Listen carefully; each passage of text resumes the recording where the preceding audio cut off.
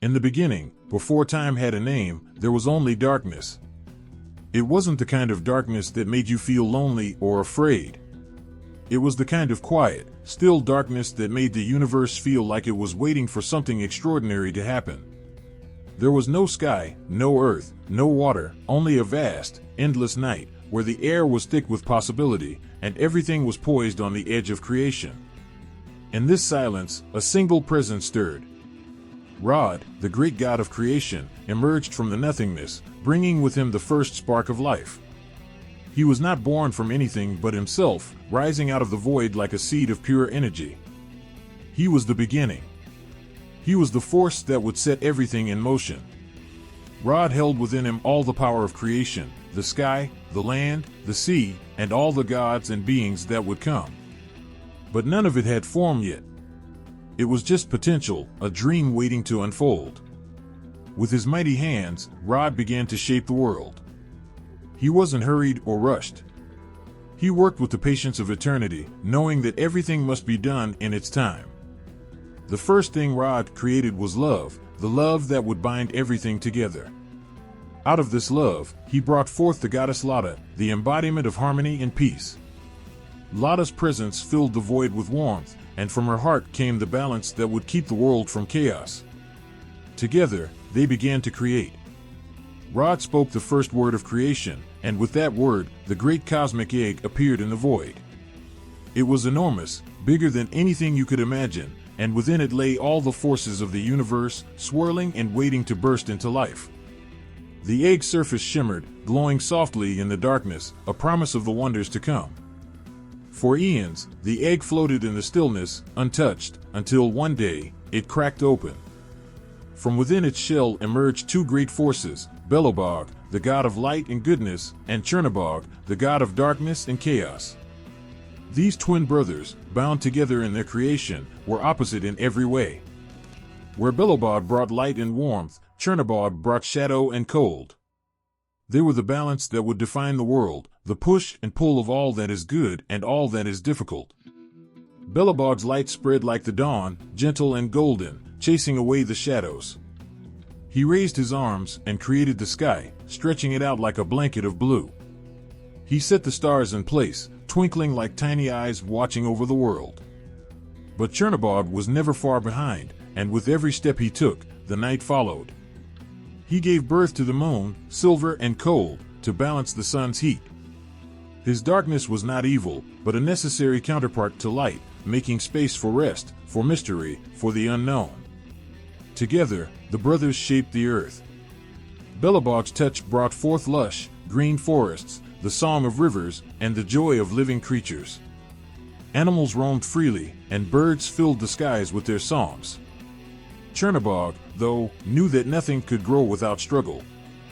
His hand carved out the mountains, jagged and towering, and he filled the earth with challenges, wild storms, harsh winters, and the deep caves where monsters might hide. But even as the two brothers worked, there was a sense of unease. They were powerful, yes, but their differences were stark. Belobog wanted a world of peace and endless sunlight, where no one would ever know fear or pain. Chernobog, on the other hand, knew that without hardship, no one could grow strong. He believed in the necessity of suffering, the value of darkness, the importance of facing one's fears. The tension between them grew, until it became clear that neither could dominate the other. Their eternal struggle became the cycle of day and night, of life and death, of joy and sorrow. As the world took shape beneath the hands of the twin gods, another figure emerged from the darkness. Mokosh, the earth goddess, rose from the soil itself, her body made of rich earth and flowing rivers. She was the mother of all things that grew, the keeper of life and fertility. With a single step, she breathed life into the trees, the plants, and every living creature. Her touch made the land fertile, and her gentle presence nurtured the world. She was the one who gave birth to humanity, molding them from the clay of the earth, imbuing them with the same life force that pulsed through her veins. Rod watched over his creation, content that the balance had been struck. Life was blooming in the world, but it was not without its trials.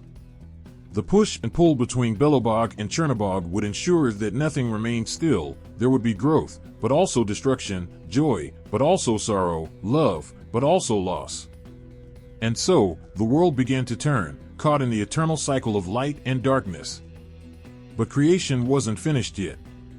From the remnants of the cosmic egg, Rod formed the heavens, a place where the gods would reside and watch over the world below. He fashioned the sun and the moon, giving them the task of keeping time, marking the passage of days and seasons. The stars became the eyes of the gods, watching, guiding, and sometimes interfering in the affairs of mortals. As the gods settled into their places in the heavens and the earth, Rod withdrew into the silence from which he had come. He had set everything in motion, the balance of light and dark, the rhythms of nature, the lives of men and women. Now, the world was alive, and its story would unfold with every breath of wind, every drop of rain, every cry of a newborn child. The world was a place of endless possibilities, where love and struggle intertwined, where light and shadow danced together in a perfect, eternal balance. It was a world shaped by the hands of gods, but it would be the lives of mortals that filled it with meaning. In the vastness of the world, when everything was still young and undefined, there was Rod. He was more than a god, he was the essence of life itself. From him, all things were born. But Rod was alone in the great silence, and his heart ached with the weight of it. He carried all the mysteries of the universe inside him, yet he had no one to share it with. The emptiness stretched endlessly, and it was as though the world itself longed to be filled. In this profound loneliness, Rod breathed life into three sisters, the Rosanitsi. They were not just ordinary beings. They were the goddesses of fate, destiny, and life itself. They were the embodiment of his deepest hopes, his most sacred dreams. And in their creation, the universe stirred with new energy. The Rosanitsi were born in a blinding flash of light, as if the stars themselves were igniting for the first time. Their presence filled the air with warmth, and for the first time, Rod did not feel alone. He had created something that could share the beauty of existence with him. The sisters danced through the air, graceful and powerful, their voices soft like the wind, yet carrying the strength of the universe. They were life-givers, weavers of fate, and nurturers of all that would ever be. Each of the sisters held a different part of the human experience in her hands. The first sister, she who was born in the quiet of dawn, represented the beginning. She was the goddess of birth, the one who whispered life into the newborn, who watched over mothers as they brought life into the world. Her touch was gentle, like the first light of morning.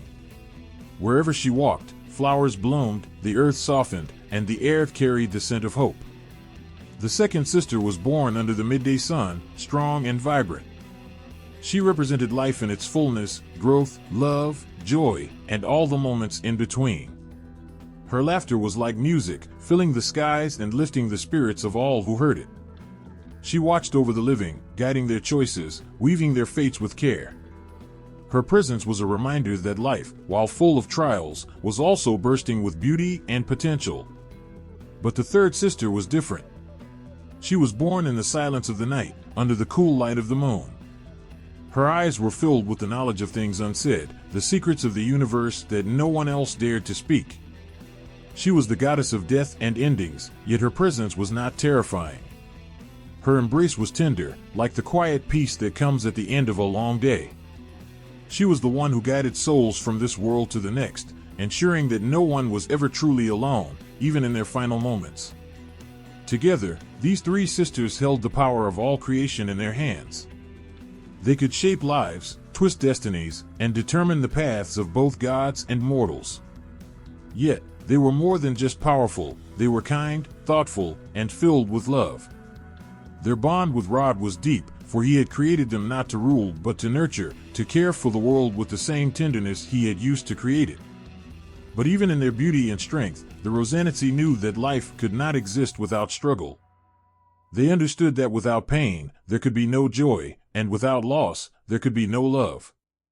And so, they wove the fates of mortals with both happiness and sorrow, knowing that every tear shed was a part of the greater tapestry of life. Rod watched them work, filled with pride and awe at the beauty they created. Yet, there was a heaviness in his heart. He knew that even though he had created the Rosanitsi to nurture and care for life, they also held the power to bring it to an end. The balance between life and death was fragile, and the Rosanitsi walked that line with every soul they touched. One day, as the sisters wove their intricate patterns of fate, Rod approached them. He looked at the threads they spun, bright, vibrant, full of life, but also tinged with darkness and loss. He asked the sisters if they could ever change what was written, if they could ever alter a person's destiny once it had been set in motion. The eldest sister, the one who represented birth, smiled softly at Rod. "We can only guide, but never change what is meant to be. Fate is not something we control. It flows through us, just as it flows through all living things." Rod nodded, understanding that even he, the creator of all, was subject to the power of fate. The Rosanitsi, though born from his own heart, were beyond his control. They were the weavers of life's threads, and their work was sacred, untouchable. As time passed, the Rosanitsi became the silent watchers over the world. Mortals would call upon them in times of need, offering prayers and gifts to seek their favor. Women in childbirth prayed to the eldest sister for safe delivery. Lovers offered tokens to the middle sister, asking for her blessings on their union. And in their final moments, as their breaths grew shallow, the dying whispered to the youngest sister, hoping for a peaceful passing.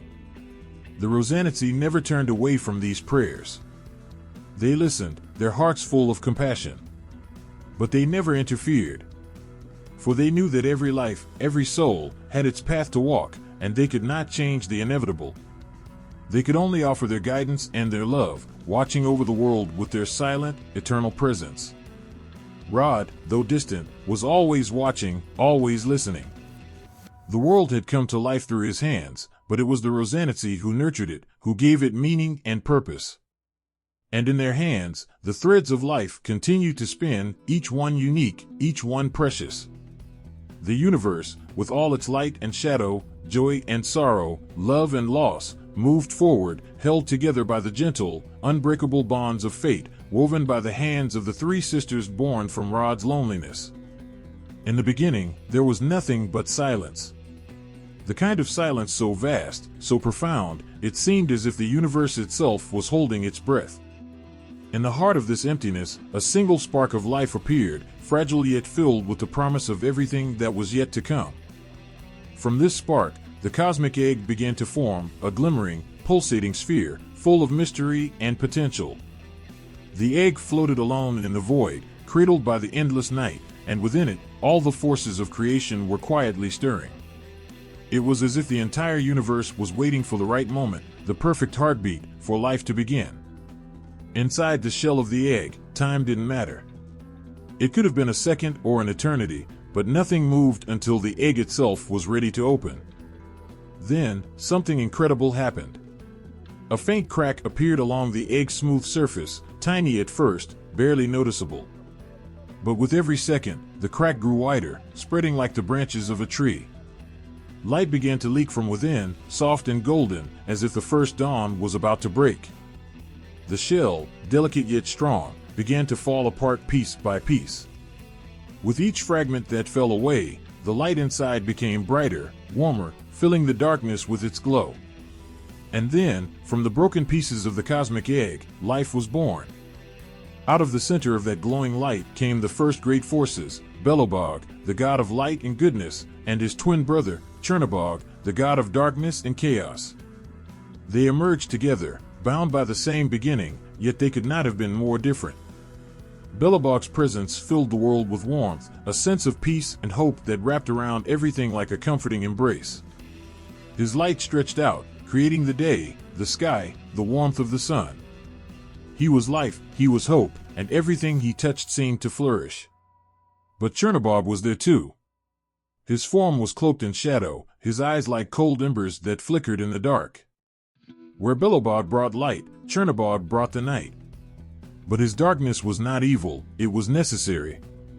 Without it, Belobog's light would have no meaning. Chernobog brought the coolness of night, the mystery, the unknown. He shaped the shadows where secrets could be hidden, where dreams could grow.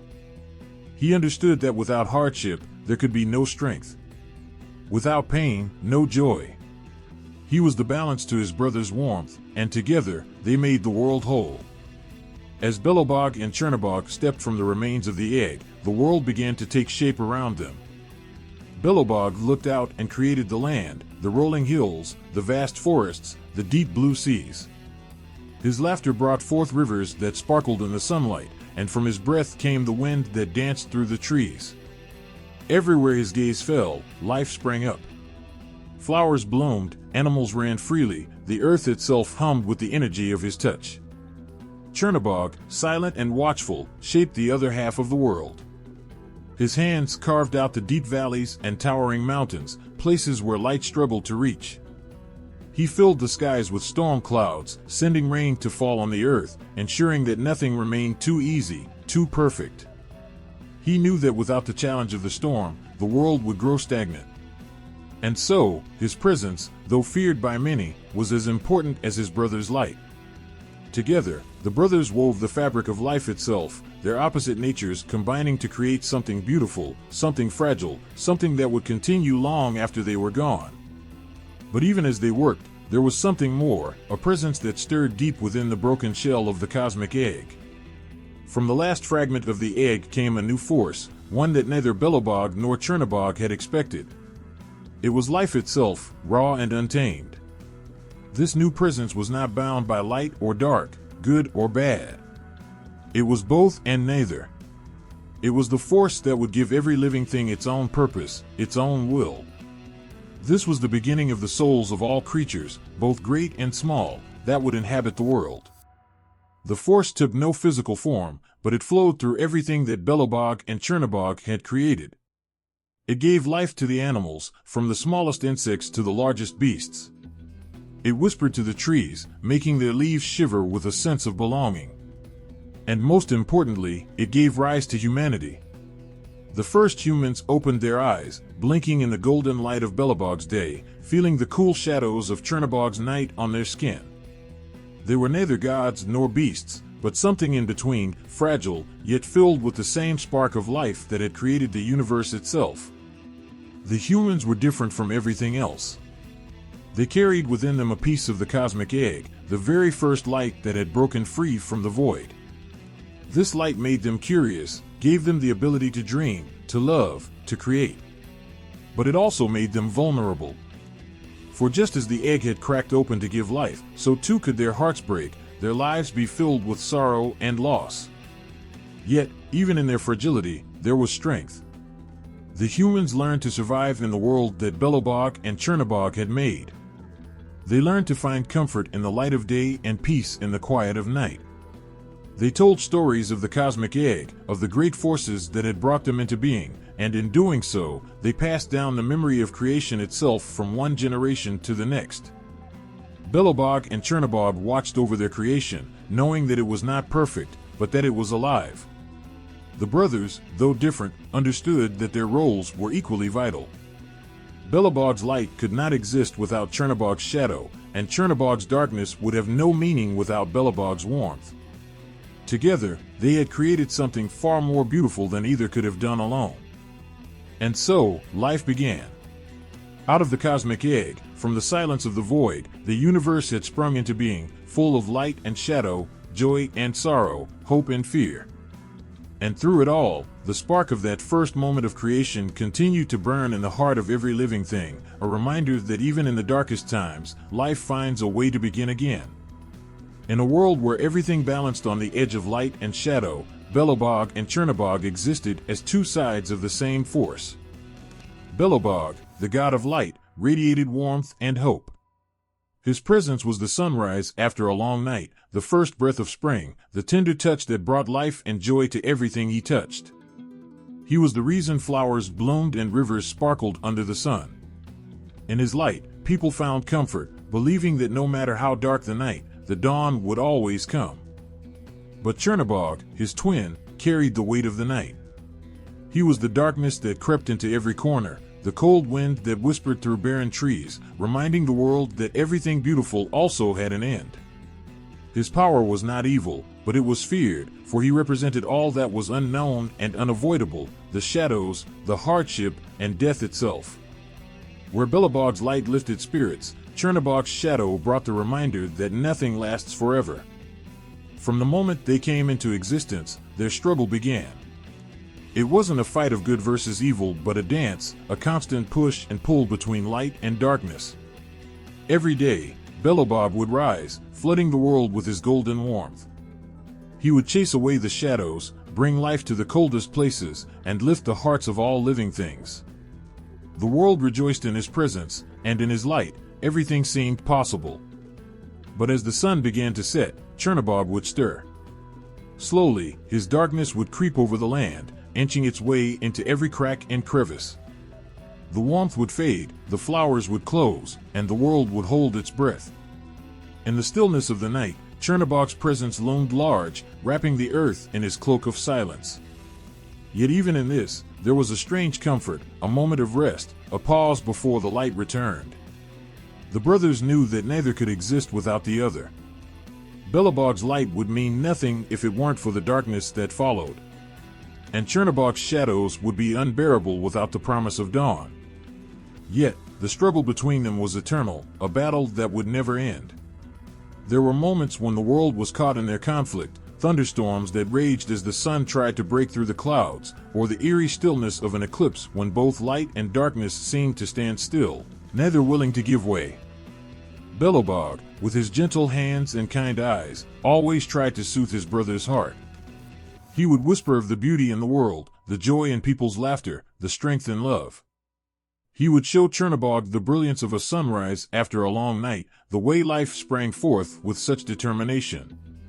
But Chernobog, with his quiet, brooding nature, would only shake his head. He knew the truth that Belobog could not ignore: everything ends. Every flower wilts, every river runs dry, and every life, no matter how bright, must face its final moment. Their struggle was not one of anger, but of purpose. Belobog wanted to shield the world from pain, to make everything bright and joyful forever. But Chernobog knew that this was impossible. Without his shadows, the world would lose its depth. People would take the light for granted, and they would never grow strong without facing the night.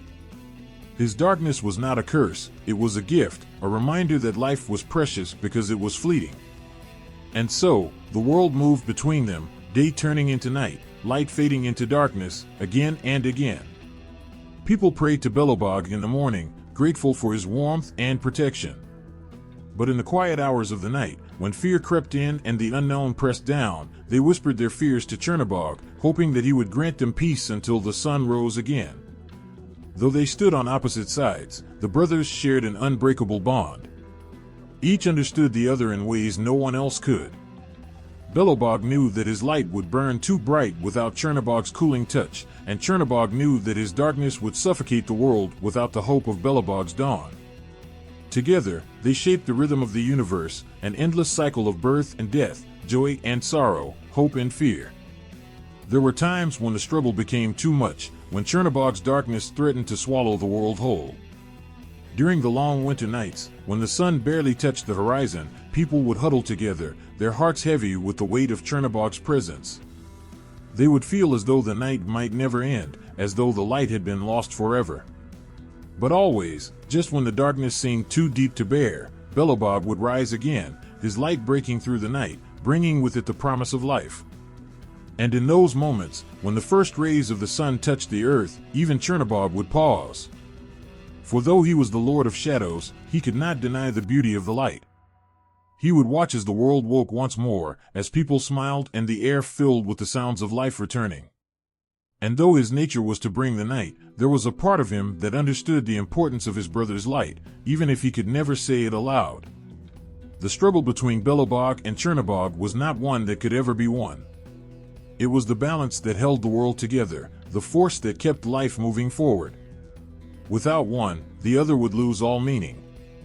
And so, their dance continued, an endless, beautiful battle of light and darkness, love and fear, life and death. The skies blazed with an intense fire, a force so ancient, so powerful, that it felt like the heartbeat of the universe itself. In the center of it all stood Svarog, the god of fire and sky. His presence was overwhelming, both fierce and gentle, like the warmth of the sun on a cold day and the wild flame that could destroy everything in its path. His eyes burned with the light of 1,000 stars, and every breath he took seemed to send sparks into the air, setting the heavens alight. Svarog was more than just a god. He was the source of all creation, the one who forged the world with his mighty hands. His hammer, heavy with the weight of the universe, struck against the anvil of the sky, and with every blow, the sparks flew, creating the stars. Each star was a piece of his soul, a fragment of his endless fire, burning in the darkness of the night. The world as we know it was shaped by these sparks, and in every flame, you could see a reflection of Svarog's power. But Svarog's fire was not just the fire of destruction. It was the fire of life, the fire that warmed homes, that cooked food, that kept the cold at bay. He gave this gift to humanity, teaching them how to control it, how to nurture it so it would not consume them. The first flames that flickered in the hearths of ancient homes were gifts from Svarog, a sign of his love for the people he had helped create. It was his way of giving them a piece of his strength, his warmth, so they could survive in a world that could be cold and unforgiving. Svarog's connection to the sky was just as strong as his bond with fire. The sky was his domain, stretching endlessly above, a canvas for his creation. When he looked up, the winds listened. The clouds would shift at his command, bringing rain when it was needed and parting to reveal the brilliance of the sun when the earth longed for light. The storms, too, were his, fierce and untamed, rolling across the heavens with thunder that shook the ground. It was Svarog who forged the lightning, his hammer striking so hard that the sky itself split open, pouring its electric wrath upon the world. In every sunrise, Svarog's presence could be felt. The first light of dawn was like the fire in his heart, rising over the world, chasing away the darkness. The golden glow that bathed the earth was his gift, a reminder of his power and his protection. He was always watching, always guarding the balance between light and shadow, warmth and cold. And even when the sun set, disappearing below the horizon, his stars remained, shining in the night like embers from his forge, reminding the world that he was still there, still keeping the fire of life alive. Svarog's heart was not only filled with fire, but with a deep love for the world he had helped create. He watched over the people, guiding them in their struggles, teaching them how to craft with their hands, how to use the tools he had given them. His hands were the hands of a blacksmith, calloused and strong, yet capable of creating the most delicate things. The tools he gave to humanity were more than just instruments for survival, they were symbols of his trust in them, his belief that they could build, that they could create, just as he had. But with fire came danger.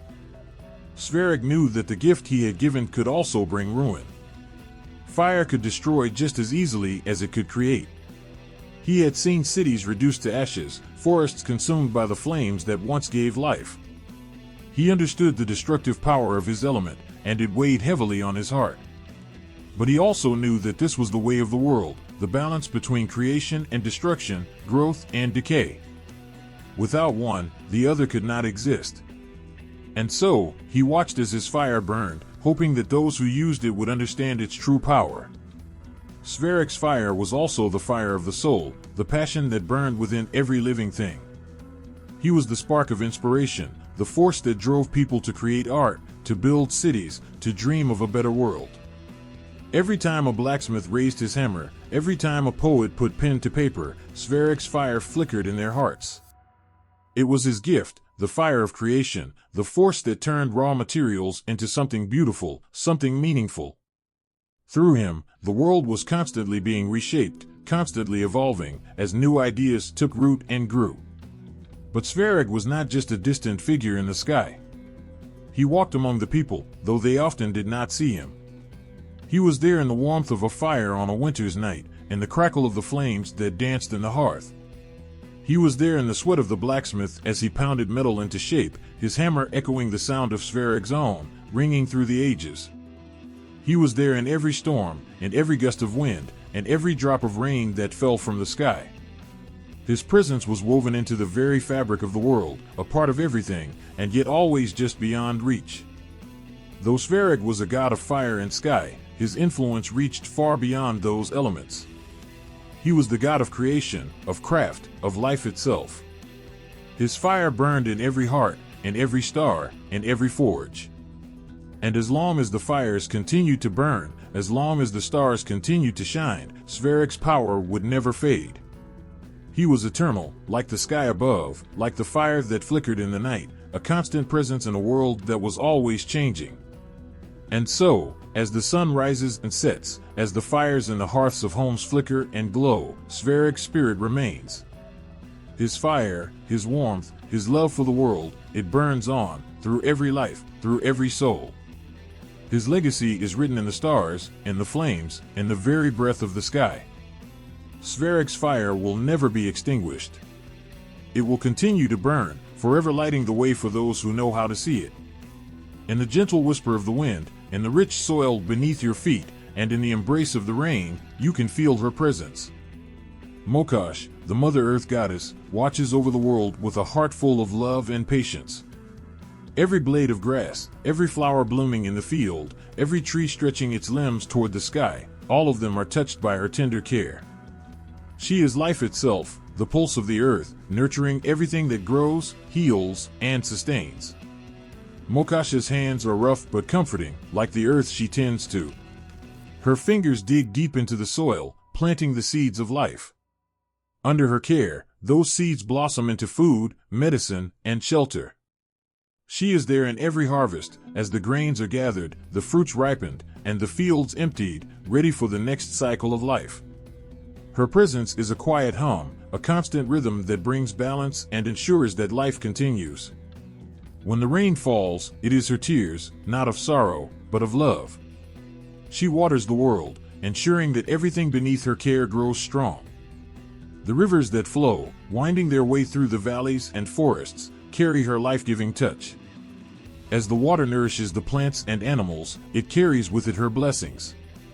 She watches over the rivers, lakes, and streams, knowing that without water, there can be no life. Mokosh's spirit is not only in the land, but also in the people. She is in the hands of the woman weaving cloth by the fire, her fingers moving quickly, creating warmth for her family. She is in the heart of the mother who cradles her child, soothing them with soft songs. Mokosh understands the struggles and joys of womanhood, of nurturing life in all its forms. She is the protector of women, watching over them as they bring new life into the world, guiding them through the pains and challenges, reminding them of their strength. In her, there is both the softness of a mother's touch and the strength of the earth. When the storms come, tearing at the trees and flooding the rivers, Mokosh stands firm. She is the ground beneath the people's feet, solid and unyielding, giving them something to hold onto when the world seems to fall apart. She takes the blows of nature and still rises, always ready to heal, to mend, and to continue the cycle of life. The seasons turn under her watchful eye. In the spring, when the earth awakens from its long winter sleep, it is Mokosh who stirs the seeds beneath the soil, calling them to grow. The first buds appear, tentative but hopeful, and she smiles, knowing that life is beginning anew. Summer brings abundance, with fields heavy with crops, trees laden with fruit, and the air buzzing with life. Mokosh is there, in the warmth of the sun and the richness of the earth, celebrating the fullness of life. When autumn arrives, and the days grow shorter, Mokosh guides the people as they gather the harvest. It is a time of gratitude, a time to thank the earth for its gifts. The fields are emptied, but Mokosh's work is far from over. She prepares the land for winter, tucking it in like a mother putting her child to bed, knowing that rest is necessary for life to continue. Winter, cold and harsh, is when Mokosh's strength shines the brightest. Though the earth may seem barren, frozen under layers of snow, she is still there, protecting the life that sleeps beneath. The earth rests, but Mokosh is always watching, always tending. The snow is her blanket, keeping the seeds warm, safe, until the time comes for them to wake again. She is not a distant goddess, watching from above. Mokosh is part of the earth, part of the people, part of every living thing. Her love is felt in the warmth of the sun on your face, in the cool breeze that carries the scent of flowers, in the rich, dark soil that crumbles between your fingers. She is the heartbeat of the earth, steady and strong, keeping everything in balance. Mokosh understands the fragility of life, the way everything is connected. She knows that for life to thrive, it must be nurtured, protected, and respected. She feels the pain when the earth is wounded, when the forests are cut down, when the rivers are poisoned. But even in her sorrow, she does not give up. She continues to care for the earth, to heal its wounds, to bring life back to the places that have been broken. Her love is endless, boundless, like the earth itself. Mokosh gives without expecting anything in return, her only wish to see the world flourish. She is the mother of all things, holding the world in her hands, nurturing it, protecting it, and loving it with a heart as vast as the sky and as deep as the oceans. And though she is powerful, her strength does not come from force.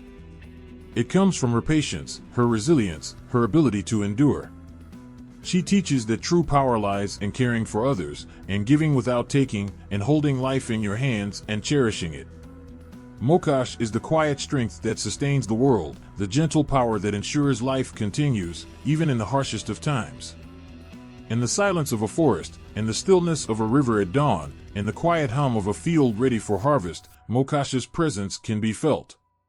She is there, always, in the background, tending to the world with a love so deep and so ancient that it is woven into the very fabric of life. She is the earth beneath your feet, the air you breathe, the water you drink.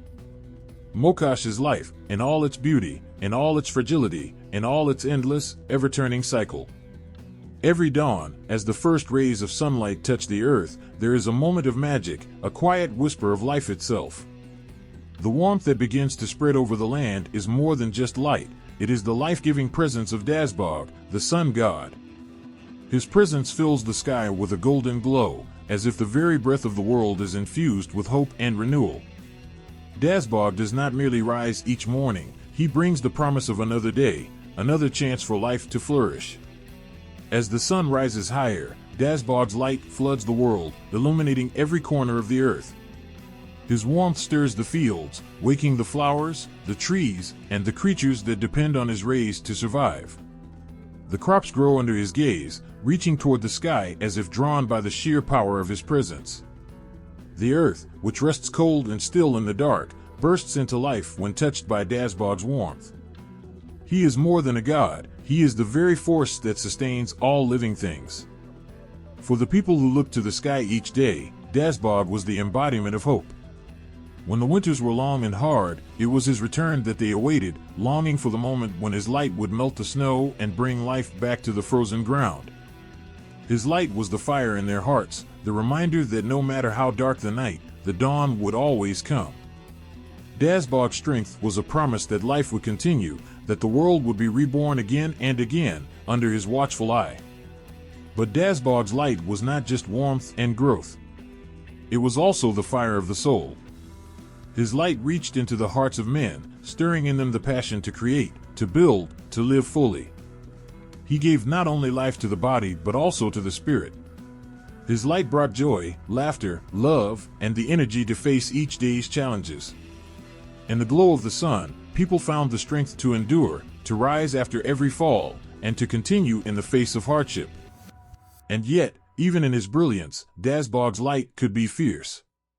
The same sun that brought life could also burn. His power was a reminder that nothing in life came without balance.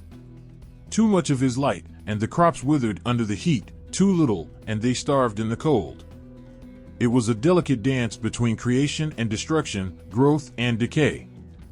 But Dazhbog, with all his strength, guided the world through these cycles, never letting the balance tip too far to one side.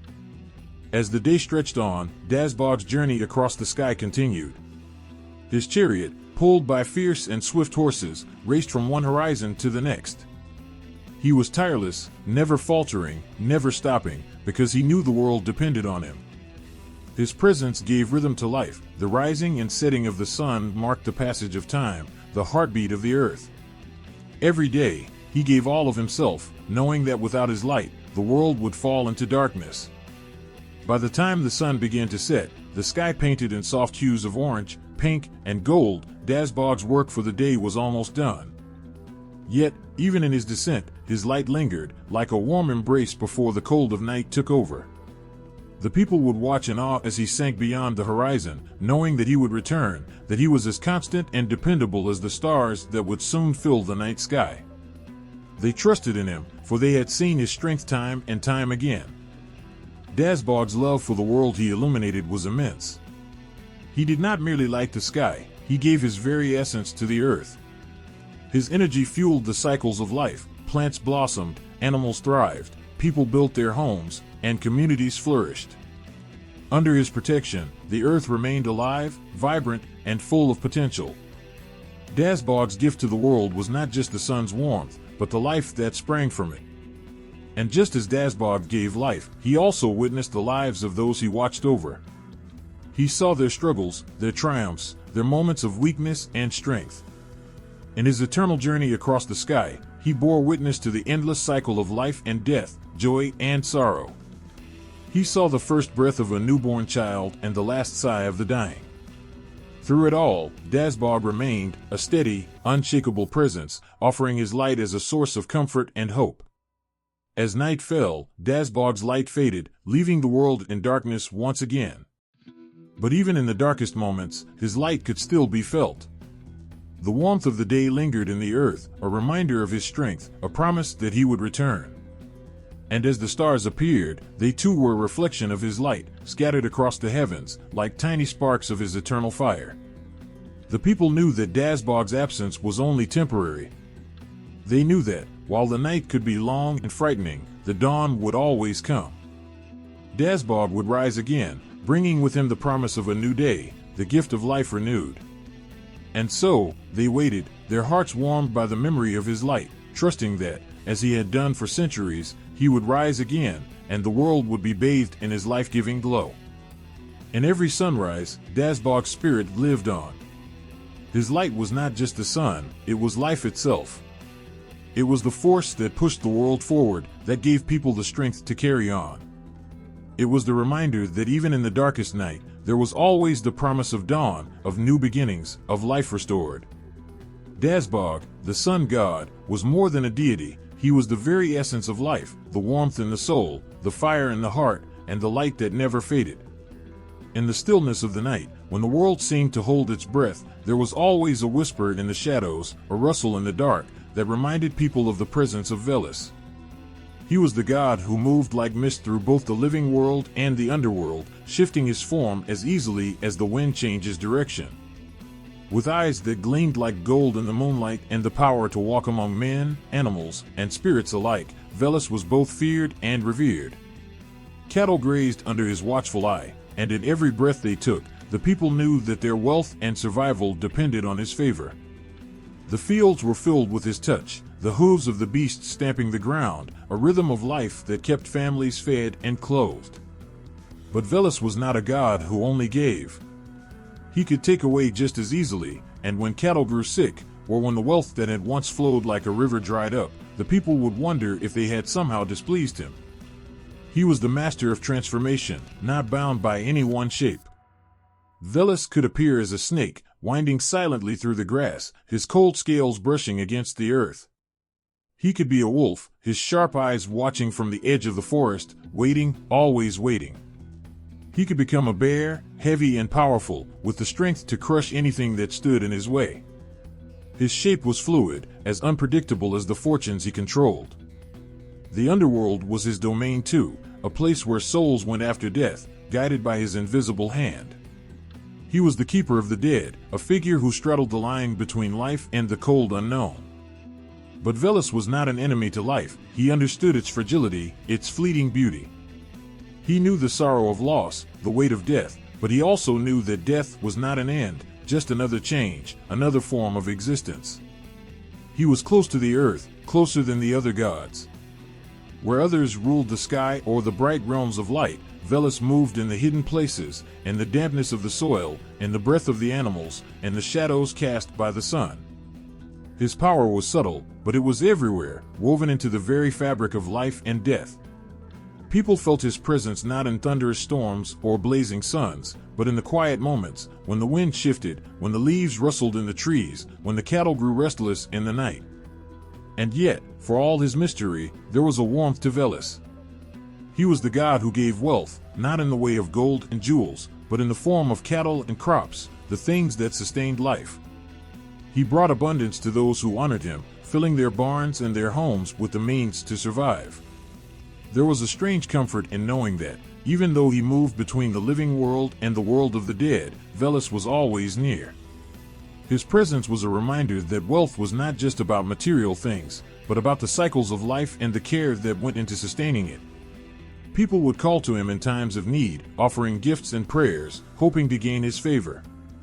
They would place symbols of cattle, coins, or small tokens in his name, asking him to bless their herds, to keep their animals safe from illness, to ensure that their wealth would grow. They knew that Veles was a god who needed respect, but also that he was a god who gave generously when he was pleased. But when Veles was angered, his wrath was something to fear. He could take the shape of sickness, spreading through herds like a wildfire, or he could summon storms that destroyed crops and left fields barren. His vengeance was swift, unpredictable, like the creatures he became, and those who had wronged him would feel his fury in every part of their lives. The people would whisper his name, hoping to appease him before it was too late. Veles was not just a god of wealth and cattle, he was the keeper of secrets, the god who understood the hidden things. He knew the hearts of men, their desires, their fears, and their greed. He watched over the traders and merchants, guiding their fortunes, but always with a sharp eye on their honesty. Those who dealt fairly had nothing to fear, but those who cheated others, who let greed rule their hearts, would soon find themselves facing his wrath. In the end, Veles was a god of balance. He walked between worlds, between life and death, between wealth and ruin, between light and shadow. His power was in the spaces in between, in the transitions, in the moments when things shifted and changed. He was the reminder that nothing stayed the same forever, that wealth could come and go, that life could turn to death, and that death could give way to something new. And even though he moved in the shadows, there was a kind of light to Veles, a reassurance that life cycles were not something to fear, but something to accept. His shape-shifting was not just a sign of his power, but a symbol of the way the world worked, always changing, always moving. And through it all, Veles was there, watching, guiding, and reminding the people that, in the end, everything was connected, everything was part of the same great story, one that he helped write with every step he took across the land.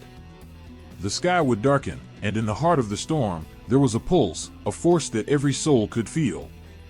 Thunder roared like a mighty battle cry, shaking the earth, while lightning split the heavens, illuminating the stormy clouds for the briefest of moments. It was in these moments, when the world seemed to tremble, that the presence of Perun, the thunder god, was undeniable. He was not just the ruler of the skies, he was the protector, the guardian of warriors, and the embodiment of strength and justice. Perun's voice was the thunder, his weapon the lightning, and with each strike, the sky seemed to sing with power. To those who fought in his name, Perun was more than a distant deity, he was their shield, their sword, their courage in the heat of battle. Warriors would raise their weapons to the sky, hoping to catch a glimpse of the lightning, to feel the presence of their protector watching over them.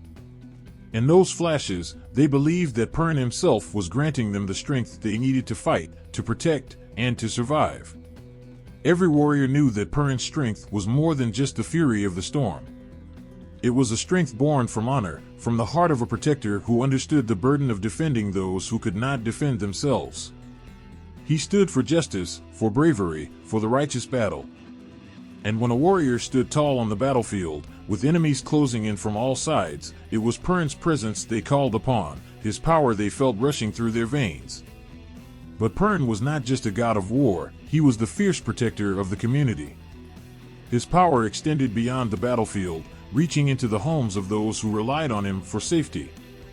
When the skies grew black, and the storm rolled in, families would huddle together, listening to the thunder, knowing that it was Perun's voice, warning them of his strength, promising that he was watching over them. His power was a reminder that no evil, no darkness, no enemy could overcome those he chose to protect. The stories told of Perun's battles were legendary. He was the eternal enemy of chaos, forever at war with the forces that sought to undo the world's balance. His greatest foe was Veles, the god of the underworld and mischief, who would rise from the depths to challenge Perun's dominion over the skies. Their battles shook the heavens and the earth, as Perun, with his mighty axe or hammer, pursued Veles across the world, driving him back into the shadows where he belonged. And when Perun's lightning struck, it was said to pierce through the very heart of darkness. His blows were not random, they were aimed at the forces of chaos, at the wicked and unjust, at those who dared to defy the order he upheld. Each strike was a testament to his unwavering commitment to justice, to protecting the weak and ensuring that the world remained in balance. His strength was not only in the storm, but in the steady, unbreakable resolve to do what was right, no matter the cost. Warriors would pray to Perun before battle, not just for victory, but for honor. They sought his blessing, hoping that in the chaos of war, they would carry his spirit within them. They did not ask to be spared from death, they asked for the courage to face it without fear, to fight with the same strength that Perun himself displayed in his battles against the forces of chaos. And when they fell in battle, it was said that their spirits would rise to the heavens, to join Perun in his eternal fight against the darkness.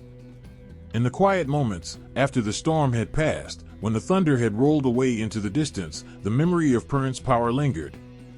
The air would still hum with the energy of the storm, a reminder that Perun had been there, watching, protecting, defending. His power was not just in the storm itself, but in the calm that followed, in the peace that came after the battle had been won, in the quiet reassurance that order had been restored. To those who lived under his protection, Perun was not just a god to be feared, he was a god to be trusted. His power was fierce, but it was always fair. His strength was overwhelming, but it was never without purpose. And at every clap of thunder, and every flash of lightning, there was a reminder of his presence, a reminder that even in the darkest moments, Perun was there, standing tall, unyielding, ready to fight for those who could not fight for themselves. The warriors who carried his name into battle did so with pride, knowing that they fought not just for themselves, but for something greater. They fought for their families, their homes, their people, and the justice that Perun demanded. They knew that as long as they fought with honor, as long as they upheld the values that Perun stood for, they would never truly be alone on the battlefield. Perun was always with them, his thunder rolling in the distance, his lightning ready to strike down those who sought to bring harm to the innocent. Even in times of peace, when the skies were clear and the storms seemed far away, Perun's presence was felt. He was the silent guardian, the protector who never rested, always watching, always ready to defend. His strength was the foundation upon which the world's safety was built, and the people knew that no matter what dangers lurked in the shadows, Perun would be there, standing between them and the darkness, his hammer raised, his heart full of the courage and determination that had made him a god. The stories of Perun were passed down through generations, each one filled with the awe and reverence that his power commanded. Children would listen with wide eyes, imagining the mighty god standing tall in the storm, his voice booming like thunder, his eyes flashing like lightning. They would grow up knowing that Perun was not just a figure of myth, he was a protector, a warrior, a god who fought for them, who watched over them, who would never abandon them in their time of need. And so, with every storm, with every clap of thunder, with every flash of lightning, the people would remember Perun. They would feel his presence in the air, in the trembling earth, in the rush of wind that swept through the trees. They would know that their protector was near, watching, guarding, ready to fight for them, just as he always had, just as he always would. There was a time, long ago, when the world was not as we know it. Before the earth was shaped by human hands, before the rivers flowed and the forests whispered with life, there existed a powerful force, something ancient and untamed. This force was raw, pulsing through the darkness, alive in the stillness of the void. Out of this great and unbroken silence, something began to stir, something that would become the gods themselves. And from the heart of this primal energy, the Slavic pantheon was born. It wasn't a birth of peaceful serenity, but one of turmoil and conflict, of creation and destruction woven together in a dance of raw power. These gods were not just rulers of the elements, they were the very breath of the world itself, each one holding within them a piece of the cosmos. Their presence brought meaning to the chaos, shaping the sky, the earth, and the sea.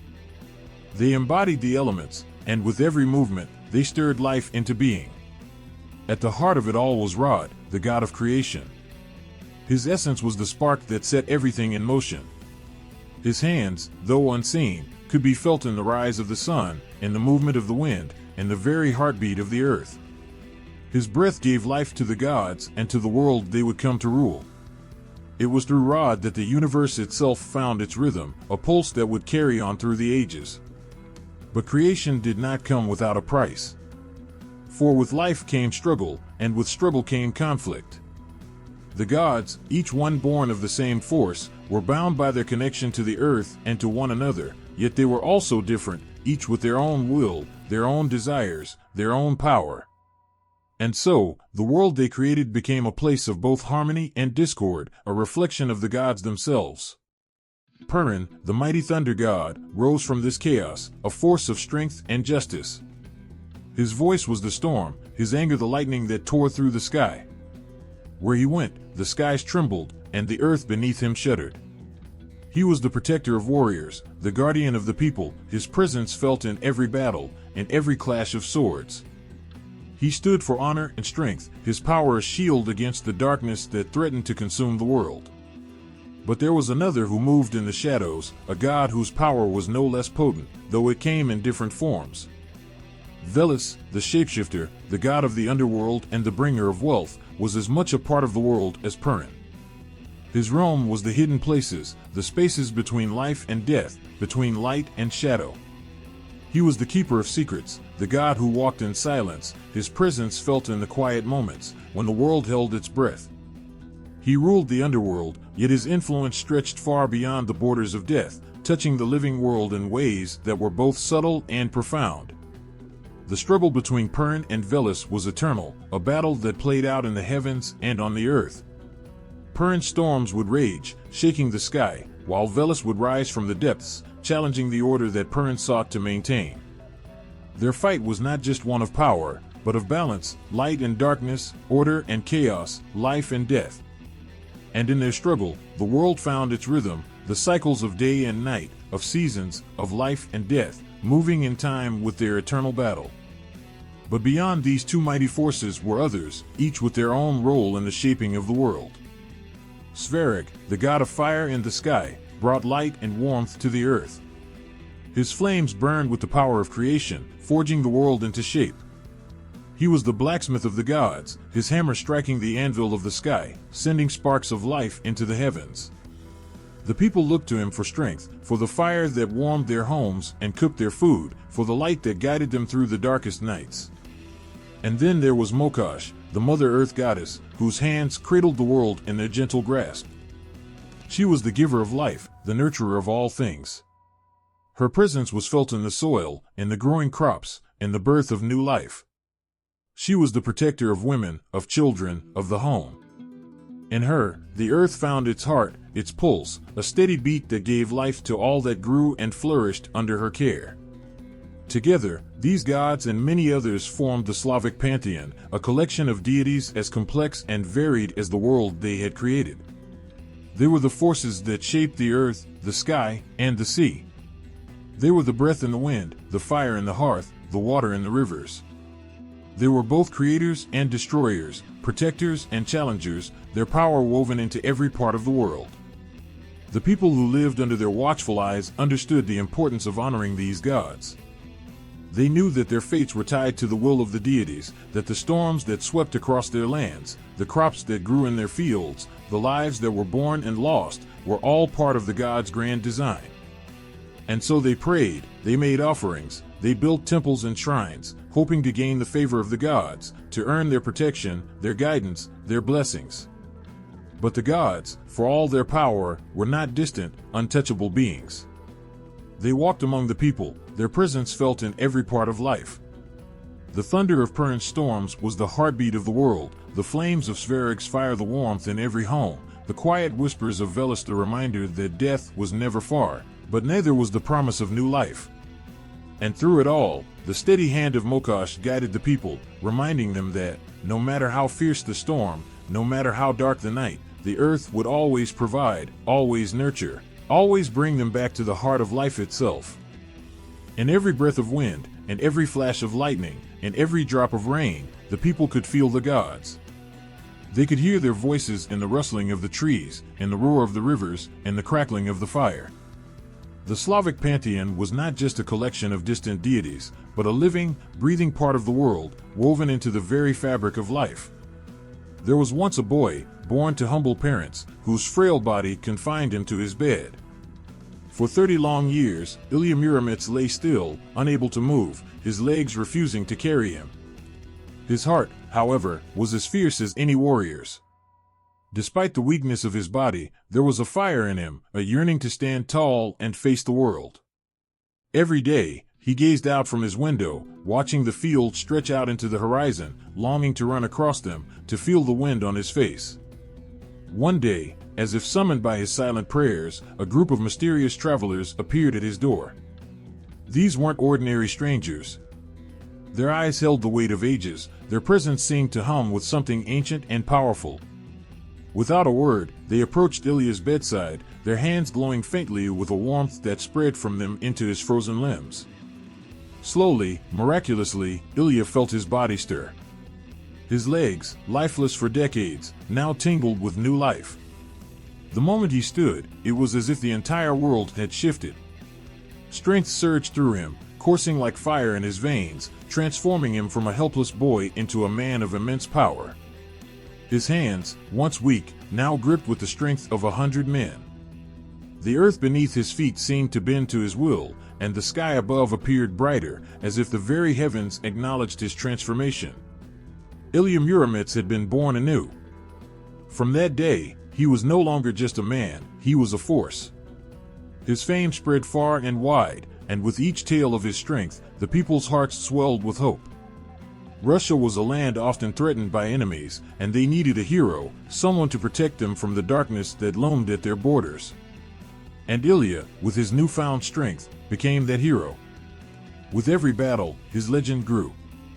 He faced fierce enemies, monsters that would have sent lesser men running in fear. But not Ilya. He stood tall, his sword gleaming under the sun, cutting through the darkness like a beacon of light. His strength was not just in his arms, but in his spirit, unyielding, unbroken. When he fought, it was not just for glory, but for his people, for the land that had raised him, the land he loved with all his heart. There was one foe, however, that tested even his immense power. The nightmarish brigand Koschei the Deathless, a creature who could kill with just his whistle, struck terror into the hearts of all who crossed his path. His voice was a weapon, his very presence a shadow that darkened the land. No man dared face him, but Ilya, with his unshakable courage, knew he had to stop this terror before it consumed everything he held dear. The encounter between Ilya and Koschei the Deathless was nothing short of epic. As the brigand let out his deadly whistle, a sound so piercing it made trees tremble and stones crack, Ilya stood firm. The earth shook beneath him, the sky darkened, but Ilya did not falter. He charged forward, his heart pounding not from fear, but from the sheer force of his will. With a mighty blow, he brought Koschei the Deathless to his knees, ending the reign of terror that had gripped the land for so long. But Ilya's strength was not just for slaying monsters. It was for protecting the weak, for standing against injustice. He became a defender of the people, a champion of those who had no one else to turn to. In the court of Prince Vladimir, Ilya's wisdom and strength were unmatched. Though he was a warrior, he was also a man of deep integrity, never using his power for selfish gain. He stood for truth, for honor, and for the protection of his homeland. There was a time when the kingdom itself was at risk of falling. A mighty enemy, as fierce as any Ilya had faced before, gathered at the borders, threatening to crush everything in its path. The people feared for their lives, but Ilya, undaunted, stepped forward once again. He knew that the weight of the kingdom's survival rested on his shoulders, but he bore it with grace and determination. As the enemy forces descended, the sky seemed to darken, the air thick with the anticipation of battle. But Ilya did not waver. With each swing of his sword, he cut through the enemy ranks, his strength like a tidal wave that could not be stopped. The battlefield echoed with the sounds of clashing metal, the cries of warriors, but above it all, Ilya's presence shone like a beacon of hope. He fought not just with his body, but with the fierce love he had for his people. Every blow he struck was a promise that as long as he stood, no harm would come to the land he called home. His enemies, no matter how strong, could not stand against the sheer force of his will. By the time the battle was done, the fields were silent, the threat defeated. The kingdom was safe once more, all thanks to the strength of one man, one who had once been unable to even rise from his bed. The people spoke of him in reverent tones. Ilya Muromets, the strongman of Russian folklore, was not just a hero, he was a symbol of hope. His story became a reminder that even in the darkest times, strength can be found, sometimes in the most unexpected places. He had been born with weakness, but through the mysterious gift bestowed upon him, he became the strongest of them all. His journey was one of resilience, of never giving up, of holding on to hope when all seemed lost. In every village, around every fire, his story was told. It gave strength to those who heard it, reminding them that no matter the odds, courage and determination could overcome even the greatest challenges. Ilya's name became a source of pride for the people of Russia, a reminder that the greatest strength lies not just in the body, but in the heart. And though many years have passed since Ilya Muromets walked the earth, his legacy remains. His story continues to be told, generation after generation, inspiring all who hear it.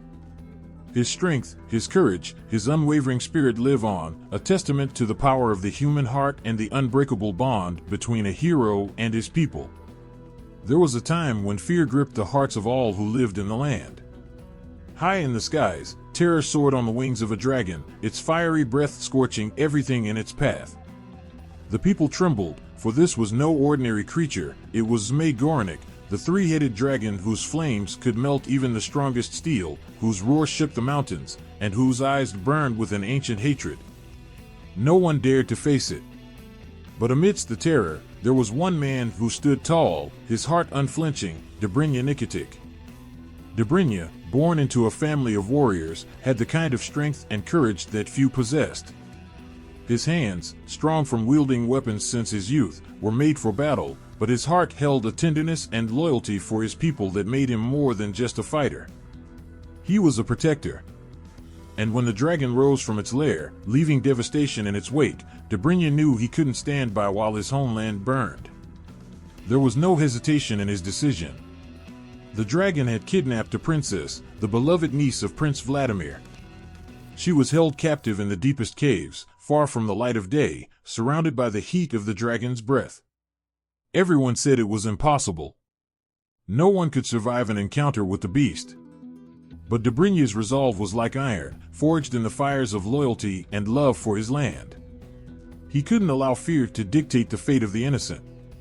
He armed himself, not with gold or jewels, but with his family's sword, a blade that had seen countless battles but none as deadly as the one that awaited. As Dobrynya rode toward the dragon's lair, the air itself seemed to thicken with tension, as though the world held its breath, knowing that what lay ahead was nothing short of legend. The lair was a place of nightmares, the ground scorched black from the dragon's flames, the air filled with the heavy stench of smoke. But Dobrynya did not waver. He knew that inside, the princess waited, terrified and alone, with the dragon standing between her and freedom. When the dragon saw him, it roared, a sound so powerful it shook the earth beneath Dobrynya's feet. Flames erupted from its three mouths, lighting the sky in a blaze of fury. But Dobrynya, with the strength of his ancestors behind him, charged forward. His sword, gleaming in the flickering light of the dragon's fire, sliced through the air. The battle began. With every strike, it seemed as though the dragon grew stronger, its head snapping at Dobrynya, its flames licking closer and closer. The heat was unbearable, the air thick with smoke, but Dobrynya's focus never faltered. He fought not just with his sword, but with the fierce love he held for his people, for the princess trapped in the dragon's grasp, and for the homeland he vowed to protect. The dragon, with all its terrifying power, was a creature of destruction. But Dobrynya was a man of hope. And in the clash between destruction and hope, something incredible happened. With a mighty swing, Dobrynya severed one of the dragon's heads. The ground trembled as the creature roared in agony, but Dobrynya pressed on, refusing to give in. One by one, he took down each head, his strength and determination more powerful than the beast's fury. Finally, with a final blow, the dragon fell. Its massive body crumpled to the ground, and the fire in its eyes flickered out. The earth, once scarred by its flames, began to cool. Silence fell over the lair, but it was not a silence of fear, it was the silence of victory. Dobrynya, his body aching from the battle, stood over the fallen dragon, his heart pounding not just from the fight, but from the knowledge that he had done what no one thought possible. He approached the cave where the princess was held captive, and when he saw her, her eyes wide with fear and hope, he knew that every moment of the fight had been worth it. Gently, he took her hand, leading her out of the darkness and into the light of the world she thought she might never see again. The sun had never shone so brightly, the air had never smelled so sweet. Word of Dobrynya's victory spread like wildfire. The people, who had once cowered in fear, now cheered his name. He was not just a warrior, he was a legend, a hero whose courage had saved them all from the dragon's wrath. But for Dobrynya, it was not the glory or the fame that mattered. It was the safety of his people, the knowledge that he had protected those who could not protect themselves. He returned to the court of Prince Vladimir with the princess by his side, and though the battle had been won, Dobrynya's heart was as humble as ever. His strength was not in his sword, but in his heart, a heart that beat for the people he loved, for the land he had sworn to defend. The people sang songs of his bravery, of how Dobrynya Nikitic had faced the mighty Zmey Gorynych and emerged victorious. But those who knew him best knew that his true strength lay not in his ability to slay dragons, but in his unshakable loyalty, his willingness to risk everything for the ones he loved. And so, his legend lived on, not just in the stories of his battles, but in the hearts of the people who knew that as long as there were heroes like Dobrynya Nikitic, no dragon, no matter how fearsome, could ever truly conquer them. There was always something different about Alyosha Popovich. In a world filled with warriors whose strength was measured by their muscles and skill with a sword, Alyosha stood apart. His weapon wasn't brute force, but a sharp mind and quick wit. And in that, he was unmatched. People whispered of his daring tricks and clever schemes, often laughing at how effortlessly he outsmarted those who underestimated him. But behind those laughs was something deeper, an admiration for the man who always found a way, no matter how impossible the odds. Alyosha's story begins in a village nestled between rolling hills and vast fields, where the people knew hardship all too well. They were often threatened by greedy lords, wandering bandits, and even the occasional mythical beast that prowled the lands. The villagers were brave, but they were no match for the dangers that loomed. When the strong failed to protect them, it was Alyosha, with his sly smile and fearless heart, who stepped forward. One fateful day, a giant named Tugarin appeared on the horizon, a towering figure whose cruelty had become legendary. Tugarin was no ordinary foe. He was a terror, leaving destruction in his wake, his strength unmatched, and his greed boundless. He demanded tribute from the villagers, threatening to destroy everything they held dear if they didn't comply. The villagers trembled. How could they fight against a monster like him? But Alyosha, with a spark in his eyes, saw an opportunity where others saw despair.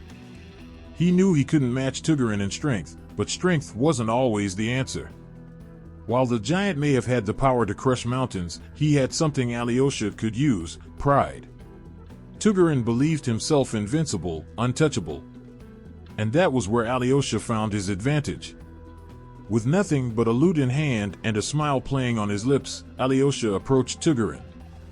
The villagers watched in disbelief, their hearts heavy with fear for the young man who seemed to be walking straight into the jaws of death. But Alyosha wasn't afraid. His mind raced with plans, each more audacious than the last. As he stood before the giant, Alyosha began to play his lute, the sweet notes rising into the air. It wasn't just music, it was a challenge, a song of mockery aimed directly at Tugarin's oversized ego. The giant, insulted that a mere mortal would dare to make fun of him, roared in fury. He swung his massive fists, but Alyosha was too quick, darting just out of reach, taunting the beast with his clever words and agile movements. "Is that all you've got, Tugarin?" Alyosha teased, his voice light as if the danger were nothing more than a game. "I've seen children hit harder than that." The more Alyosha mocked, the angrier Tugarin became.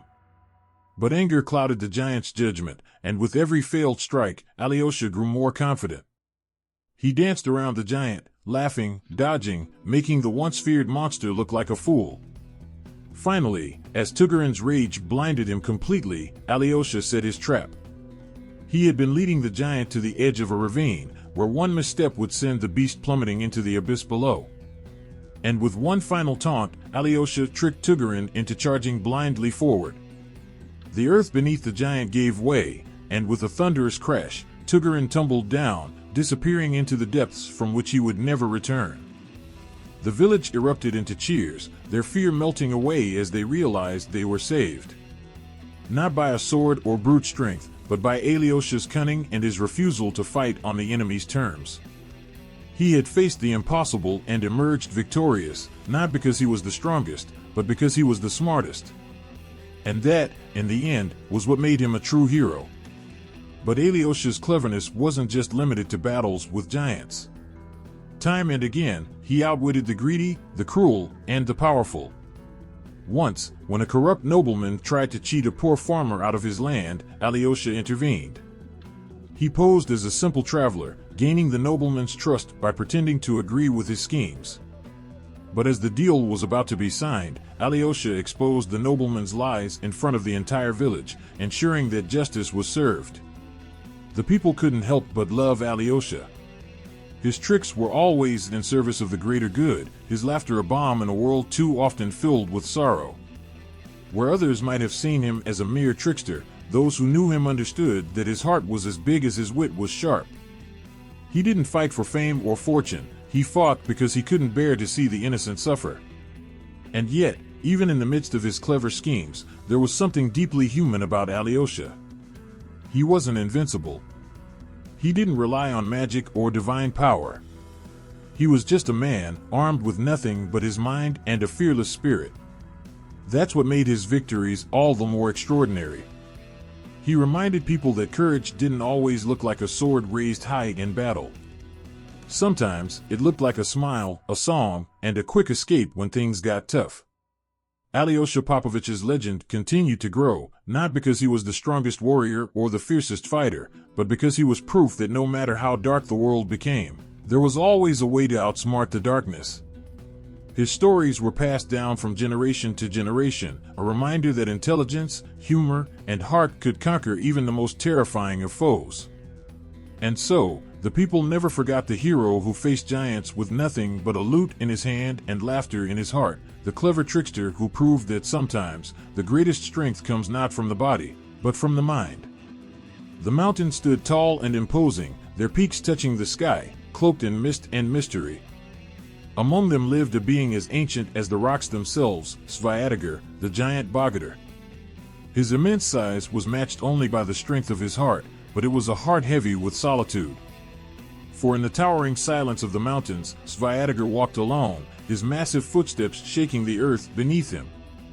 His power was legendary, yet it carried with it a weight that even he, the giant of the mountains, could not escape. There was a time when Svyatogor roamed freely, his mighty presence causing awe and fear in equal measure. His strength was beyond measure, far surpassing that of any mortal man. Yet, in this strength, he found no joy. The people below, and the villages scattered across the plains, whispered his name with reverence, but they also feared him. He was too large, too powerful, too distant from the lives of ordinary people to ever truly be understood. And so, despite his strength, Svyatogor was a figure of isolation. But Svyatogor wasn't cruel. He didn't seek to harm the people who lived in the valleys below. In fact, his heart longed for connection, for something beyond the endless silence of the mountains. He would sit atop the highest peaks, gazing down at the world, watching the lives of mortals unfold. The laughter, the struggles, the triumphs and sorrows, it was all so small to him, yet so significant. In their lives, he saw something he could never have: companionship, belonging. One day, while walking along a path carved out by his own colossal feet, Svyatogor encountered a young warrior. The warrior was brave, but in the shadow of the giant, even the strongest warrior appeared fragile. Yet this warrior didn't cower in fear. He looked up at Svyatogor with something the giant hadn't seen in a long time: respect, but also understanding. It was as if this warrior could see beyond the giant's size and strength, seeing the loneliness hidden beneath. The two struck up a conversation, the warrior marveling at Svyatogor's immense strength, but also speaking to him like an equal. For the first time in what felt like centuries, Svyatogor felt a spark of connection, something he had longed for in his endless solitude. The warrior asked Svyatogor to join him on his journey, to share in the adventures that awaited them. The giant hesitated. How could someone like him, bound to the mountains, ever truly walk alongside mortals? But the warrior's words were filled with hope, and for the first time, Svyatogor allowed himself to believe that perhaps he didn't have to be alone. As they traveled together, Svyatogor's heart lightened. He marveled at the world below the mountains, a world he had only ever watched from afar. The forests, the rivers, the fields, they were so vibrant, so full of life. And the people, they were no longer distant figures, but living, breathing souls who greeted him with awe. Some still feared him, but in the company of the warrior, they began to see Svyatogor not as a monster, but as a protector, a guardian of the mountains who had come down to walk among them. But despite this newfound connection, Svyatogor couldn't shake the feeling that something still weighed on him. His immense strength, the very thing that had defined him, was also his burden. It set him apart, even from the warrior who had become his friend. There were moments when he felt like an outsider again, a being too large, too powerful to truly belong in the world of men. One day, while resting by a stream, Svyatogor and the warrior came upon a mysterious coffin, carved from stone and large enough to hold a giant. Svyatogor, curious and perhaps sensing some deeper meaning in this strange discovery, approached it. The coffin seemed to call to him, as if it were a part of his fate. The warrior, sensing danger, urged Svyatogor to stay away, but the giant, feeling an overwhelming pull, couldn't resist. He lay down in the coffin, and in that moment, something shifted. The lid began to close, and no matter how much Svyatogor strained against it, he couldn't lift it. His strength, for the first time, had failed him. As the lid sealed shut, Svyatogor's mighty heart slowed. The warrior, desperate to help his friend, tried everything in his power to free the giant, but it was no use. Svyatogor, the great bogatyr of the mountains, had found his final resting place. The very earth he had once walked upon had claimed him, and in doing so, it had taken away his burden of strength. The warrior wept for his friend, but in his heart, he knew that Svyatogor had found peace. The giant had always been too big, too powerful for the world of men, and now, he had returned to the mountains that had been his only true home. The villagers mourned the loss of their protector, but they also celebrated his life. For in the end, Svyatogor had not been a figure of fear, but one of quiet strength, of longing, and of sacrifice. He had walked among them, not as a monster, but as a giant with a heart as vast as the mountains he came from. And though he was gone, his story lived on, whispered in the winds that swept through the peaks, carried down to the valleys where people still spoke of the giant who had once walked among them. Svyatogor's legacy wasn't in the battles he fought or the strength he wielded, but in the quiet moments of connection he had shared with those who had seen beyond his size. His story became a reminder that even the mightiest of beings carry burdens, and that strength isn't just about power, it's about the heart that beats within. And in that, Svyatogor, the giant of the mountains, became immortal. The strings of Sadko's gusli hummed with life as his fingers danced across them, filling the air with melodies that spoke of distant lands and adventures untold. He sat by the banks of the Fokhov River, his heart heavy with dreams as deep as the sea that stretched beyond the horizon. Sadko was no ordinary man. He was a merchant, yes, but his soul yearned for more than the familiar paths of trade. There was something inside him, an insatiable thirst for the unknown, for something greater than the world he knew. One night, as he played his gusli, something extraordinary happened. The river, so still and quiet under the pale moonlight, began to stir. The water rippled, as though some ancient force from its depths had been awakened by Sadko's music. The air thickened with mystery, and before his eyes, the figure of the Sea Tsar, the ruler of all waters, rose from the river. His presence was powerful, his face both fierce and regal, and his voice rumbled like the deep ocean currents. "You," the Sea Tsar said, his eyes fixed on Sadko, "have played a tune that stirs the very depths of my kingdom." Sadko, though shocked, did not shrink back. He bowed his head, his heart pounding in his chest. "My music is for anyone who wishes to hear it," he said, his voice steady despite the awe that gripped him. The sea czar smiled, though there was something sharp in his gaze. "You have the spirit of the sea within you, Sadko. I will grant you great wealth, but in return, you must journey into my kingdom one day. Do you accept?" How could he refuse? Sadko, always longing for adventure, agreed. And so, in the days that followed, he found riches beyond his wildest dreams. His ships, laden with treasures, sailed far and wide, and his name became known across the lands. Yet, as his wealth grew, so too did the weight of his promise to the sea czar. It loomed over him like a storm on the horizon, inevitable and inescapable. One fateful day, while his fleet sailed across the endless blue, the calm sea turned angry. The waves rose high, crashing against his ships, threatening to pull them into the abyss. Sadko knew then that his time had come. The sea czar had not forgotten his promise. With a heavy heart, he gave himself up to the sea, letting the waves carry him down into the deep. The world beneath the waves was unlike anything Sadko had ever seen. It was both beautiful and terrifying, filled with creatures of legend and shimmering coral palaces. The sea czar welcomed him, but there was no warmth in his eyes now. Sadko had entered a world of magic, a place where the rules of men no longer applied. "You will play for me," the sea czar commanded, and Sadko, ever the musician, did as he was told.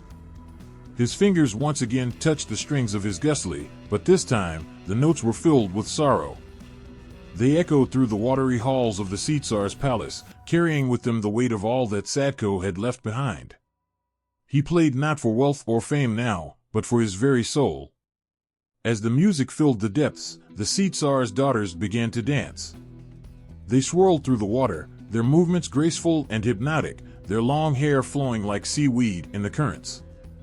Yet, as beautiful as they were, Sadko could feel the danger in their dance. They were pulling him deeper into their world, where time meant nothing and escape was impossible.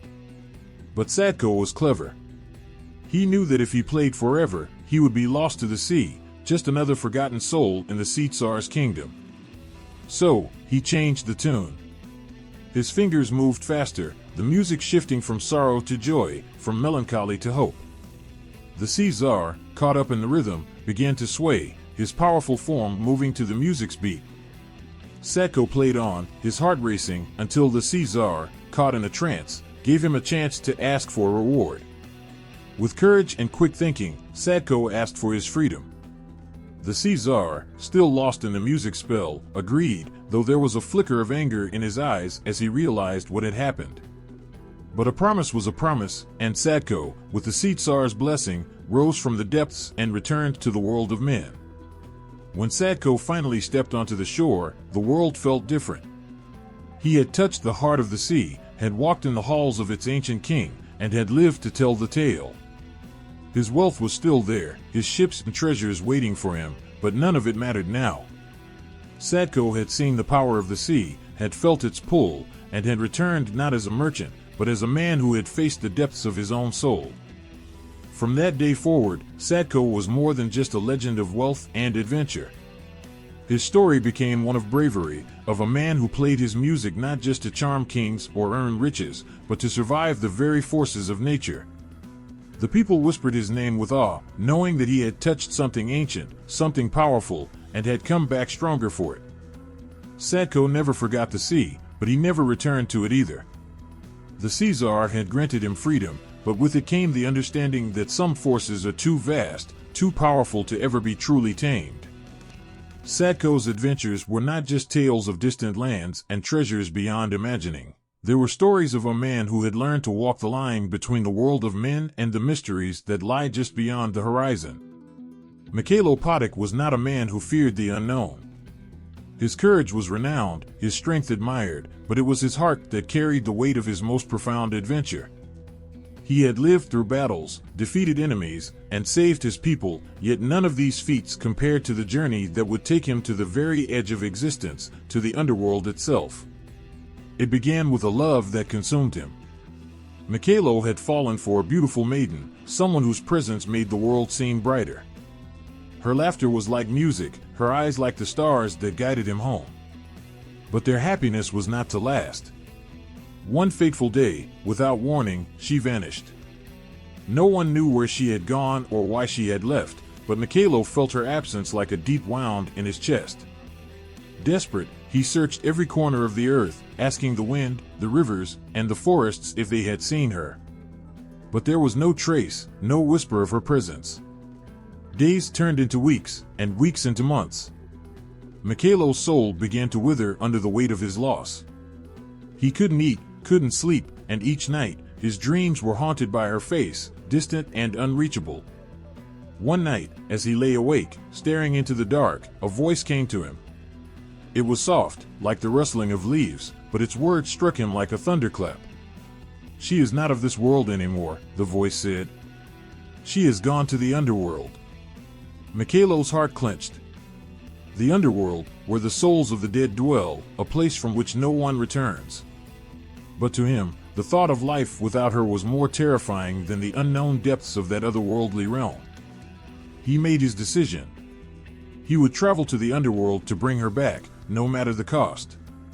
Armed with nothing but his unwavering love and his sword, Mikhailo began his journey. He sought out the ancient paths that led to the underworld, paths spoken of only in whispers and legends. The land grew darker with each step, and the air colder, as though life itself was fading away. Eventually, he reached the entrance, a gaping chasm that seemed to swallow all light. Without hesitation, he descended. The underworld was unlike anything Mikhailo had imagined. The air was thick and heavy, as if sorrow itself had taken form. Shadows moved in the corners of his vision, souls long forgotten, drifting in silence. The ground beneath him felt hollow, as if the very earth had lost its purpose. Yet Mikhailo's heart did not falter. He pressed on, calling her name into the darkness. Hours turned into days, but time had no meaning in this place. His voice grew hoarse, his legs weak, but still, he called for her. The underworld tested him at every turn. There were rivers that spoke of despair, forests where the trees whispered his deepest fears, and creatures whose eyes gleamed with the knowledge of all things lost. But Mikhailo, fueled by love and determination, pushed through every trial. At last, he came to the palace of the Lord of the Underworld. The gates loomed before him, cold and unforgiving, guarded by spirits who had long since forgotten the world of the living. But Mikhailo was not here for them. He was here for her. He stepped forward, his voice steady, though his body ached from the journey. "I have come for my beloved," he said. "She does not belong here. I will not leave without her." The Lord of the Underworld appeared before him, a figure of shadow and stone, his eyes gleaming like the dark depths of the earth. "No one leaves this place once they have entered," he said. His voice was low, as if it came from the very core of the earth. "Not even for love." Mikhailo stood his ground. "I will not go back without her." The Lord of the Underworld was silent for a long moment, then he spoke. "If you can find her among the countless souls who dwell here, you may take her with you. But be warned, this is no simple task. The souls of the dead are many, and they are not as they once were." Without another word, Mikhailo began his search. The halls of the underworld stretched endlessly, filled with the restless dead, their faces pale and their eyes hollow.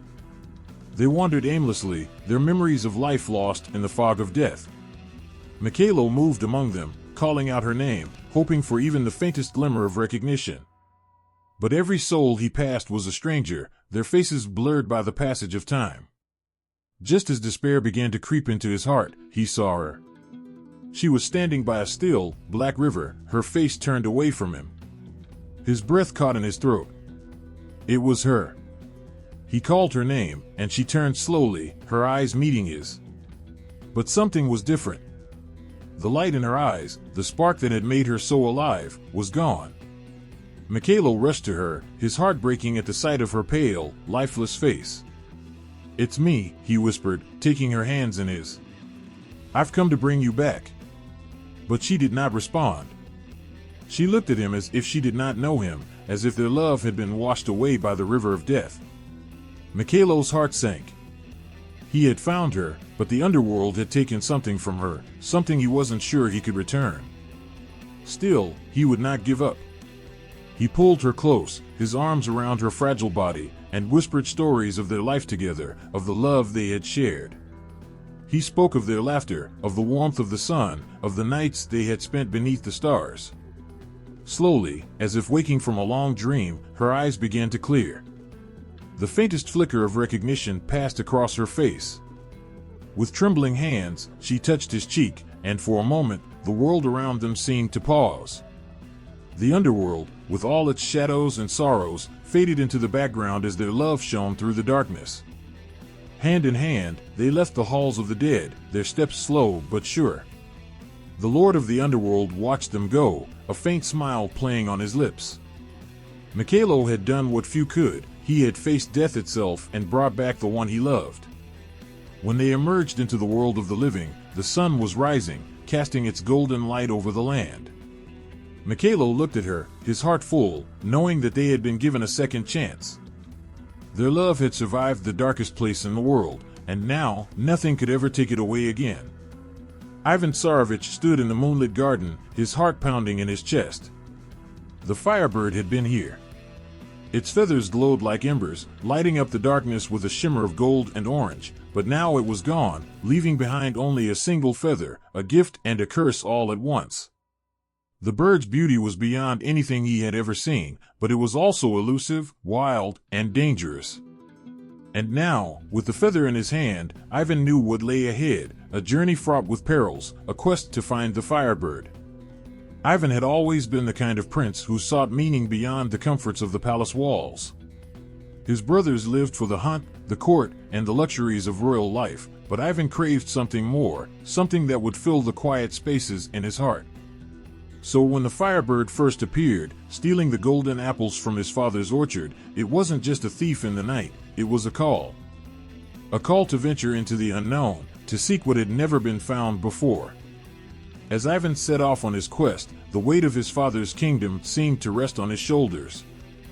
The Firebird had become a symbol of hope, of something beyond the ordinary, and its capture promised untold fortune and glory.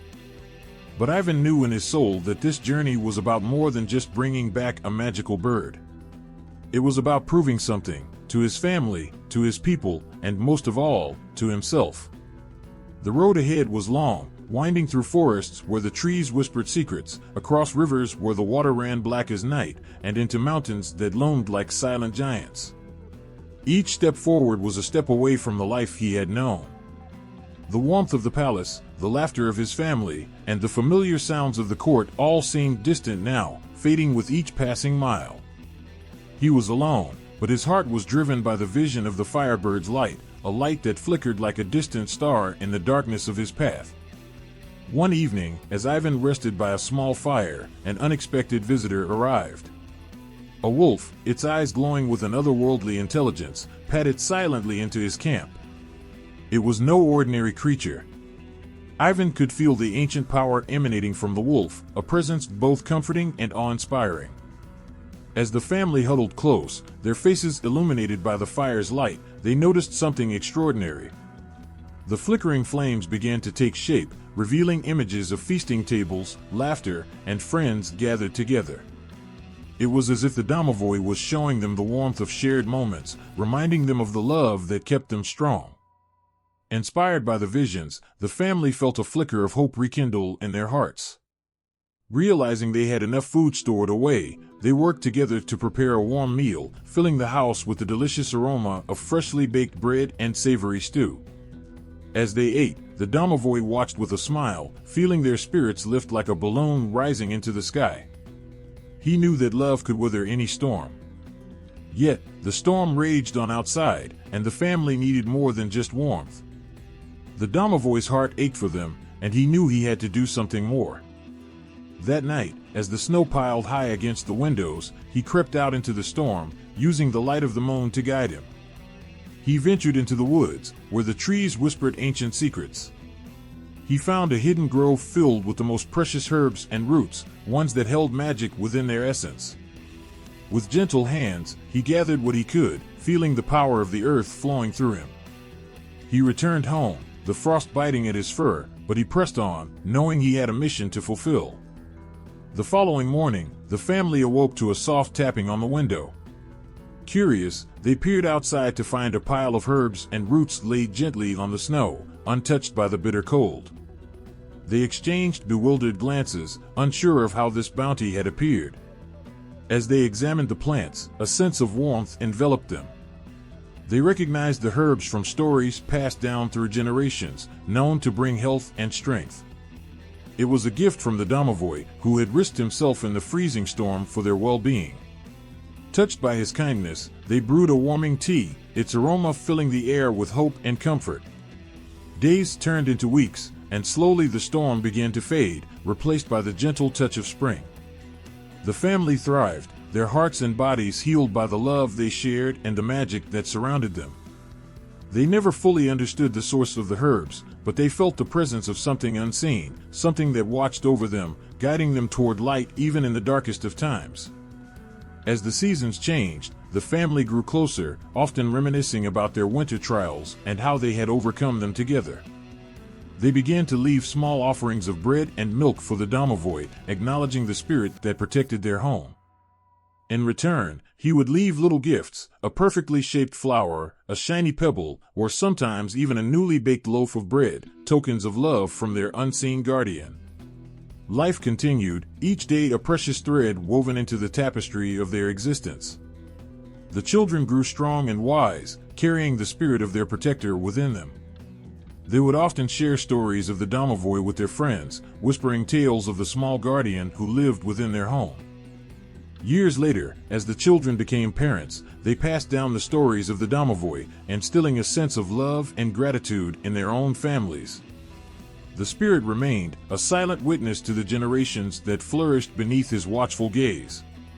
As time went on, the little house at the edge of the village became a place of warmth and joy, a sanctuary for all who entered. The love that blossomed there was nurtured by the spirit of the Domovoy, who found happiness in their laughter and peace in their dreams. He was not just a protector but a beloved member of the family, bound to them by an invisible thread of devotion.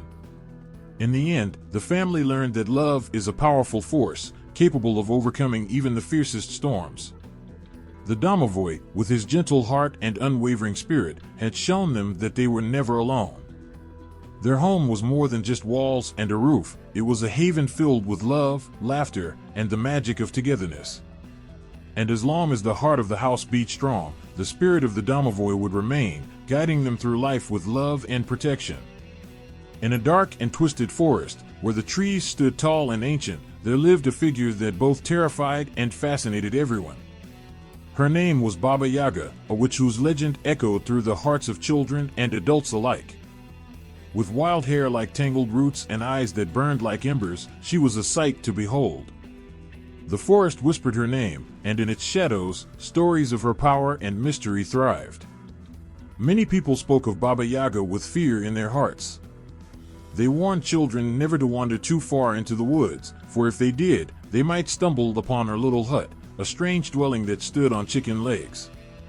It could turn and spin, dancing around as if it had a life of its own.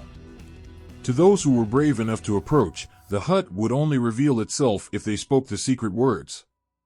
But the secrets of Baba Yaga were not easily shared. One chilly evening, a young girl named Marika found herself lost in the forest. She had strayed from her village while gathering herbs for her sick mother. The air grew cold, and darkness wrapped around her like a heavy blanket. Fear crept into her heart as she called out for help, but only the whispering trees responded. She remembered the stories about Baba Yaga and shivered at the thought of encountering the witch. As she stumbled deeper into the woods, the moon peeked through the branches, casting an eerie glow. Suddenly, in a small clearing, Marika spotted the infamous hut. Her heart raced as she felt both dread and curiosity pulling her toward it. The hut swayed gently, its door ajar, inviting yet menacing. Summoning all her courage, Marika took a step forward, her voice trembling as she whispered the secret words she had heard in stories. "Little hut, turn your back to me, let me enter, and I will see." To her astonishment, the hut obeyed. The door creaked open wider, revealing the dim light inside. Marika hesitated, her heart pounding like a drum. She took a deep breath and stepped inside, half expecting to find a monstrous witch. Instead, she found Baba Yaga sitting by a warm fire, stirring a bubbling pot filled with strange herbs. The witch looked up, and Marika was surprised to see a glimmer of curiosity in Baba Yaga's eyes. "What brings a young girl like you to my home?" she asked, her voice gravelly yet soft. Marika felt a mix of fear and something else, maybe it was compassion. She explained her plight, how her mother was ill and she had come to find herbs to heal her. Baba Yaga studied the girl for a moment, her expression unreadable. "Why should I help you?" she asked, raising an eyebrow. Marika's heart sank, but she replied with honesty. "Because I believe in the power of kindness. My mother taught me that even the darkest places can hold light if you look for it." To her surprise, Baba Yaga chuckled softly, the sound echoing through the hut. "You are brave, little girl. Many would come here expecting to find me as a monster. Yet, you see something different." The witch paused, her eyes glimmering with something deeper, perhaps a long-forgotten memory. Feeling a strange warmth in her chest, Marika continued, "Everyone fears you, Baba Yaga. They don't know that you might have a heart beneath your fearsome exterior." The witch looked taken aback for a moment, her expression softening. No one had spoken to her like that in a long time. "You seek the Firebird," the wolf said, its voice echoing in Ivan's mind. "But the journey you have begun is not as simple as you believe." Ivan looked into the wolf's eyes, sensing a wisdom far beyond his years. "I must find it," he replied, his voice steady but filled with a determination he couldn't explain. "The Firebird is a creature of beauty and power," the wolf continued. "But beauty comes at a cost, and power must be earned. The path ahead will challenge you, test your strength, your heart, and your will." Ivan nodded. He had known from the moment he picked up the feather that this quest would demand everything he had. And yet, he was ready. The wolf became his companion, guiding him through the dangers that lay ahead. Together, they crossed vast deserts where the sun burned so fiercely that it felt like the very earth was on fire. They journeyed through enchanted forests where the trees seemed to move, their branches weaving into strange shapes that whispered promises of riches and destruction. But the Firebird remained elusive, always just beyond reach. There were moments when Ivan felt despair creeping in, when the weight of the journey seemed too much to bear. But the thought of turning back never crossed his mind. He remembered the way the Firebird's feather had glowed in his hand, the way its light had pierced the darkness of the garden, and he knew he couldn't stop until he found it. At last, after countless trials and challenges, Ivan and the wolf reached the castle where the Firebird was kept. The air around the castle was thick with magic, the walls shimmering like silver in the moonlight. Ivan's heart raced as he approached, the final stretch of his journey now within sight. But as he stepped closer, the wolf stopped him. "Before you enter," the wolf said, "you must know that capturing the Firebird is not the end of your quest. It is only the beginning. The Firebird's light is powerful, but it can also burn. Are you prepared for what comes next?" Ivan's mind was filled with doubt for the first time. What if the Firebird wasn't the answer he had been seeking? What if its capture brought more pain than joy? But in his heart, he knew that this was his destiny. He had come too far to turn back now.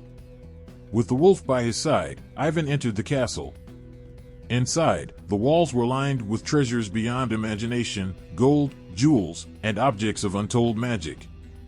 But Ivan's eyes were only for the Firebird.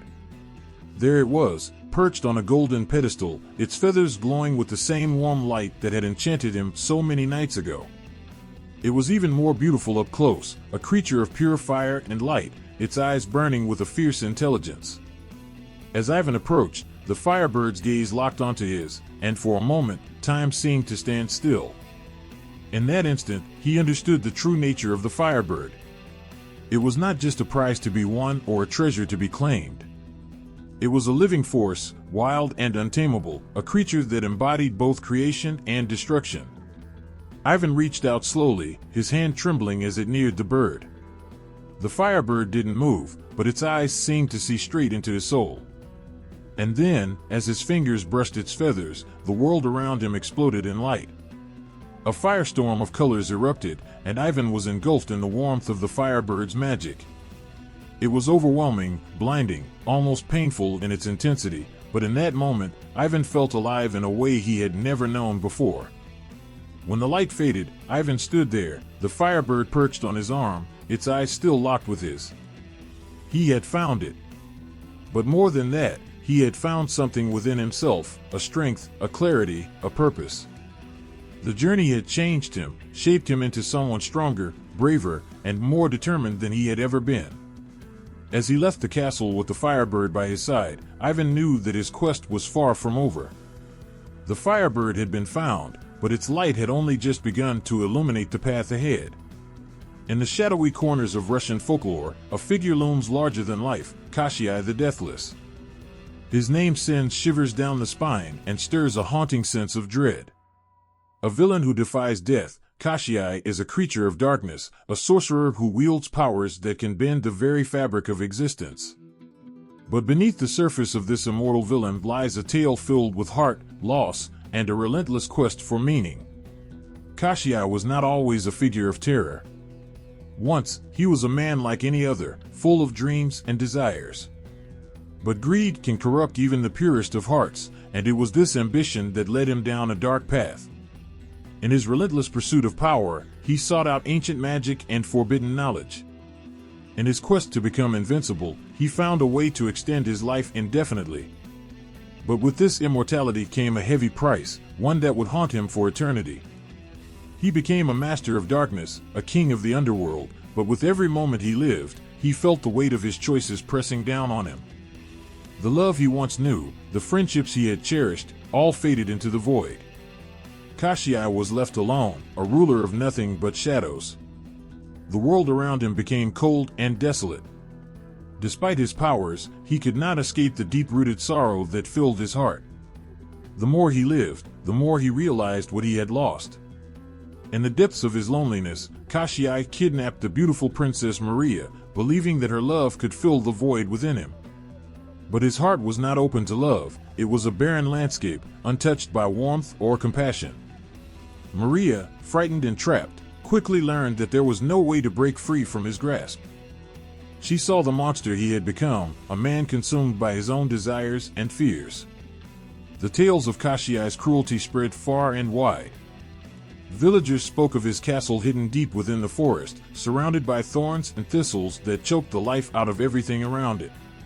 Few dared to enter the dark woods, for fear of encountering the immortal villain who had made his home there.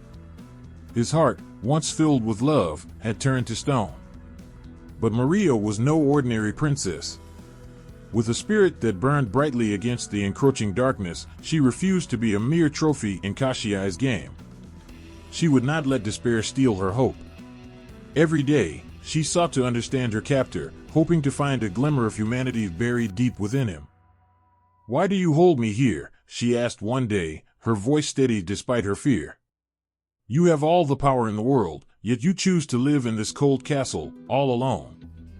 Kashchei's expression flickered with something unrecognizable, a momentary lapse in his icy facade. "I am not alone," he replied, bitterness creeping into his voice. "I have all the power, but power is a lonely throne. There is no warmth in being feared." Those words hung in the air between them, heavy with unspoken truth. Maria saw in his eyes the echo of a man who once dreamed of connection. She realized that even the most twisted souls could long for redemption, even if they didn't know how to seek it. Days turned into weeks, and with each passing moment, Maria's kindness and strength began to chip away at Kashchei's hardened heart. She told him stories of love, of laughter, of the world outside his castle walls. Each tale was like a tiny spark, igniting hope in the dark corners of his soul. "Once, there were people who loved you," she whispered one evening as they sat by a flickering fire. "You are not always the monster you think you are." Kashchei felt a pang in his chest, a feeling he had long forgotten. Memories of laughter and friendship flashed through his mind, but they were quickly buried beneath layers of regret and sorrow. "I chose this life," he murmured, looking away. "I became what I am because of my choices. Yet Maria's resolve did not waver. "But it's not too late to change. You can still find your way back to the light," she said, her voice soft yet firm. As days turned into months, Kashchei found himself torn between his dark past and the flickering hope that Maria represented. He began to question his choices, to wonder if he could truly break free from the chains of his own making. The darkness that had once consumed him began to lift, revealing glimpses of the man he had once been. But Kashchei's transformation was not without its challenges. The shadows of his past loomed large, and there were forces that sought to keep him tethered to his villainous ways. Old enemies, aware of his vulnerability, stirred in the darkness, threatening to plunge him back into despair. They sought to remind him of the monster he had become, to strip away the light that Maria had ignited within him. In a moment of vulnerability, Kashchei faced these enemies, battling not just against them but against the darkness within himself. The fight was fierce, with echoes of his past resounding through the night. But with Maria's unwavering support, he found strength he didn't know he possessed. As he fought, he realized that true power did not come from immortality or fear, it came from love, from the ability to choose compassion over cruelty. In the end, it was not just a battle for Maria's freedom or Kashchei's redemption, it was a fight for his soul.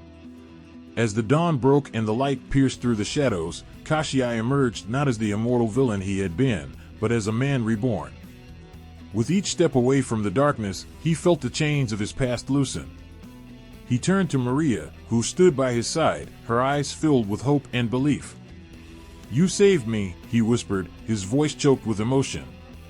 Maria smiled, her heart full. "You saved yourself. Remember, it's never too late to change." Kashchei, once a figure of dread, now stood as a testament to the power of love and redemption.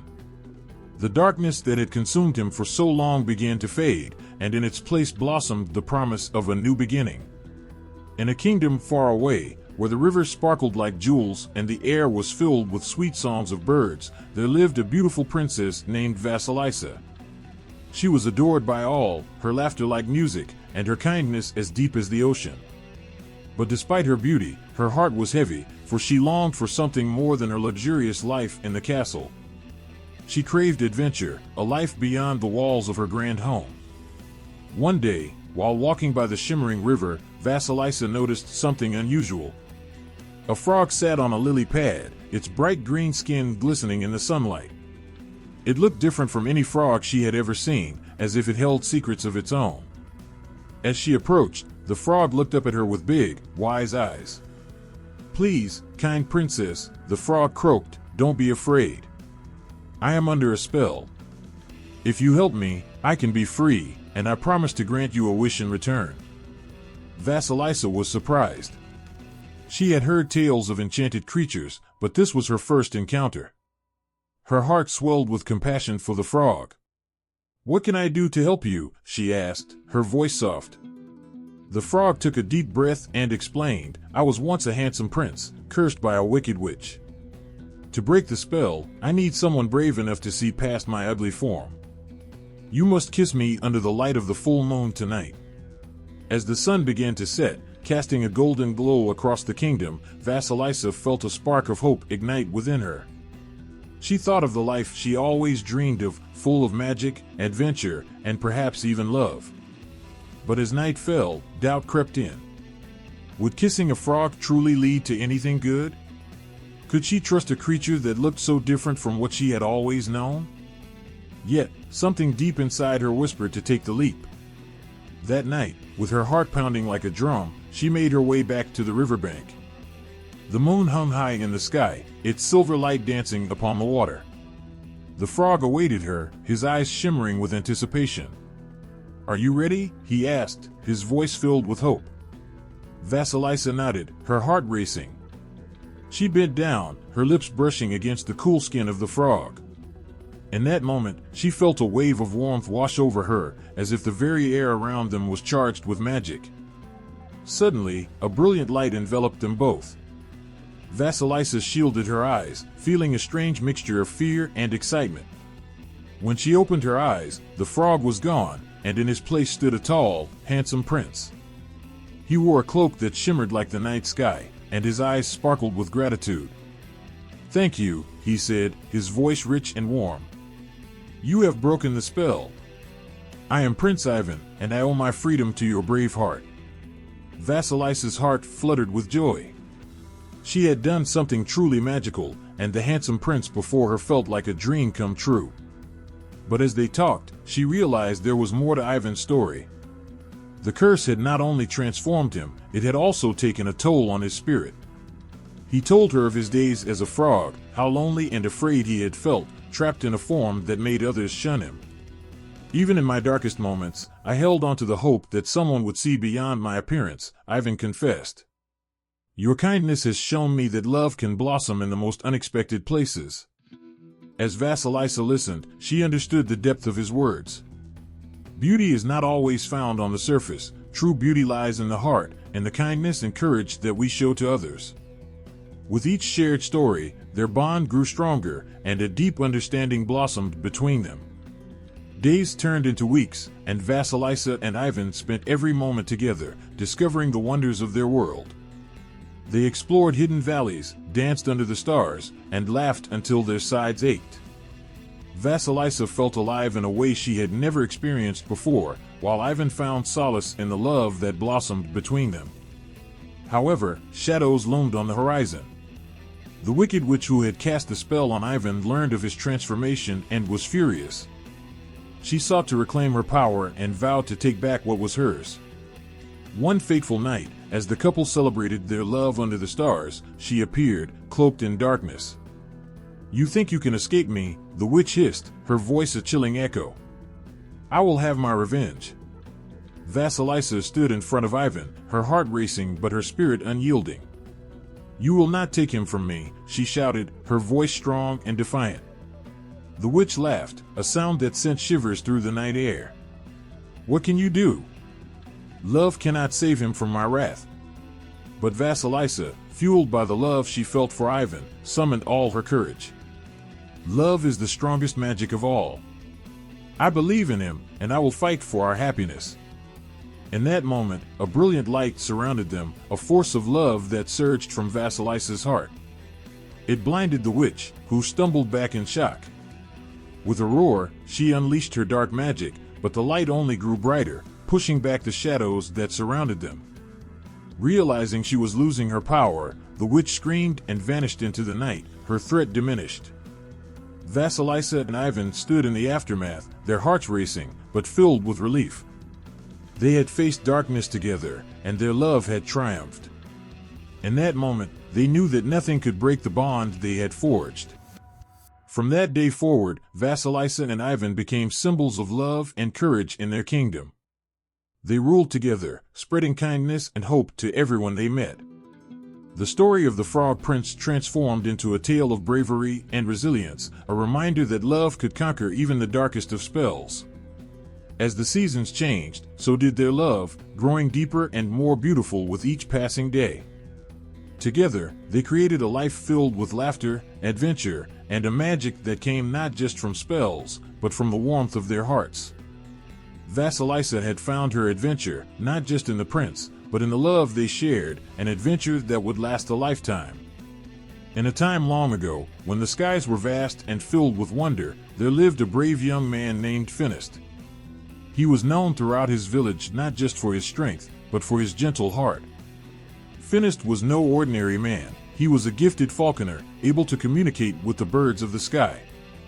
He spent his days training his beloved falcon, a magnificent creature with feathers that shimmered like gold in the sunlight.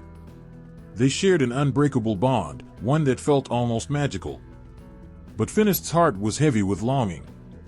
He dreamed of finding true love, someone who would see beyond his skills and admire the soul that lay beneath.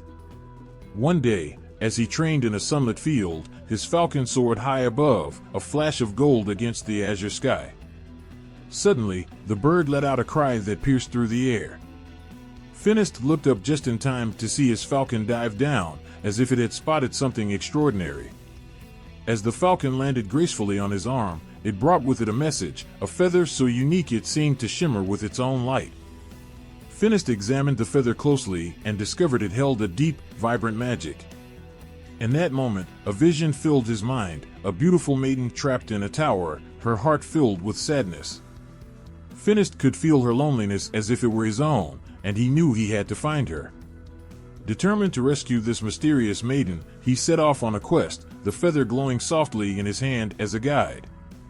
Days turned into weeks as he traveled through dense forests, over treacherous mountains, and across raging rivers. Each step was filled with uncertainty, but he felt the pull of destiny urging him forward. He could almost hear the maiden's heart calling to him, her spirit woven into the very fabric of his being. Finally, after what felt like an eternity, he arrived at the foot of a towering castle, its walls steeped in shadows. Finist's heart raced as he approached the entrance, his falcon perched high on his shoulder, ready for whatever lay ahead. As he entered, he felt an overwhelming sense of sadness. The air was thick with despair, and he could sense the weight of the maiden's sorrow echoing through the halls. "Where are you?" he whispered, his voice barely a breath. Guided by an unseen force, Finist ascended the winding staircase that led to the highest tower. Each step felt like a leap into the unknown, yet he pressed on, his heart resolute. At last, he reached a heavy wooden door, its surface adorned with intricate carvings. Taking a deep breath, he pushed it open. Inside, he found her, a young woman with hair as dark as midnight and eyes that sparkled with the sadness of the stars. She sat by a window, gazing out at the horizon, her spirit seemingly trapped like a bird in a cage. Finist's heart ached at the sight of her, for he could see the beauty within her soul. "Who are you?" she asked, her voice soft and melodic, yet filled with sorrow. "I am Finist, a falconer," he replied, stepping closer. "I have come to rescue you from this tower." She turned to him, surprise flickering in her eyes. "But I am bound by a curse. No one can save me." With a gentle smile, Finist took the feather from his pocket, its light shimmering like hope. "This feather carries magic. It has guided me here. I believe it can help break the curse." The maiden's eyes widened as she took the feather in her hands, its warmth filling her with a spark of life. "I have waited so long for someone to believe in me," she whispered. "Can you truly set me free?" "I will do everything in my power," he vowed, his heart beating fiercely for her. Together, they stood in the tower, their spirits intertwined as they searched for a way to break the curse. The feather glowed brighter, and suddenly, the room was filled with a dazzling light. Finist felt an energy surging between them, a connection so profound it took his breath away. As the light enveloped them, the walls of the tower began to shake. The air filled with a melody that echoed through the castle, a song of freedom and love that called out to the world. In that moment, Finist realized the true power of love could shatter even the darkest spells. With a burst of strength, the feather exploded in a brilliant flash, and the curse began to unravel. The maiden felt her chains of sorrow loosen, the weight of despair lifting from her heart. The magic transformed her, and she radiated a beauty that was more than skin deep. It was a reflection of her spirit, finally free. As the castle crumbled around them, Finist and the maiden clasped hands, their hearts racing with exhilaration. They leaped from the tower just as the final remnants of the curse fell away, the sun breaking through the clouds as if the heavens rejoiced in their triumph. They landed softly in a meadow filled with flowers, the colors bursting forth like confetti in celebration. Finist looked into her eyes, and in that moment, he knew they were meant to be together. "I will never leave your side," he promised, a vow sealed with the warmth of his heart. In the days that followed, they traveled together, sharing stories and laughter, building a love that blossomed like the flowers around them. Finist had not only rescued the maiden from her tower, he had found his soulmate, a connection that was born from courage and trust. The villagers marveled at their love story, tales of the falconer who freed the trapped maiden spreading like wildfire. Finist and his beloved became symbols of hope, proving that true love can conquer even the darkest spells. As they soared through life together, they learned that love is not just a feeling, it's an adventure, a journey where hearts intertwine like the branches of a tree. Together, they faced the storms and the sun, knowing that their bond would guide them through whatever came their way. Finist and his beloved had become a legend, their love story woven into the very fabric of the land. Their journey reminded everyone that the heart holds the power to heal, and that even in the face of despair, love can rise like a phoenix from the ashes, strong and unbreakable. In a cozy little house, nestled at the edge of a quiet village, lived a family that seemed ordinary at first glance. They had their daily routines, chopping wood, baking bread, and tending to their small garden. But within those humble walls, a remarkable secret thrived, one that had watched over them through laughter, tears, and everyday life. This was the home of the Domovoy, a spirit of the house who was both protector and friend. The Domovoy was a small, furry creature, with wise eyes that sparkled like the stars on a clear night. He lived in the nooks and crannies of the house, invisible to the human eye but always present. He loved the family dearly, often taking it upon himself to ensure everything ran smoothly. Whenever a child stumbled, the Domovoy was there to catch them, his gentle spirit cushioning their fall. When the parents argued, he would stir the fire to remind them of the warmth of love that kept them together. Every evening, as the sun dipped below the horizon and the shadows crept in, the family would gather around the dinner table. They shared stories, dreams, and hopes, and the air was filled with laughter. Unbeknownst to them, the Domovoy listened intently from his hidden corner, his heart swelling with joy. He took pride in their happiness and wished only to protect this sacred bond. One winter, the village faced an unexpected hardship. A fierce storm swept through the land, blanketing everything in white and howling winds that rattled even the strongest doors. The family felt the weight of uncertainty pressing down on them. The cold seeped into their bones, and the food supplies dwindled. Fear and worry crept into their hearts, and the once joyful atmosphere shifted into a somber silence. The Domovoy felt their distress like a heavy blanket draped over his own spirit. He could not bear to see his beloved family suffer. That night, while the wind howled outside like a restless beast, he decided to take action. With a wave of his tiny hands, he summoned the warmth of the hearth, igniting a bright flame that danced and crackled. The fire flickered to life, casting a golden glow that wrapped around the room like a comforting hug. As the family huddled close, their faces illuminated by the fire's light, they noticed something extraordinary. The flickering flames began to take shape, revealing images of feasting tables, laughter, and friends gathered together. It was as if the Domovoy was showing them the warmth of shared moments, reminding them of the love that kept them strong. Inspired by the visions, the family felt a flicker of hope rekindle in their hearts.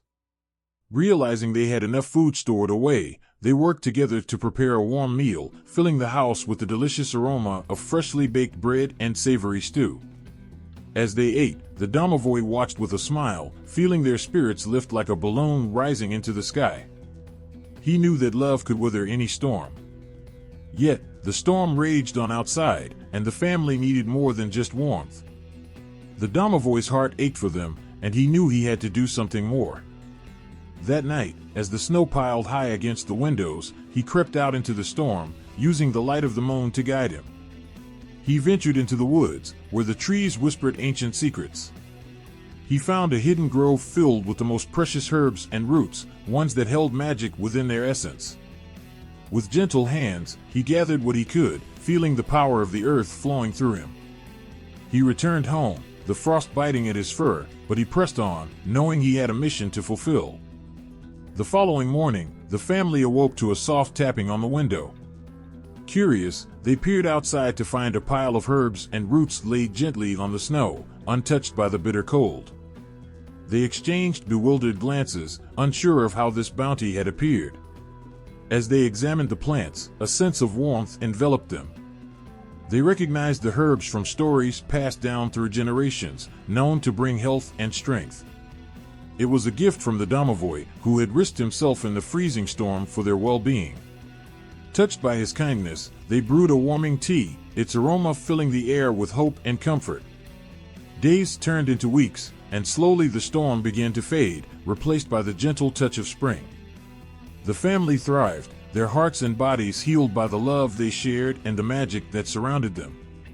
They never fully understood the source of the herbs, but they felt the presence of something unseen, something that watched over them, guiding them toward light even in the darkest of times.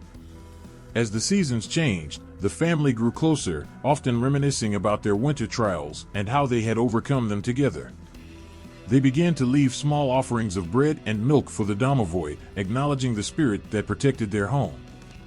In return, he would leave little gifts, a perfectly shaped flower, a shiny pebble, or sometimes even a newly baked loaf of bread, tokens of love from their unseen guardian. Life continued, each day a precious thread woven into the tapestry of their existence. The children grew strong and wise, carrying the spirit of their protector within them. They would often share stories of the Domovoy with their friends, whispering tales of the small guardian who lived within their home. "You may be right," Baba Yaga admitted. "People only see what they wish to see. They tell tales of my fearsome deeds, but they do not understand the loneliness of this forest." Marika felt a flicker of connection with the witch, understanding her solitude. "You could use your powers for good," she suggested gently. "You could help the people of the village instead of scaring them."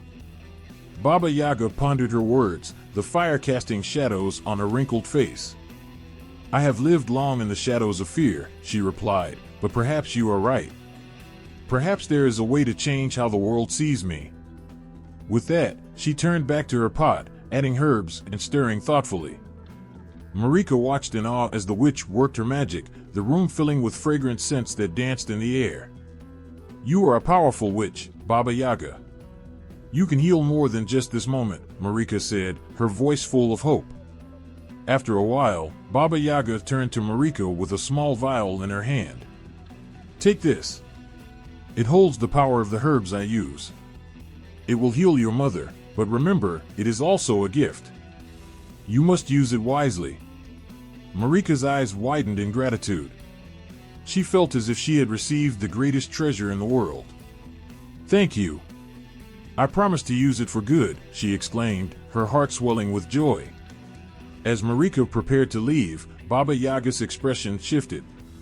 "Child, you have shown me kindness where others have shown fear. Take this message to your village. Not all monsters are wicked, and not all kindness comes in the form you expect." Marika nodded, feeling the weight of the words. She stepped outside the hut, the moonlight guiding her way back through the trees. Each step felt lighter, and the fear that once gripped her heart faded into the night. She knew she would share her experience with the villagers, telling them of the true nature of Baba Yaga. Days passed, and Marika returned to her mother with the potion. She carefully administered it, watching as her mother's strength returned, the color rising back to her cheeks. The village rejoiced, grateful for the miracle, but Marika had more to share. She told them about the witch, how Baba Yaga was not merely a monster but a misunderstood soul who longed for connection. Slowly, the villagers began to see the forest differently. They started leaving small offerings at the edge of the woods, fresh bread, herbs, and flowers, gifts for the witch who had shown kindness. And in return, Baba Yaga began to emerge from her isolation, sometimes leaving gifts of her own. The children of the village grew up hearing tales of the witch who was once feared but had become a guardian of sorts. They learned to respect the forest and its magic, understanding that kindness can change hearts and mend broken bridges. As for Baba Yaga, she found joy in the friendship that blossomed between her and the villagers. She would sometimes visit, her heart filled with warmth, her laughter echoing through the trees. The fear that once surrounded her faded like the morning mist, replaced by a new kind of respect. Through a simple act of bravery, Marika had transformed the narrative. Baba Yaga was no longer just a fearsome witch of the forest, she had become a symbol of change and hope. And in the heart of that forest, under the watchful eyes of the ancient trees, a bond was formed, bridging the divide between fear and understanding, proving that even the darkest figures can find light when met with kindness. In the stillness of a shimmering lake, where the water glistened like 1,000 tiny stars, there lived a spirit unlike any other. Her name was Rusalka, and she was both beautiful and tragic. With hair flowing like rippling waves and skin that sparkled like dew on grass, she appeared as a vision of grace. Yet, behind her enchanting exterior lay a heart heavy with sorrow, echoing through the depths of the water. Rusalka spent her days by the lake, her laughter mingling with the gentle lapping of the waves. She longed for companionship but remained distant from the world above. The villagers nearby often spoke of her, weaving tales of a mesmerizing maiden who could lure young men to their watery doom. They warned their sons to stay away, fearing the spirit's alluring charm. But they did not understand the loneliness that shrouded Rusalka like a mist. Each evening, as the sun dipped below the horizon, Rusalka would gaze longingly at the land, watching the lives of the villagers unfold. She saw children play by the shore, lovers whisper sweet promises under the stars, and families gather around warm fires, their laughter echoing in the night. Her heart ached with a deep yearning to be part of their world. One evening, as twilight descended and the air turned crisp, Rusalka heard the soft strains of music drifting across the water. Drawn by the melody, she swam closer to the edge of the lake, her heart pounding with excitement. There, on the shore, sat a young man named Alexei, playing a lute under the soft glow of the moonlight. The music was enchanting, and Rusalka felt her spirit stir, as if the notes reached deep into her soul. She watched him from the shadows, mesmerized by the way he played, lost in his own world. He looked so carefree, and Rusalka wished to know him, to understand the warmth of friendship and love. But as she reached out with her hand, the water rippled, and she hesitated. Would he fear her like the others? Would he see her as a monster rather than a lonely spirit? Unable to resist the pull of the music, Rusalka took a breath and rose from the water. Her form glimmered in the moonlight, a shimmering vision of beauty. Alexei's fingers froze on the strings as he caught sight of her. His eyes widened, a mixture of wonder and fear swirling within them. Rusalka felt a rush of hope. Perhaps he would not turn away. "Who are you?" he asked, his voice barely above a whisper. "I am Rusalka," she replied, her voice soft and melodic, like the sound of water flowing over stones. "I have been watching you, enchanted by your music." He stared at her, captivated yet cautious. "The stories say you bring misfortune to those who encounter you." Rusalka's heart sank. "I do not wish to harm you," she said, her voice trembling with emotion. "I only wish for connection, for a friend."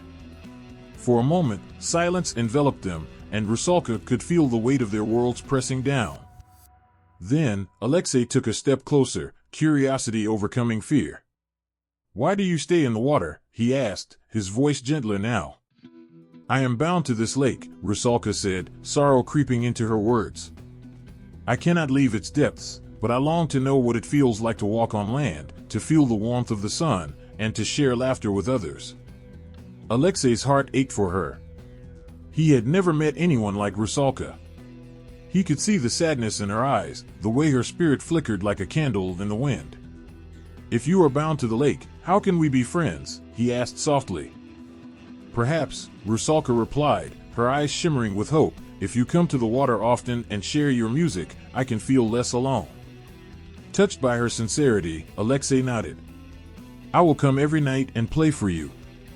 From that day on, Alexei kept his promise. Each evening, he would sit by the lake and play his lute, filling the air with sweet melodies. Rusalka would rise from the water, her spirit alight with joy as she listened. The bond between them deepened with each passing day. They shared stories, laughter, and dreams, transcending the boundaries that separated their worlds. Yet, as time passed, Rusalka felt an ache within her. She had fallen in love with Alexei, but she knew that her existence as a water spirit could never truly intertwine with his life on land. The thought of losing him filled her with despair. Each night, as he played, her heart soared, but each sunrise brought the cruel reminder of their separation. One night, as the stars twinkled above, Rusalka finally voiced her fears.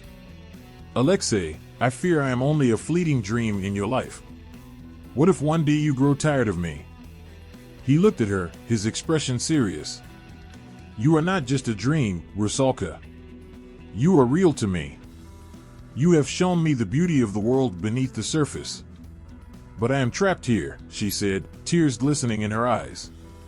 "I long to experience life with you, but I cannot leave this lake. I am bound to it, and the stories say that I cannot break free." Alexei reached out, taking her hand in his, feeling the coolness of the water that enveloped her. "I will find a way to help you. There must be something we can do." Hope ignited in Rusalka's heart. Together, they searched for a solution, seeking the wisdom of old tales and the guidance of those who understood the balance of nature. Days turned into weeks, and their bond grew stronger. Then, one fateful night, they learned of an ancient ritual. To break her bond, Rusalka would need to shed a tear for every moment of joy she had experienced in her life. As Alexei played his music, Rusalka closed her eyes, recalling every precious moment, every shared laugh, and every feeling of connection. Tears streamed down her cheeks, falling into the lake.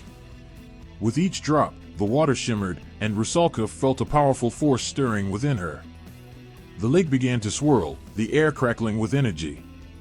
Suddenly, a beam of light pierced the surface, illuminating Rusalka as she transformed before Alexei's eyes. Her spirit, once trapped, began to shimmer with newfound strength. "I can feel it," she exclaimed, her voice filled with wonder. "I can break free." With a final note from Alexei's lute, the ritual reached its climax. Rusalka, now radiant and free, emerged from the lake, stepping onto the shore. Her laughter echoed through the night, a sound of pure joy. Yet, as she looked at Alexei, a shadow crossed her face. "But what will happen to you?" she asked, her heart heavy. "I will always be here, in your heart," he said, his voice steady. "You have transformed my life, and I will cherish our moments forever." In that moment, Rusalka realized that love does not always mean being together physically. Sometimes, it means giving someone the freedom to grow. With tears of happiness and sorrow in her eyes, she took a step forward, embracing her newfound freedom. As she turned to the water, she whispered, "Thank you for the gift of connection. I will carry your memory wherever I go." With that, Rusalka stepped into the moonlit water, her spirit forever intertwined with the lake and the land. She had become a part of both worlds, a guardian of the lake, and a reminder that love transcends boundaries. The villagers no longer feared her but respected her as a symbol of hope and transformation.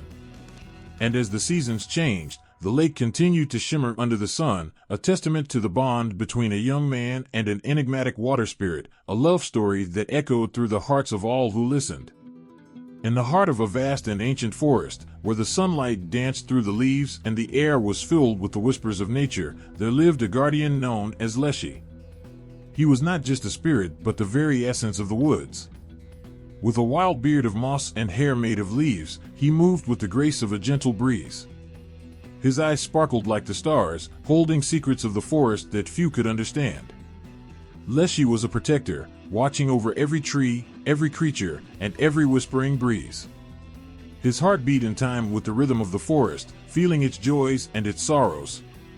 But there was one thing that set him apart from the land he loved so dearly. He felt deeply for the humans who ventured into his woods.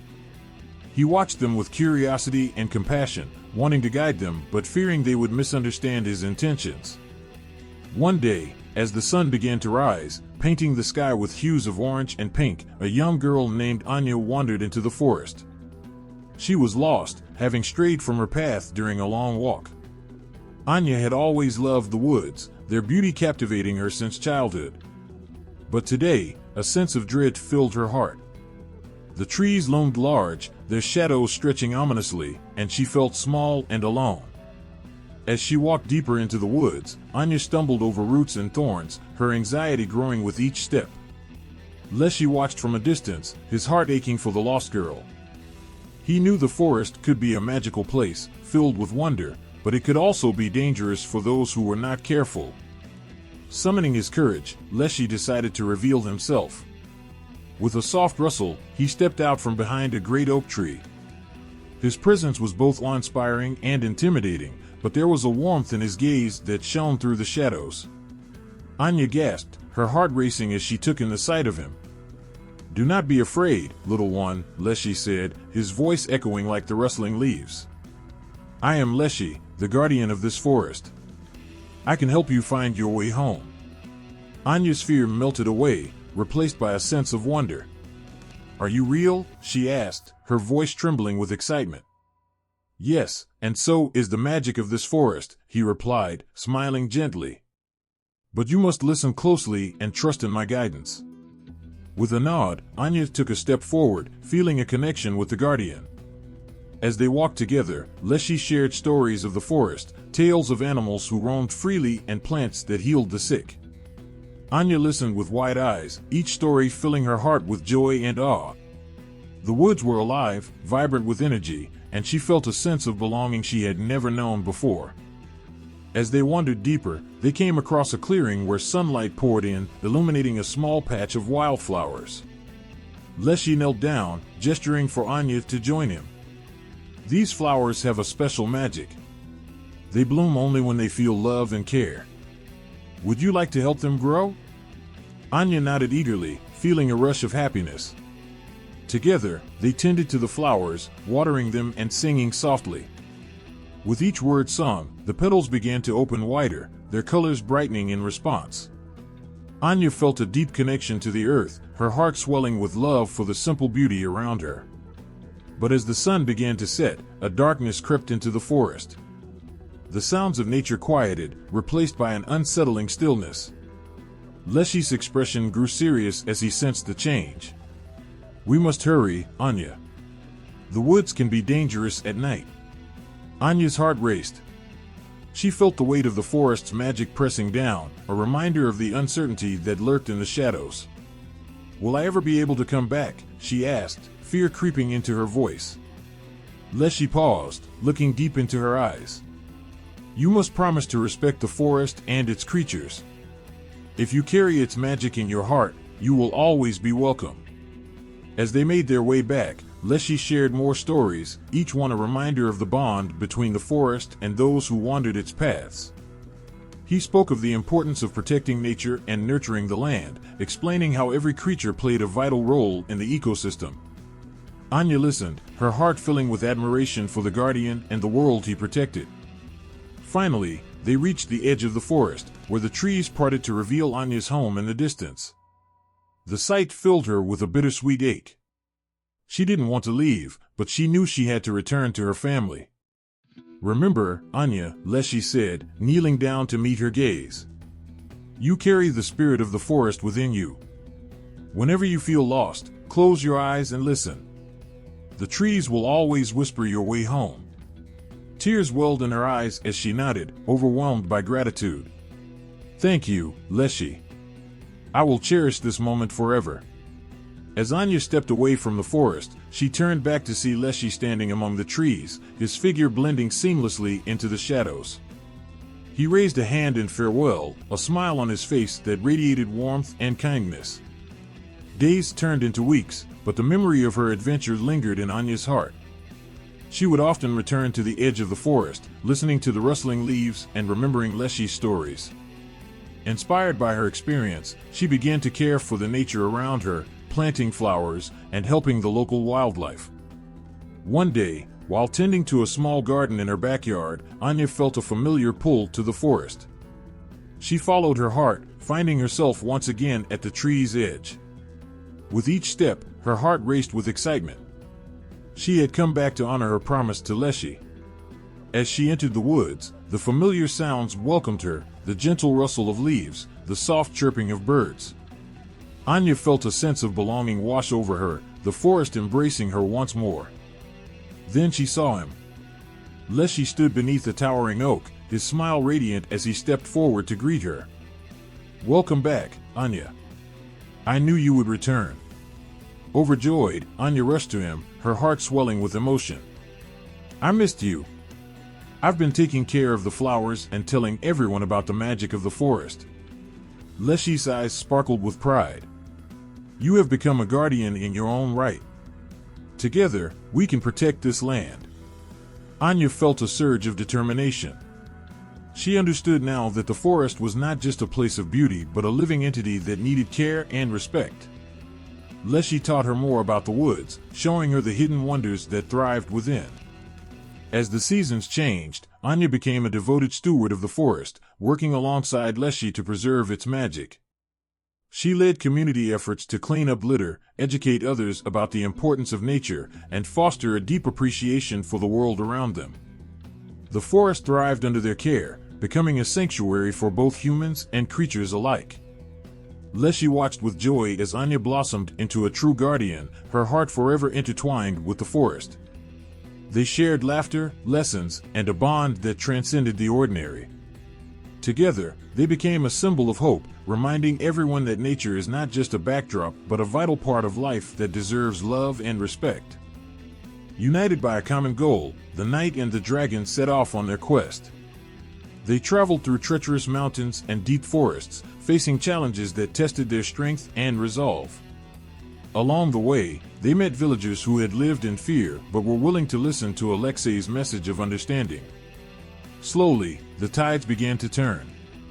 As they journeyed together, Zmey's hearts began to soften. With Alexei by his side, he discovered a connection he thought was lost forever. The dragon's laughter echoed through the mountains, a sound that had not been heard in years. But their path was not without danger. As they reached the source of the dark magic, they faced a powerful sorcerer who had once sought to control Zmey.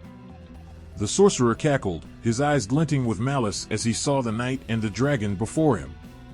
"You think you can defeat me? This creature belongs to me." Zmey's three heads roared in defiance, a symphony of power and fury. "No more. I will no longer be your puppet."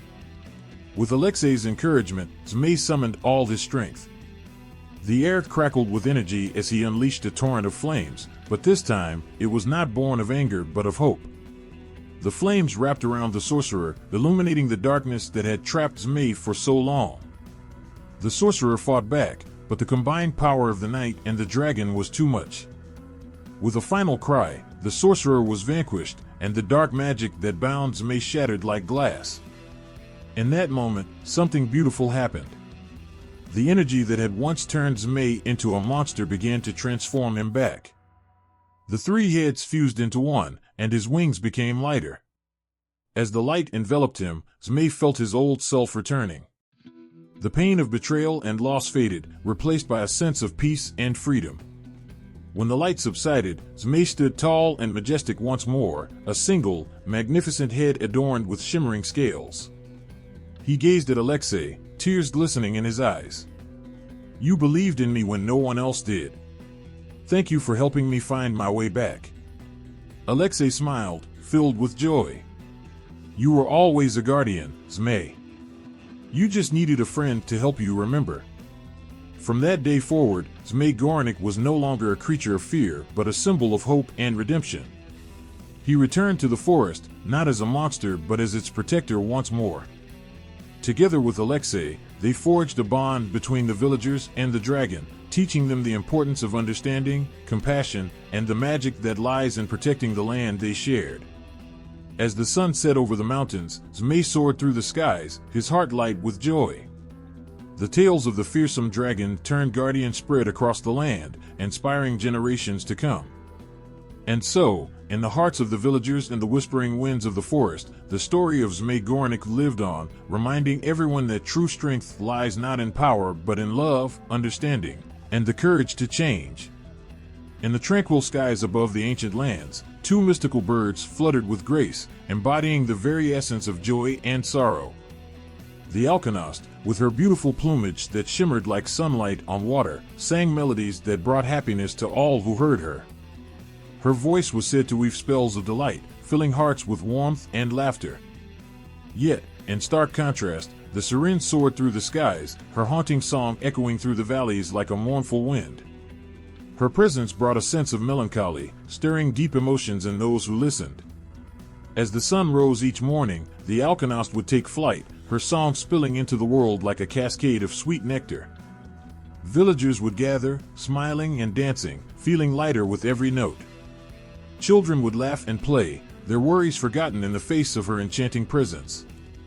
The Alkonost was a symbol of hope and happiness, her melodies guiding lost souls back to the light. She embodied the promise of brighter days, reminding everyone of the joy that could be found even in the smallest moments. One day, while soaring high above the fields, the Alkonost noticed a young girl sitting alone beneath a tree, her head buried in her hands. The girl's heart was heavy with sadness, having lost her mother to a mysterious illness. As the Alkonost descended, she landed softly beside the girl, her vibrant feathers shimmering in the sunlight. The girl looked up, her tear-filled eyes widening in awe at the sight of the majestic bird. "Why do you weep, dear child?" the Alkonost asked, her voice like a gentle breeze. "Let me sing for you, and I will chase your sorrows away." With a nod, the girl whispered her pain. As the Alkonost began to sing, her melodies wrapped around the girl like a warm embrace. The music filled the air, lifting the weight of grief and sadness. For the first time in days, a smile broke through the girl's tears. She felt a flicker of hope igniting within her heart, reminding her of the love her mother had left behind.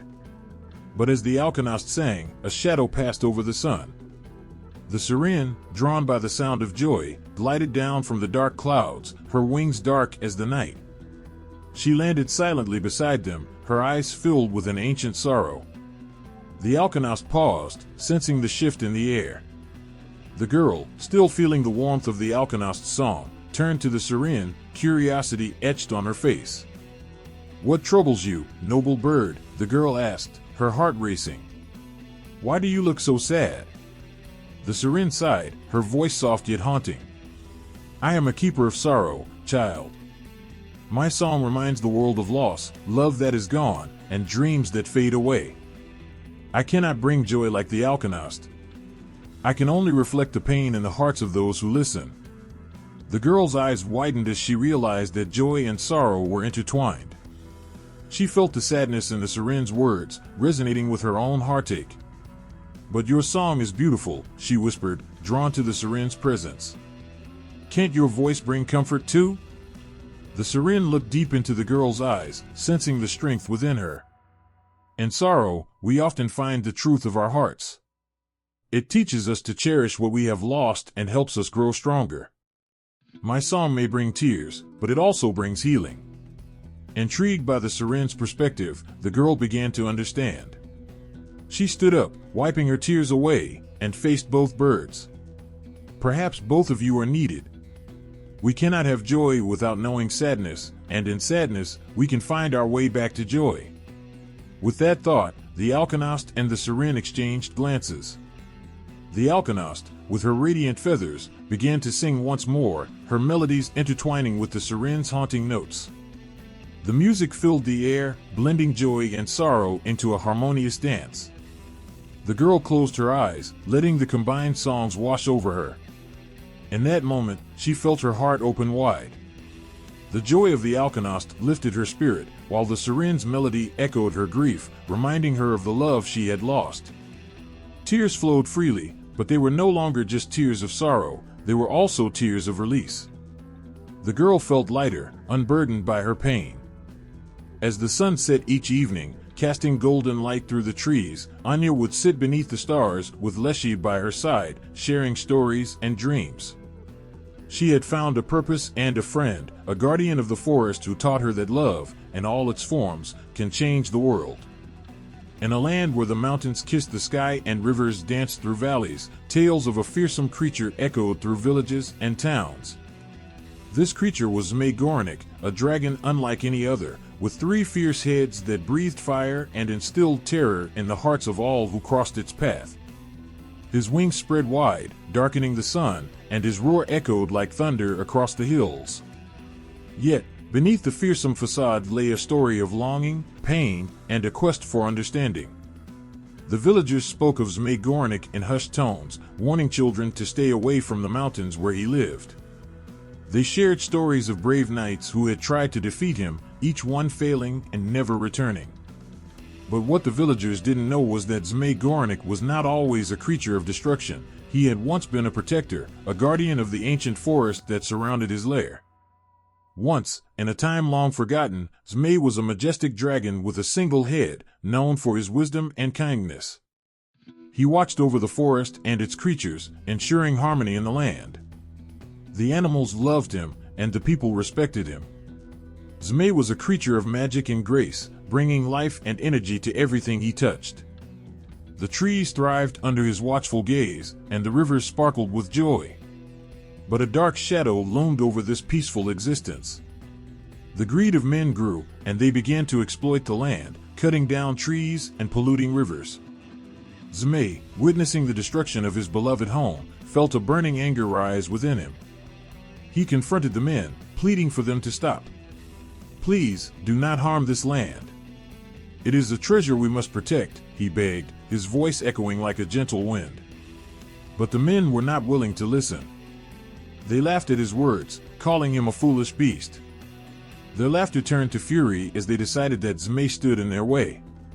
Fueled by fear, they sought out dark magic to defeat him. They gathered in secret, forming a pact to bind Zmey and force him into submission.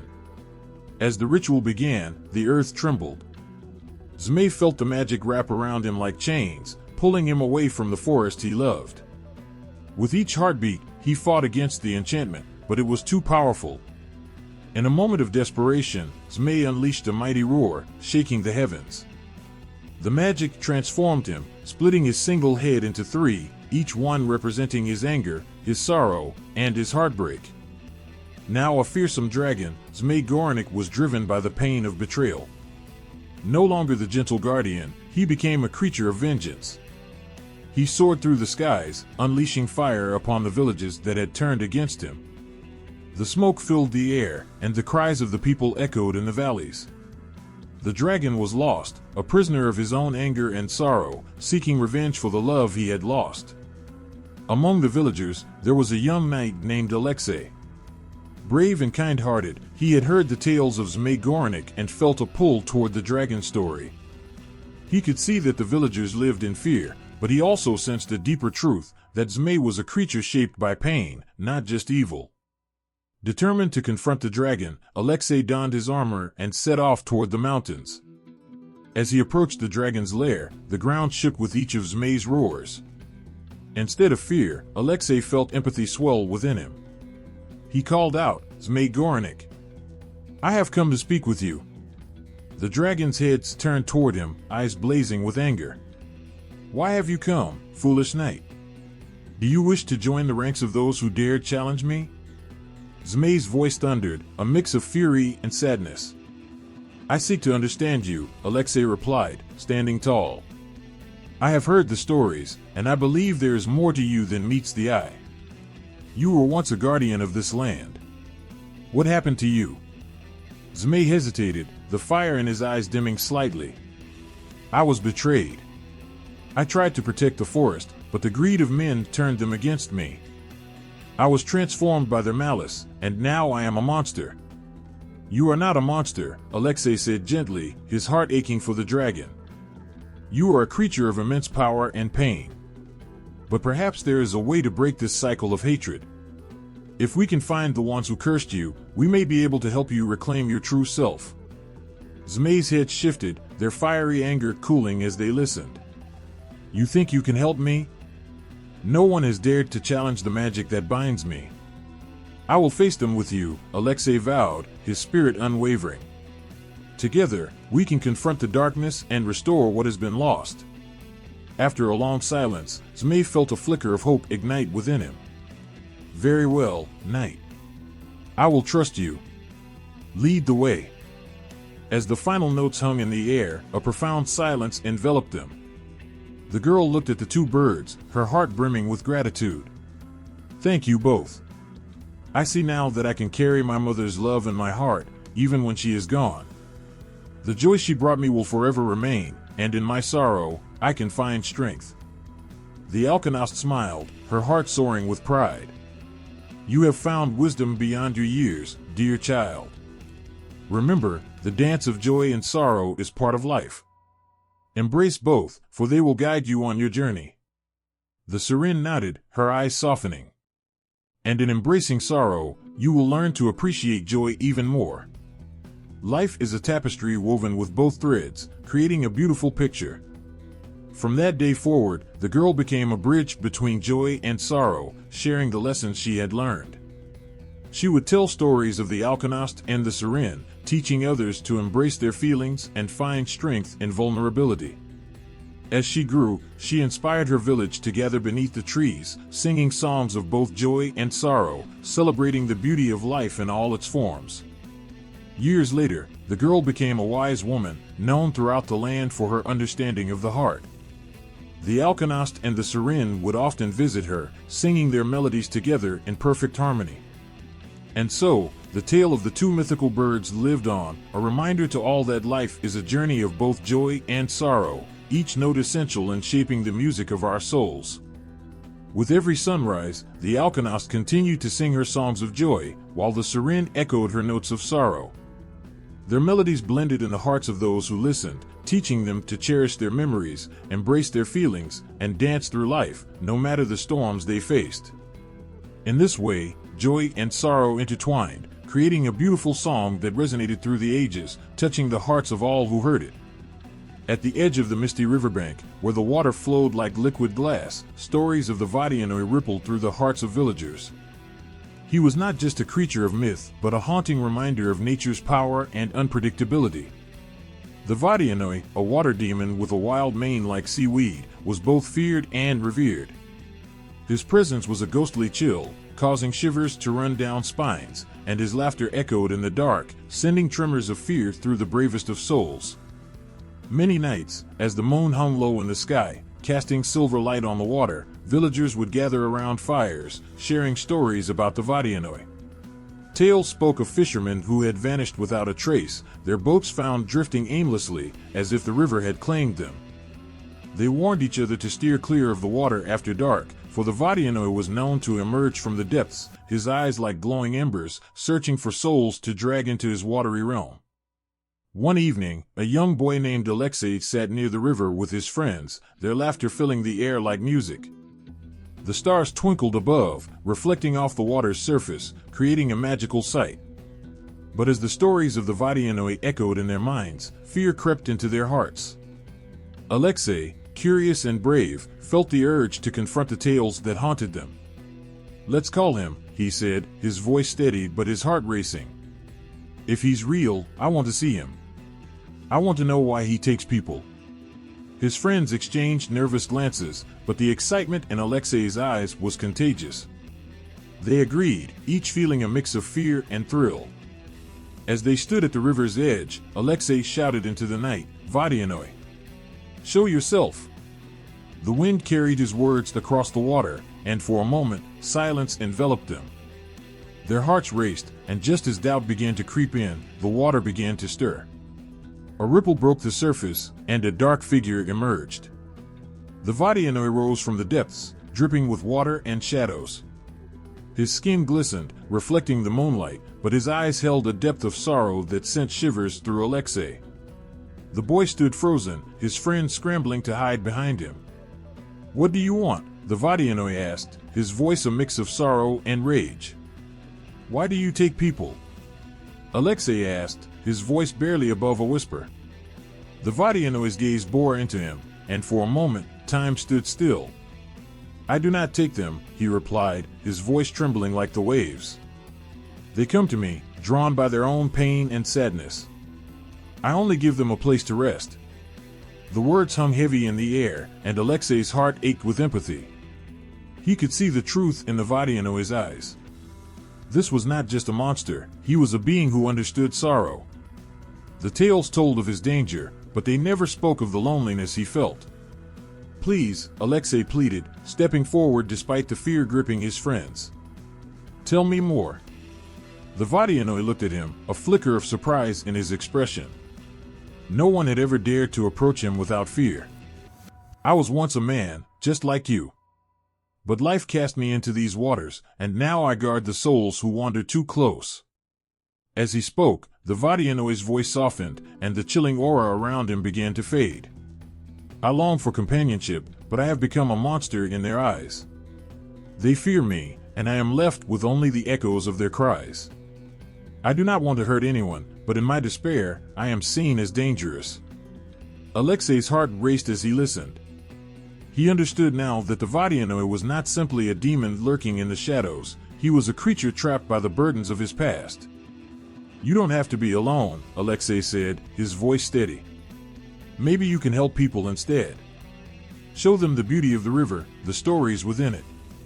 The Vodyanoy stared at him, disbelief in his eyes. "How can I, when all they see is a monster?"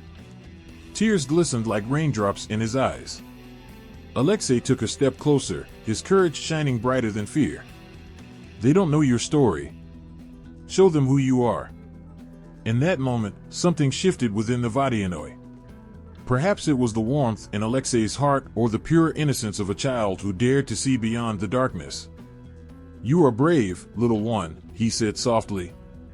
"Perhaps you can teach me to be more than what I am." With that, Alexei extended his hand, and the Vodyanoy hesitated. But slowly, he reached out, his fingers brushing against the boy's. In that connection, a spark ignited, a bond forming between two beings from different worlds. The river shimmered with newfound light as if reflecting the shift in their destinies. From that day on, Alexei returned to the river, not just to confront the Vodyanoy but to learn from him. He listened to the tales of the water, stories of lost dreams and forgotten joys. Together, they began to weave a new narrative, one that celebrated the beauty of life, the flow of the river, and the importance of compassion. Word spread through the village about the brave boy who befriended the Vodyanoy. Instead of fear, curiosity took root in the hearts of the villagers.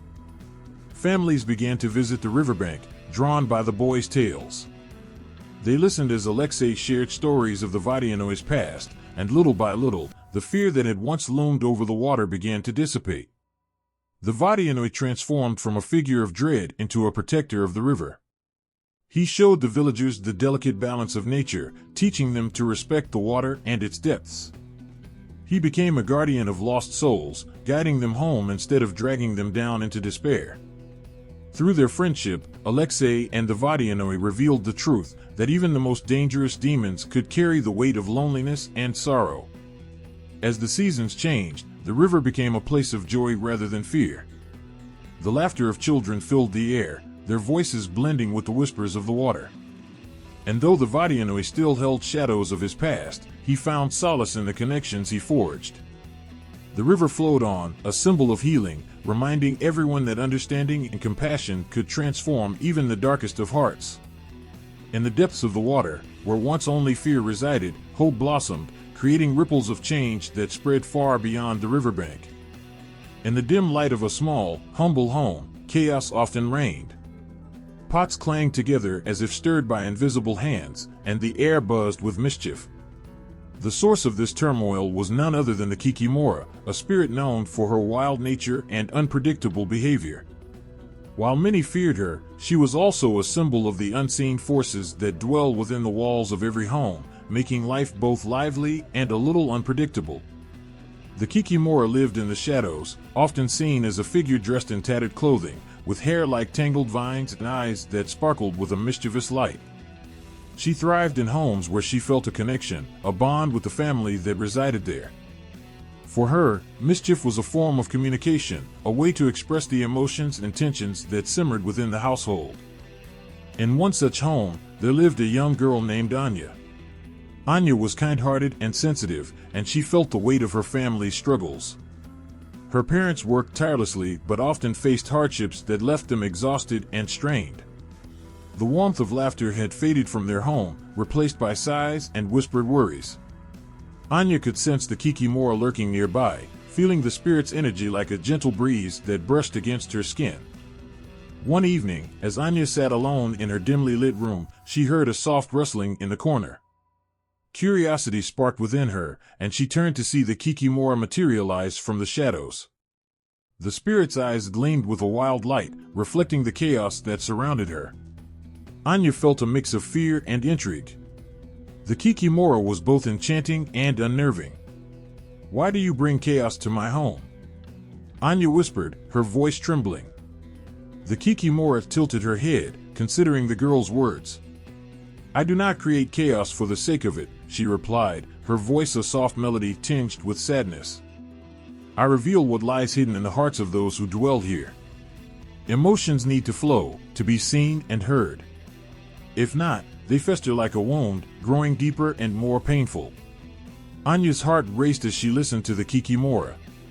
She understood the spirit's message. The chaos was a reflection of her family's struggles, their unspoken fears and worries. The Kikimora had brought her family's hidden pain into the open, forcing them to confront what they had tried to bury beneath the surface. "Can you help us?" Anya asked, her voice filled with hope. The Kikimora looked at her, surprise flickering across her face. No one had ever asked her for help. "I can show you the way," she said softly, her tone now gentle. "But it will not be easy. You must face the truths you've been hiding from." With a wave of her hand, the Kikimora summoned a whirlwind of energy that swirled around Anya. The room filled with shimmering lights, and the air crackled with a charged electricity. In an instant, Anya found herself transported to a vivid scene, a reflection of her family's life. She stood in the center of their living room, watching her parents as they moved about the house. Their faces were weary, and the silence between them felt heavy. Anya's heart ached as she saw her father stare out the window, lost in thought, while her mother busied herself with chores, avoiding eye contact. The tension hung in the air like a thick fog. Anya reached out to them, wanting to bridge the gap that had formed over time. But as she did, the Kikimora appeared beside her, her presence a reminder of the chaos that needed to unfold. "You must let them see you," the Kikimora urged, her voice firm yet soothing. "Let them feel your presence and your love." With a deep breath, Anya stepped forward, her heart racing.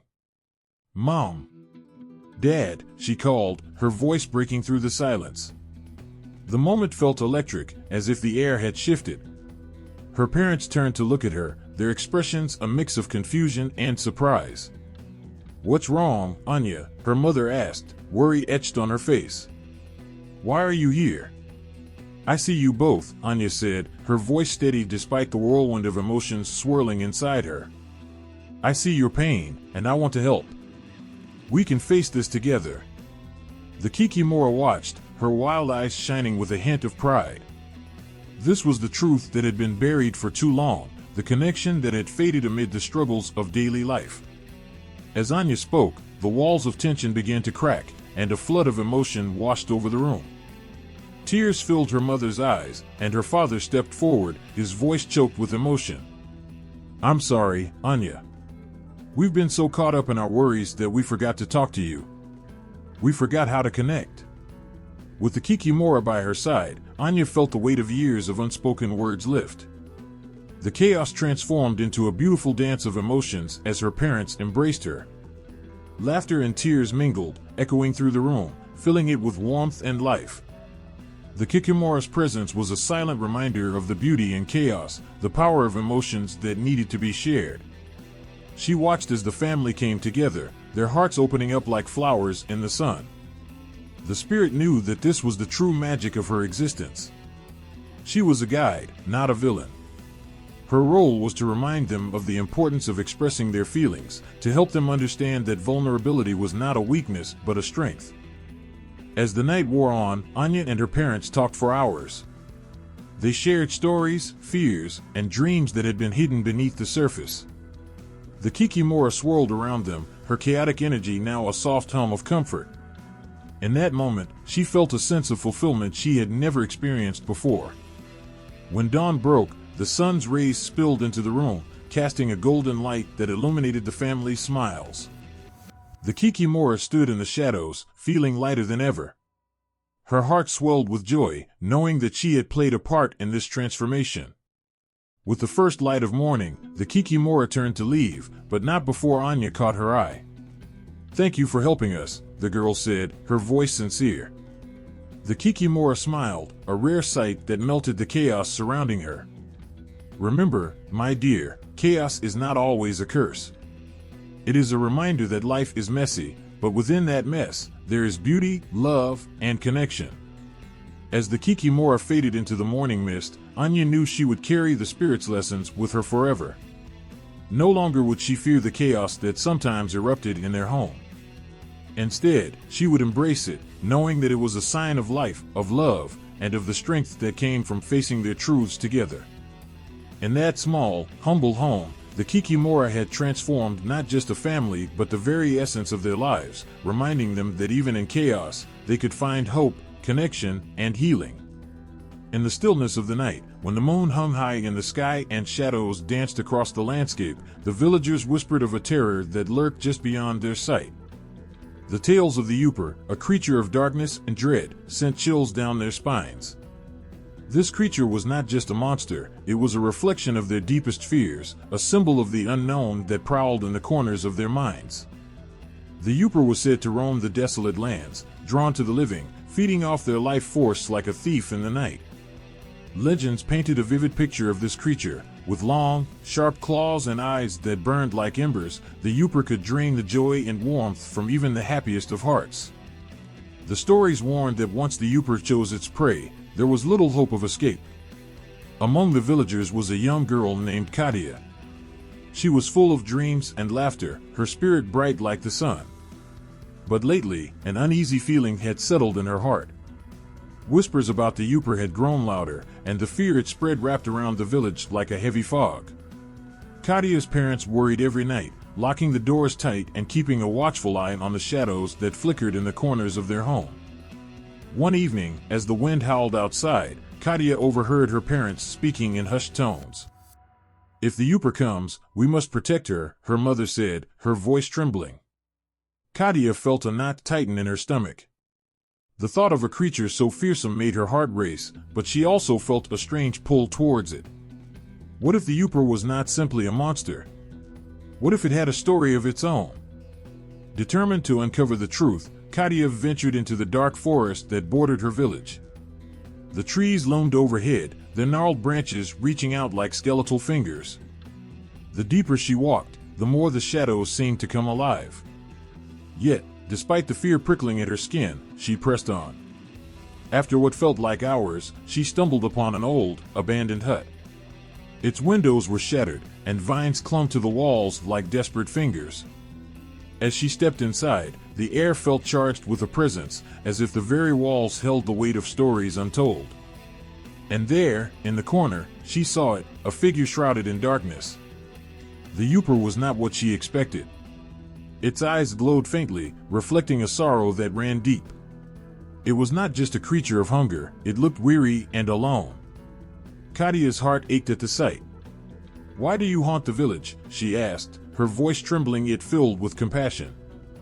The Yooper looked at her, and in that moment, she saw a flicker of understanding. "I do not wish to haunt.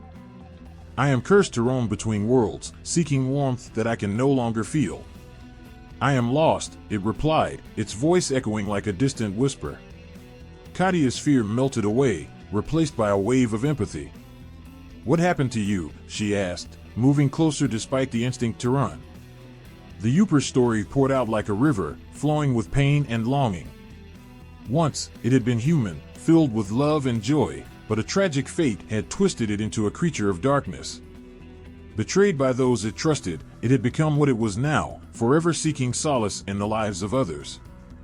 As the Yooper spoke, Katia felt a deep connection forming. It was as if they were two souls entwined by sorrow. She realized that the Yooper had not chosen this life, it was a victim of circumstance, much like herself. With every word, the air grew heavier, laden with unshared pain and unspoken fears. "You don't have to feed on others," Katia said softly, her heart pounding. "There is still light within you. You can find a way to be free from this curse." The Yooper gazed at her, disbelief flickering across its features. "How can I, when I am forever trapped in darkness?" Katia thought of her village, of the laughter and the warmth that had once filled their homes. "You can learn to find joy again. I believe in you," she said with unwavering sincerity. "Perhaps we can help each other. You can teach me about the darkness, and I can show you the light." In that moment, something shifted in the Yooper's eyes. Hope ignited, fragile but real. "Can you truly accept me, even with the darkness that surrounds me?" it asked, vulnerability in its voice. Katia nodded, determination burning bright within her. "Yes. Everyone deserves a chance to heal. I will not let fear dictate who you are." The Yooper took a step forward, and the air shimmered around them. For the first time in what felt like centuries, it felt a spark of warmth, the promise of connection. As days turned into weeks, Katia and the Yooper formed an unlikely bond. Together, they explored the depths of the forest, uncovering its beauty and secrets. Katia showed the Yooper how to embrace the gentle light of the sun, how to find joy in the smallest of moments. She taught it how to laugh again, filling the air with the sound of pure happiness. In return, the Yooper shared stories of ancient times, of lost love, and of the beauty that once was. It guided Kashchei through the shadows, helping her confront her own fears and insecurities. They learned from each other, their hearts intertwining as they navigated the complexities of light and darkness. The villagers noticed a change as well. The fear that had once gripped their hearts began to wane. With Kashchei's newfound confidence, she spoke openly about the Yupper, sharing its story of loss and redemption. Gradually, the villagers began to understand that monsters could also be victims, deserving of compassion. One night, as the moon bathed the forest in silver light, Kashchei and the Yupper stood together beneath the stars. "You have helped me remember what it feels like to be alive," the Yupper said, its voice filled with gratitude. "You have shown me that even the darkest hearts can find their way back to the light." With tears of joy in her eyes, Kashchei responded, "And you have shown me that fear can transform into understanding. We are all capable of change." As the dawn broke on the horizon, a new beginning emerged. The Yupper, once a creature of nightmares, had found a path toward redemption through the love and acceptance of a young girl. They stood together, no longer bound by darkness, but united in the light of hope. The bonds they formed became a testament to the power of compassion, proving that even the deepest wounds could heal when touched by kindness. The village awoke to a new day, the air fresh with possibility. The tales of the Yupper shifted from fear to understanding, as the villagers learned to embrace the complexities of life. The creature that had once haunted their dreams became a symbol of resilience, showing them that within every heart, no matter how dark, there lies a spark of light waiting to be ignited. Under a velvet sky sprinkled with stars, where dreams mingled with the whispers of the night, the Zorya sisters watched over the world below. They were not just any sisters, they were guardians, each one a beacon of hope and protection for all who dwelled on the earth.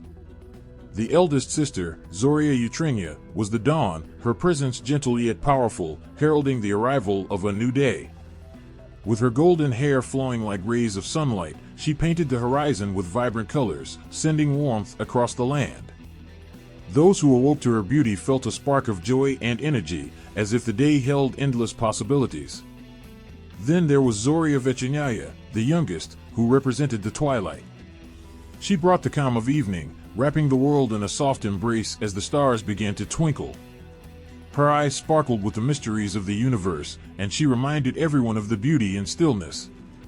People looked to her for comfort, knowing that even in darkness, there was light to be found. Between them was Zorya Kolo, the middle sister, who governed the space between night and day. She held the balance, ensuring that neither the day nor the night consumed the other. With her delicate touch, she spun the threads of fate for every creature, every heart, and every dream. Together, the sisters formed a celestial harmony that guided the world below. Their bond was unbreakable, woven from love and shared purpose. But as with all stories, darkness began to creep into their lives. One fateful night, a shadow loomed over the sky.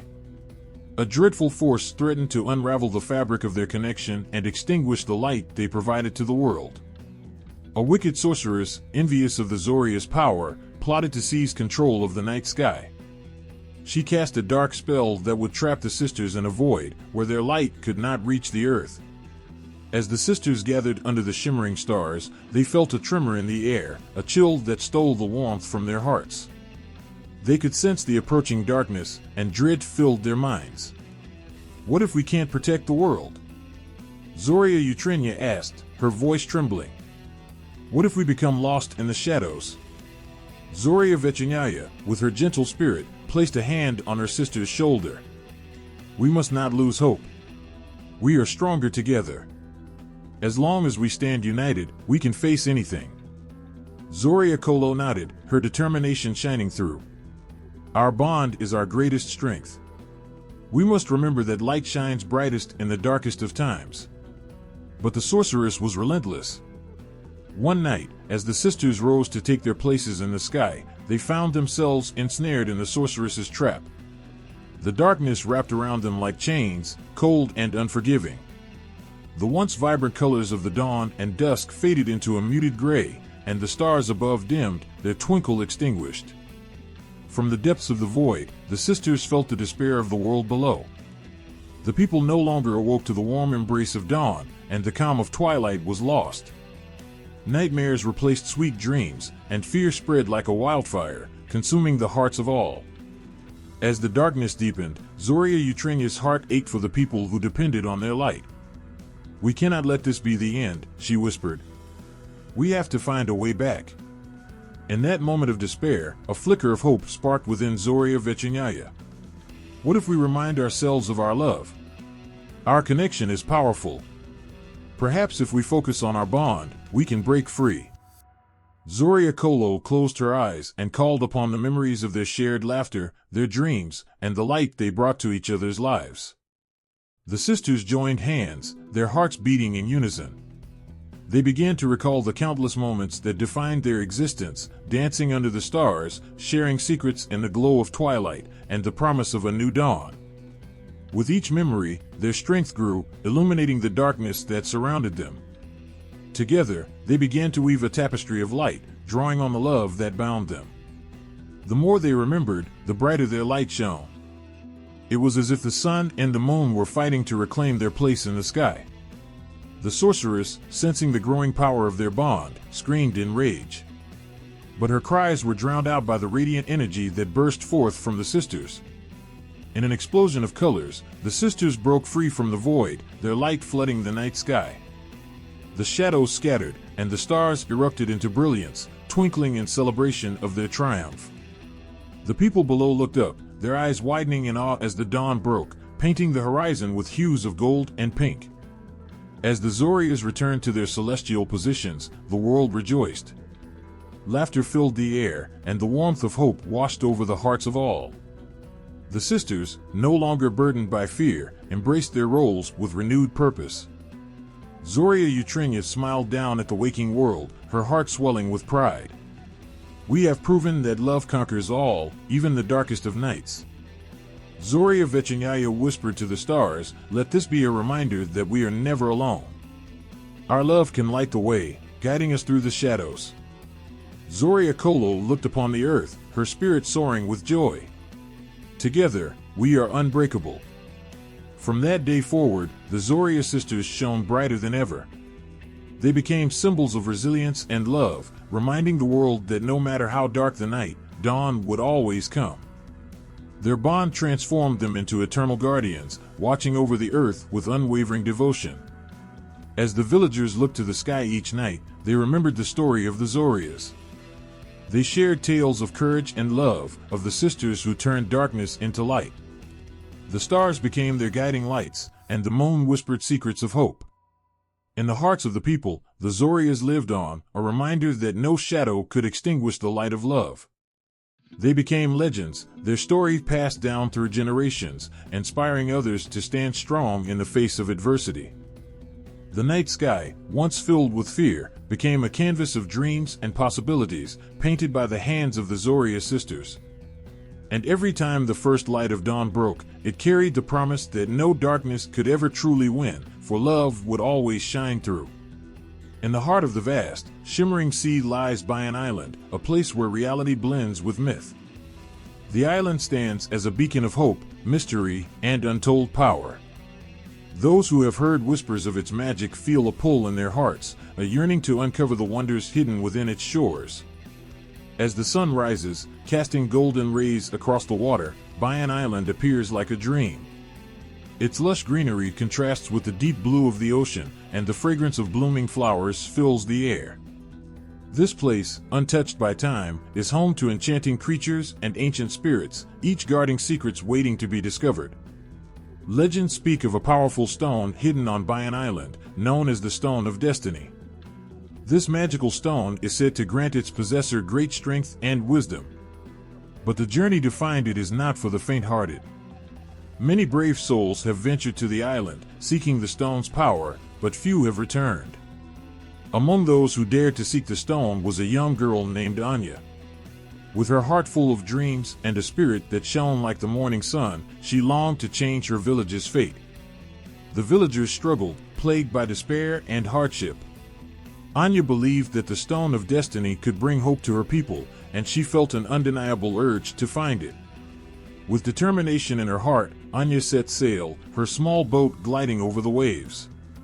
Each stroke of the oars propelled her closer to the island, but as she approached, a thick fog rolled in, shrouding Bayan Island in mystery.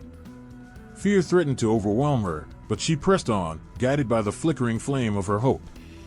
As she stepped onto the sandy shore, Anya felt a strange energy pulsating through the ground. The island seemed alive, whispering tales of old, beckoning her to uncover its treasures. With every step, she could feel the power that lay beneath the surface, as if the island was testing her resolve. The sun broke through the clouds, illuminating a path lined with vibrant flowers. As Anya ventured further, she encountered strange creatures that danced around her, their laughter echoing in the air. There were majestic birds with feathers like rainbows, and playful water sprites that splashed in the clear streams.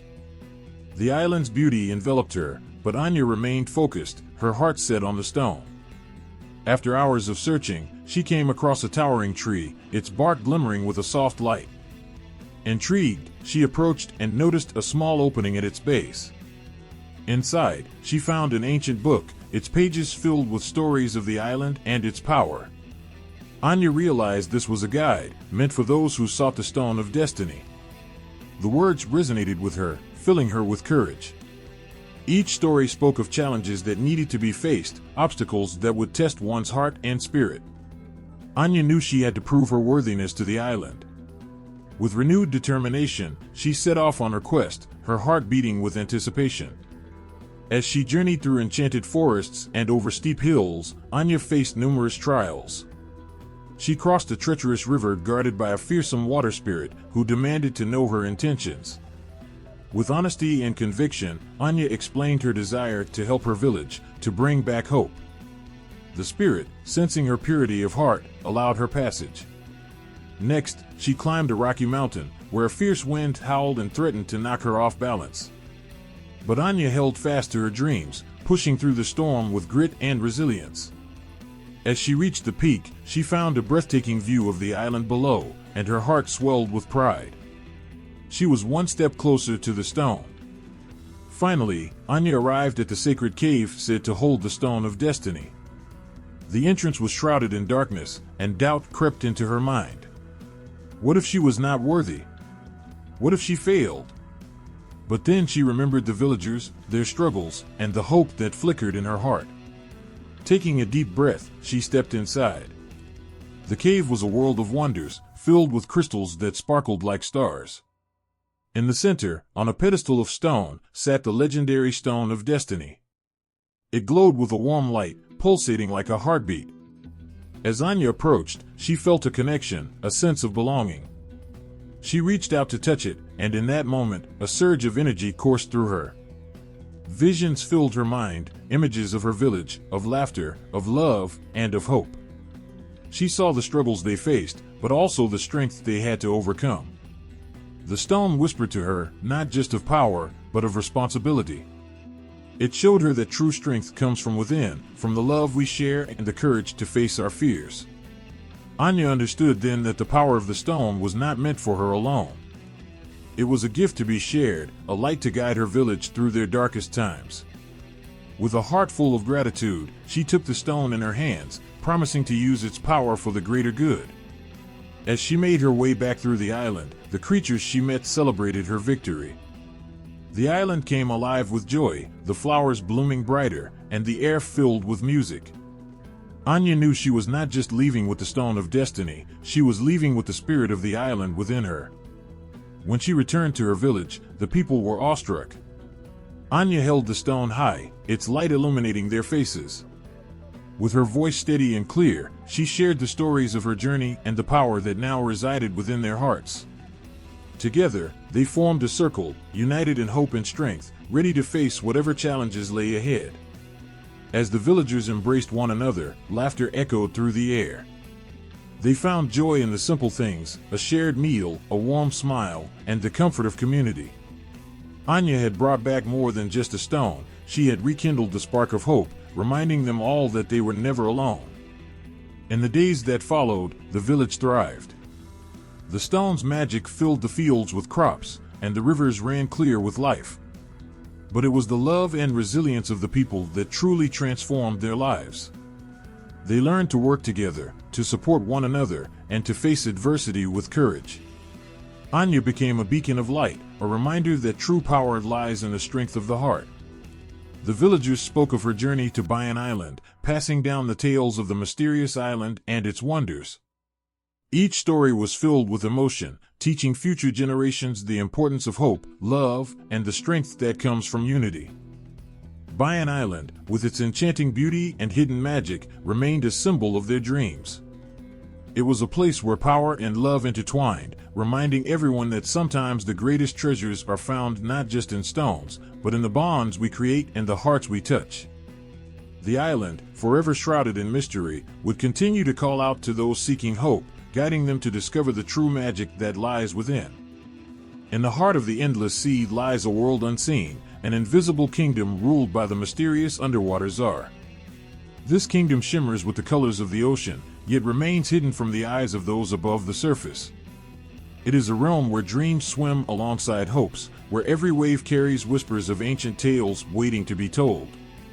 One day, a curious young boy named Sasha sat by the shore, watching the waves crash against the rocks. He often dreamed of adventures beyond the horizon, longing for something magical to happen. As he gazed into the endless blue, he felt a strange pull in his heart, as if the sea was calling him, beckoning him to discover its secrets. Suddenly, a shimmering fish leaped from the water, glistening like 1,000 stars. It landed gracefully in front of Sasha, and with a voice like soft music, it spoke. "Young boy, the underwater czar invites you to his kingdom. You possess a pure heart, and only those with such hearts can see the wonders beneath the waves." Sasha's eyes widened with excitement and disbelief. Could this be real? He had always believed in magic, and now it seemed to be reaching out to him. With a nod of determination, he followed the fish as it swam back into the depths. The water sparkled around him, and as he plunged into the sea, Sasha felt a rush of warmth and comfort. He was no longer afraid. Instead, he was filled with joy and wonder, eager to see the kingdom that awaited him. As he descended, the world transformed. The water sparkled like diamonds, and schools of fish danced around him, creating a vibrant tapestry of life. Sasha swam deeper and deeper, his heart racing with excitement.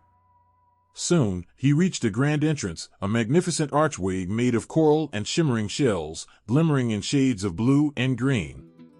As he swam through the arch, Sasha entered the invisible kingdom. The colors exploded around him, and he gasped at the beauty that surrounded him. Golden fish flitted about, while enormous sea turtles glided gracefully through the water.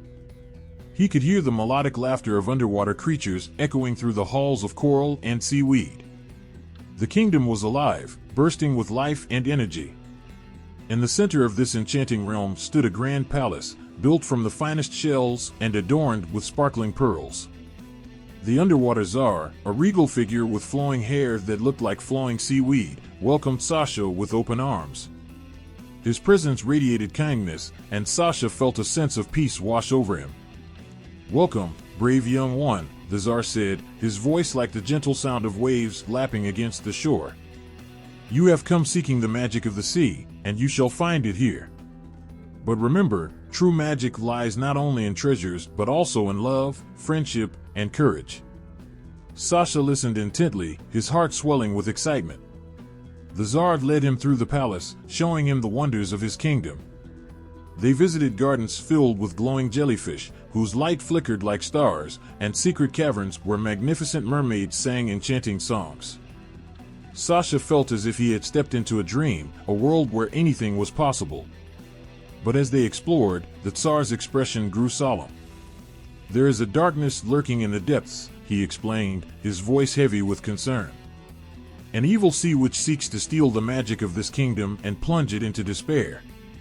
I need your help, Sasha, to protect the beauty of our home." Though fear flickered in Sasha's heart, it was quickly replaced by bravery. He knew that he couldn't turn away from those who had welcomed him with open arms. "What can I do?" he asked, determination shining in his eyes. The Tsar smiled, appreciating Sasha's courage. "You possess a rare gift, the ability to connect with both the land and sea. With your heart and the magic of the ocean, you can bring together the creatures of both worlds to fight against the darkness. Together, they devised a plan. Sasha would gather the creatures of the sea and call upon the power of friendship and love to protect their home. As he swam through the kingdom, he shared the Tsar's message, rallying all the creatures to join in the fight against the evil sea witch. Sasha's heart swelled with pride as he saw fish, mermaids, and even dolphins unite, their spirits ignited by the cause. The underwater kingdom became a flurry of activity, each creature determined to protect their home. They practiced together, forming a bond that was unbreakable. Sasha felt like a leader, guiding them with his spirit and hope. On the day of the battle, the sea was calm, but the tension was palpable. The creatures gathered, ready to face the witch, their hearts beating as one. As the sun began to set, casting a golden glow across the water, the sea witch emerged from the depths, her dark presence filling the water with fear. With her, she brought storms and shadows, ready to claim the kingdom for herself. But Sasha stood tall, his heart filled with love for his newfound friends and the kingdom he had come to adore. He raised his hands and called upon the magic of the ocean. Waves surged around him, shimmering with light as he poured all his energy into the fight. The creatures of the sea united, their voices rising in a beautiful harmony, creating a melody that echoed through the water. It was a song of hope, courage, and friendship, resonating with the heart of every creature present. The sea witch faltered, her power wavering as the light grew stronger. In that moment, Sasha felt a surge of energy flow through him.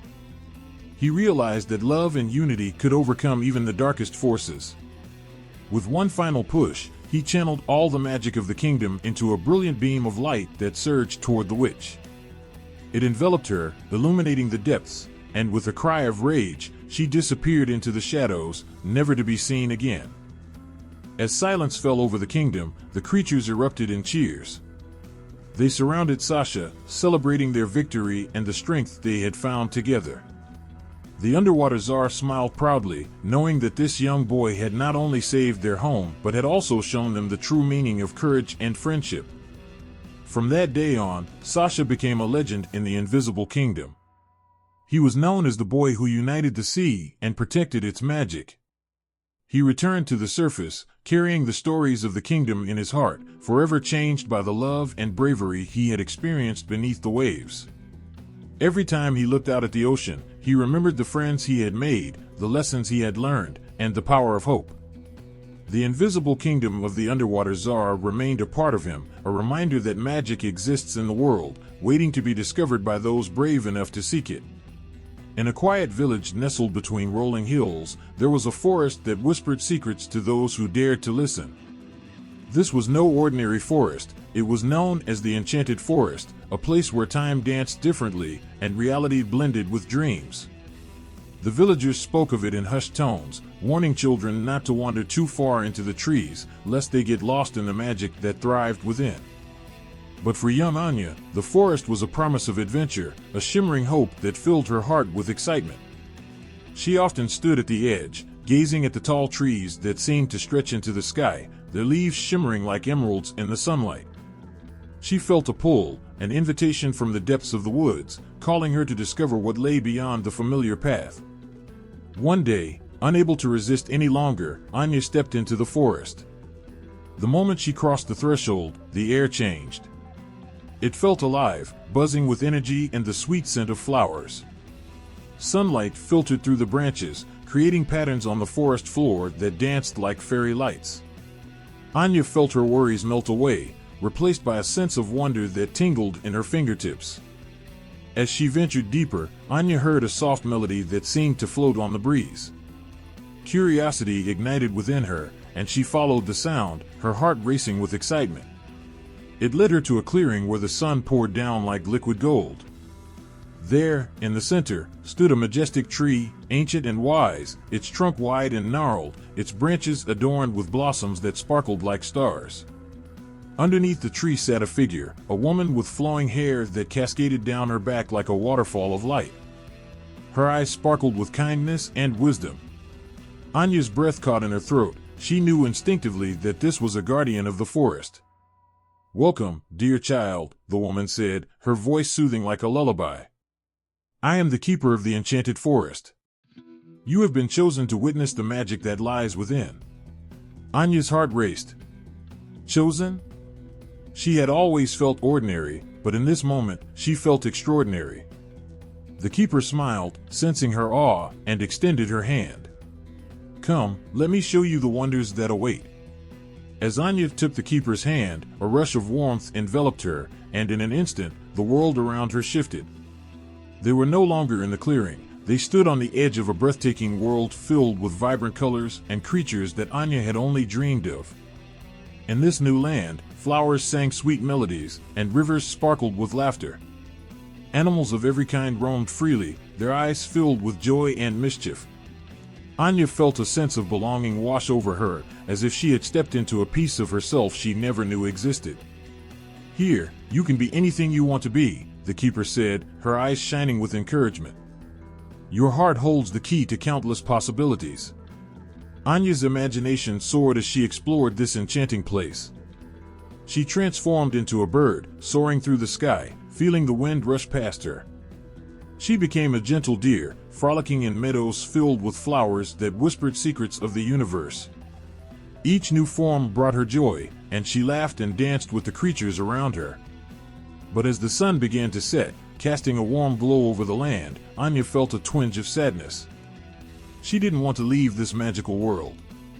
The keeper, sensing her heartache, knelt beside her. "This magic lives within you, Anya.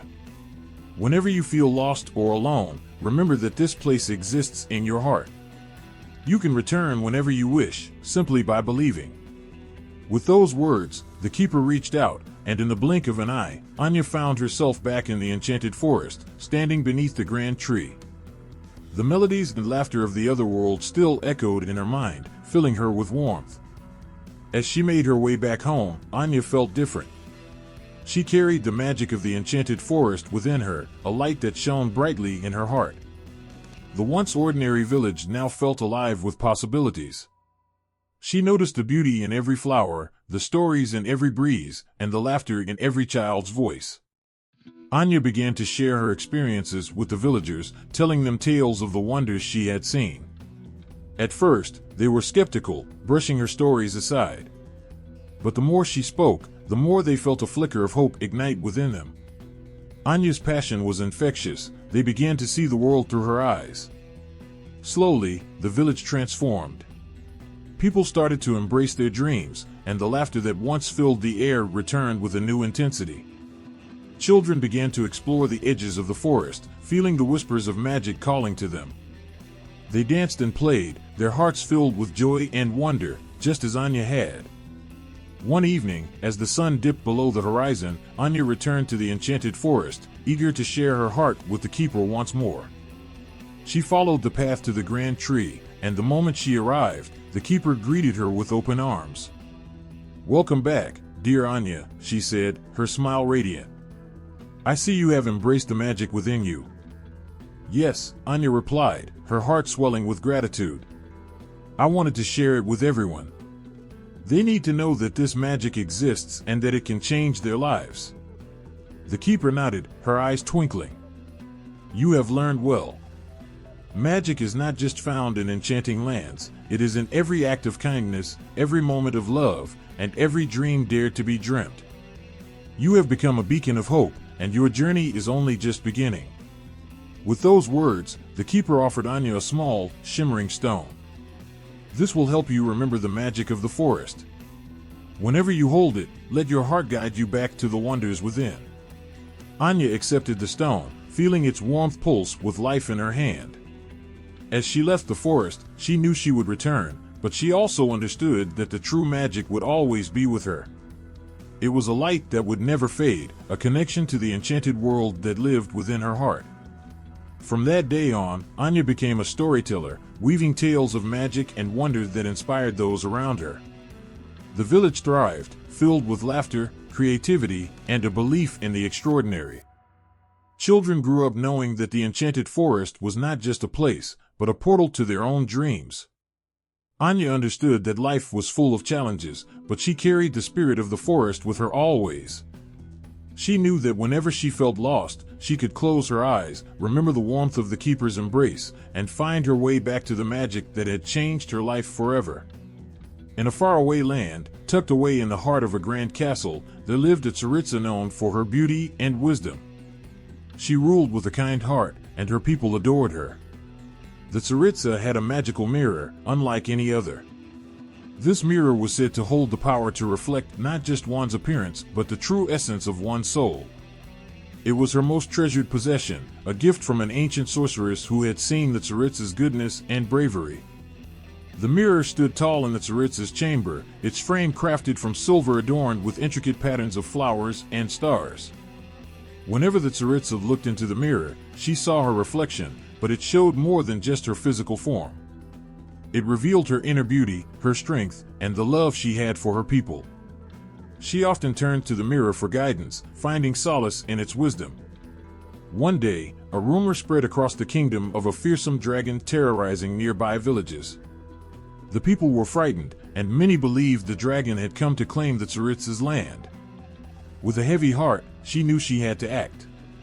The thought of her people living in fear pierced her soul.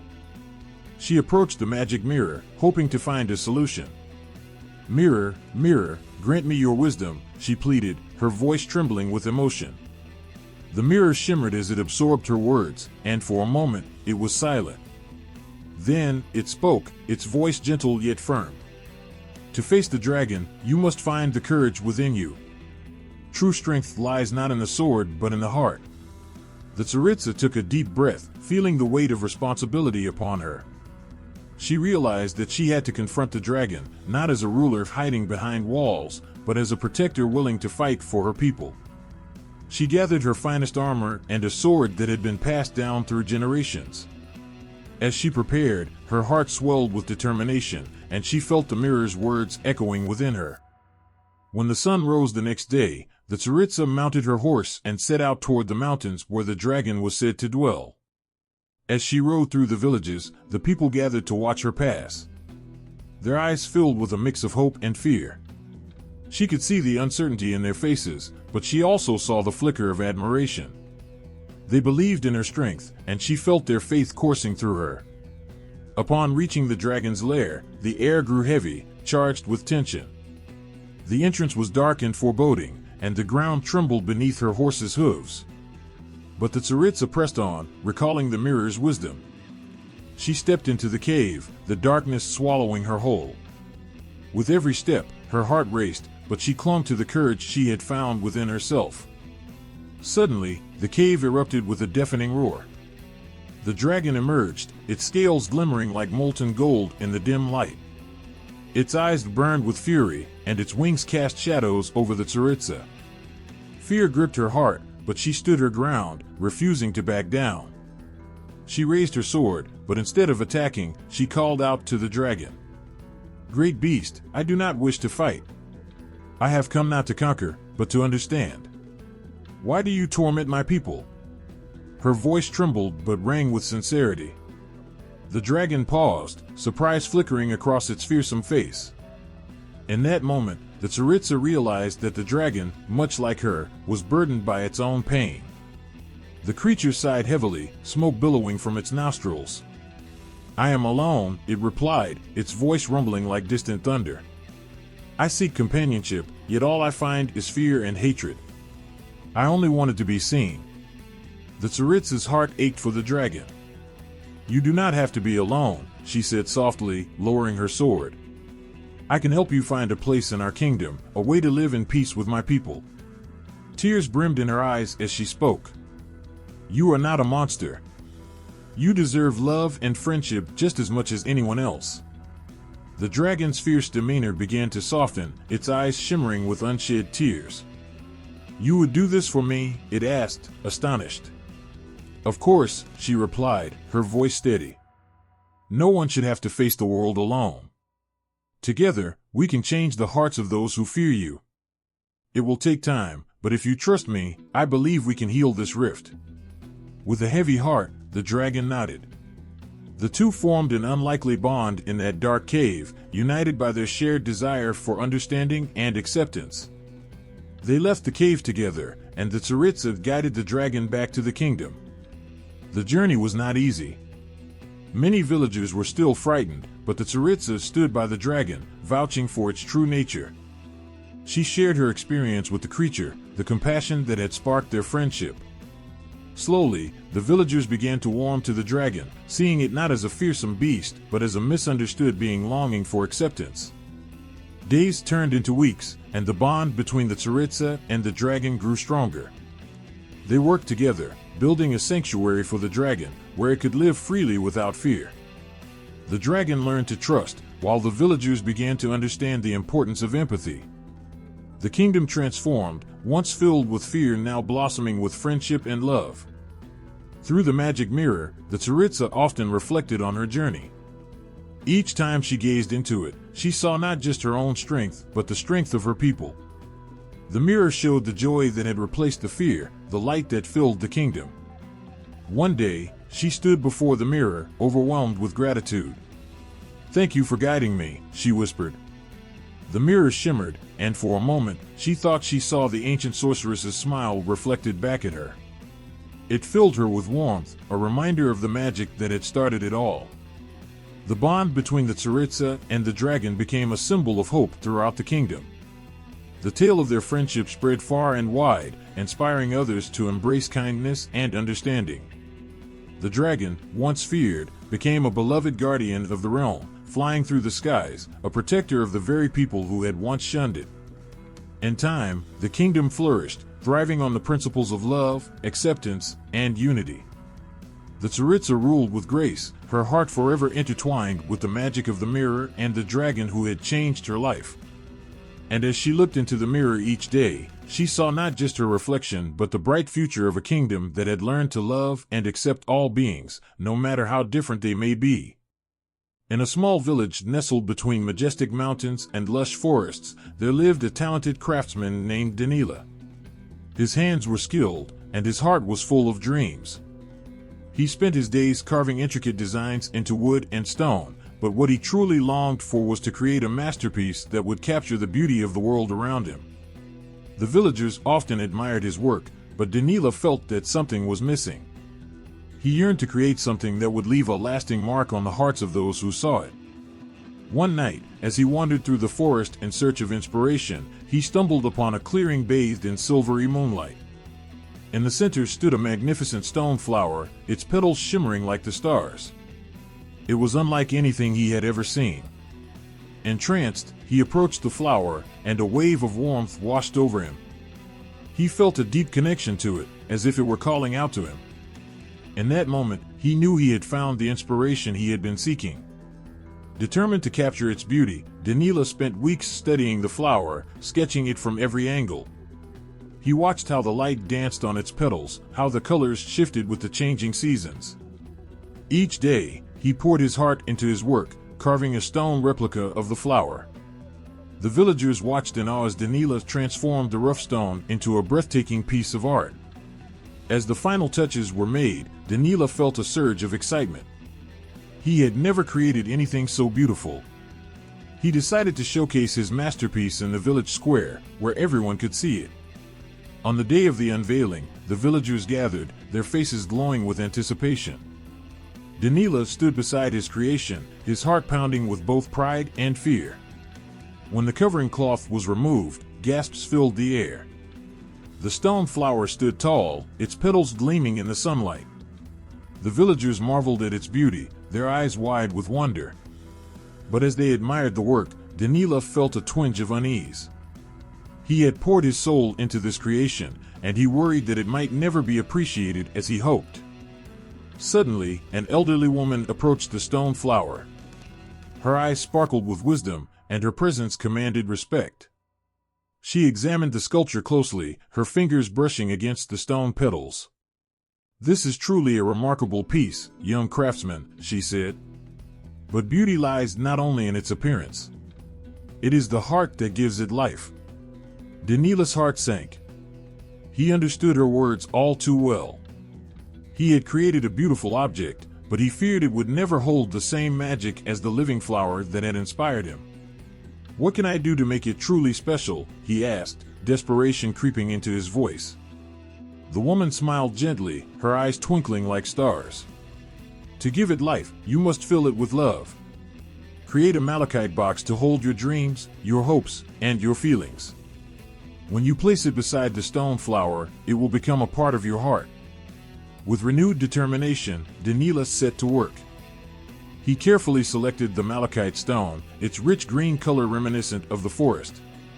As he carved the box, he infused it with his thoughts, pouring his emotions into every curve and detail. Each cut was made with love, each groove carved with a memory. As he worked, he envisioned the laughter of children playing, the warmth of friendships, and the beauty of nature surrounding him.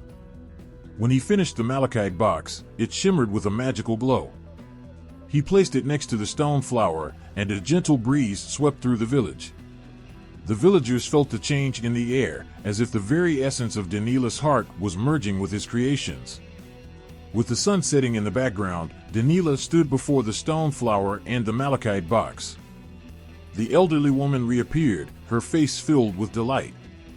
"You have done well, my dear," she said. "Now, let the world know your story." Danila opened the malachite box, revealing a small collection of memories, trinkets from his childhood, stones from the river, and even a few wildflowers. Each item was a piece of his soul, a fragment of his journey. He placed them inside the box, one by one, letting the weight of his experiences fill it to the brim. As he closed the box, a brilliant light enveloped the stone flower and the malachite box. The villagers gasped in awe as the stone flower began to glow, radiating warmth and love throughout the square. The petals seemed to dance in the breeze, and the colors shifted in vibrant hues, reflecting the emotions held within the box. Danila's heart swelled with joy. He had done it, he had given life to his creation. The villagers stepped closer, captivated by the magic unfolding before their eyes. They felt a deep connection to the stone flower and the malachite box, as if they were sharing in Danila's journey. Tears filled Danila's eyes as he watched their faces light up with wonder. The elderly woman placed a hand on his shoulder. "You have created more than a sculpture. You have crafted a bridge between your heart and the hearts of others. Your love and memories will echo through time." From that day on, the stone flower and the malachite box became a symbol of love and connection in the village. People traveled from far and wide to see Danila's creations, and they brought their own stories and memories to add to the malachite box. Each item placed inside held a piece of someone's heart, creating a tapestry of emotions that bound the village together. Danila continued to carve and create, but he knew that true beauty was not just in the art he made, but in the love and memories shared by all. The stone flower and the malachite box stood as a reminder that art has the power to heal, to connect, and to remind us of the beauty that exists in our shared experiences. As seasons changed and years passed, Danila's creations became part of the village's legacy. The stone flower remained vibrant and alive, and the malachite box was filled to the brim with cherished memories. Every visitor who came to the village left a piece of their heart behind, knowing that they were part of something much larger than themselves. In the end, Danila discovered that his true masterpiece was not just the stone flower or the malachite box. It was the love and connection he had fostered within his community, the hearts he had touched, and the stories that would be told for generations to come. The magic of his creations lived on, echoing in the hearts of all who experienced the warmth and beauty of the village he called home. In the heart of ancient Slavic lands, where the sky was painted with rolling storms and the earth trembled under the weight of legends, there existed a weapon that was both feared and revered, the sword of Perun. This sword was not just a blade, it was the embodiment of power, a symbol of hope, and a connection to the divine. Perun, the thunder god, stood tall among the pantheon of deities. He was the protector of the people, a fierce warrior who wielded storms and commanded the skies. His presence could be felt in every clap of thunder and every flash of lightning. When the storms rolled in, the people would gaze up, their hearts filled with both fear and admiration, for they knew that Perun was watching over them, ready to defend against any darkness that threatened their land. One day, a humble villager named Ivan found himself caught in the midst of a great storm. The wind howled like a wounded beast, and rain poured down in sheets, drenching everything in its path. Ivan had always been a man of the earth, tending to his fields and caring for his family. He believed in hard work and simple joys, but that day, fear gripped him tightly. He sought shelter beneath a gnarled tree, hoping to wait out the fury of the storm. As he crouched beneath the branches, he felt a strange pull, as if something was calling to him. A flash of lightning lit up the sky, illuminating the ground before him. There, half buried in the mud, was a magnificent sword, its blade glinting even in the darkest of weather. Ivan's heart raced. He reached out, his fingers trembling as they wrapped around the hilt. The moment he touched it, a jolt of energy surged through him, filling him with a sense of purpose he had never known. With the sword in hand, Ivan felt a transformation. The weight of fear lifted, replaced by a fierce determination. He knew he had been chosen for something greater than himself. He emerged from the shelter of the tree, raising the sword high above his head, daring the storm to challenge him. The wind howled in response, but Ivan stood firm, feeling the power of Perun flow through him. In that moment, the storm quieted. The clouds parted, revealing a sky painted in hues of gold and blue. It was as if Perun had acknowledged Ivan's courage, blessing him with the strength to wield the sword. Ivan felt an overwhelming sense of duty wash over him. He understood that this sword was not just a weapon, it was a symbol of hope for his people. As the days passed, Ivan trained tirelessly, learning to wield the sword with grace and power. Word of his discovery spread like wildfire through the village. People gathered to witness the man who had found the sword of Perun. They marveled at his skill and bravery, feeling a renewed sense of pride in their hearts. The sword seemed to glow with a light of its own, a beacon of hope in a world that often felt dark and uncertain. But with great power came great responsibility. A darkness began to loom on the horizon, a shadow that threatened to consume everything in its path. A fierce warlord, known for his cruelty, sought to conquer the lands and instill fear in the hearts of the people. His army marched relentlessly, leaving destruction in their wake. Villages were burned, and families were torn apart. The people cried out for a hero, someone to protect them from the encroaching darkness. Ivan knew he could not stand idly by. With the sword of Perun at his side, he rallied the villagers, urging them to stand together against the warlord's forces. They gathered under the ancient oak, a tree that had witnessed generations of struggles and triumphs. The villagers, inspired by Ivan's bravery, found their own courage within. Together, they forged a plan, knowing they had to confront the darkness head-on. On the day of the battle, the skies roared with thunder as if Perun himself was watching over them. Ivan led the charge, his heart pounding with determination. He swung the sword, feeling the power surge through him, striking fear into the hearts of the enemy. The villagers fought valiantly, inspired by Ivan's courage and the strength of the sword. As the clash of steel rang out, Ivan caught sight of the warlord, a towering figure draped in shadows. Rage and fear coursed through him, but he remembered the love for his family and village. He took a deep breath, focusing on the sword's energy that coursed through him. With a mighty roar, he charged forward, confronting the warlord with all the strength he could muster. The two forces clashed, and in that moment, time seemed to stand still. The world faded away, and all that existed was Ivan, the warlord, and the sword of Perun. Each strike was filled with purpose, and every blow carried the weight of hope. As the battle raged on, Ivan felt the presence of Perun beside him, guiding his hand, granting him the strength to fight for his people. Finally, with one last, powerful swing of the sword, Ivan struck the warlord down. The ground shook as the darkness dissipated, leaving only the echoes of victory. The villagers erupted in cheers, their voices rising to the heavens, thanking Perun for their deliverance. Ivan stood amidst them, breathless yet triumphant, the sword glowing brightly in his hand. It had become more than just a weapon, it was a symbol of unity, courage, and love. In the days that followed, Ivan became a hero. The sword of Perun was placed on display in the village as a reminder of their victory. It served as a testament to the strength of community and the power of hope. People from far and wide came to see the sword, and they carried stories of Ivan's bravery back to their homes. As seasons changed and years passed, the story of the sword of Perun lived on. Ivan grew old, but the legacy of his courage and the power of the sword remained etched in the hearts of the villagers. They told tales of the storm that had brought them their hero, of the battles fought and won, and of the love that had triumphed over darkness.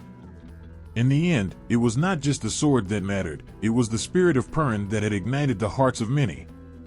Ivan had shown that true power comes from within, from the love we share and the courage we find in our darkest moments. The sword of Perun became a part of their history, a reminder that when faced with fear, it is our hearts that hold the greatest strength. In a land filled with whispers of magic and stories of old, there existed a grove unlike any other.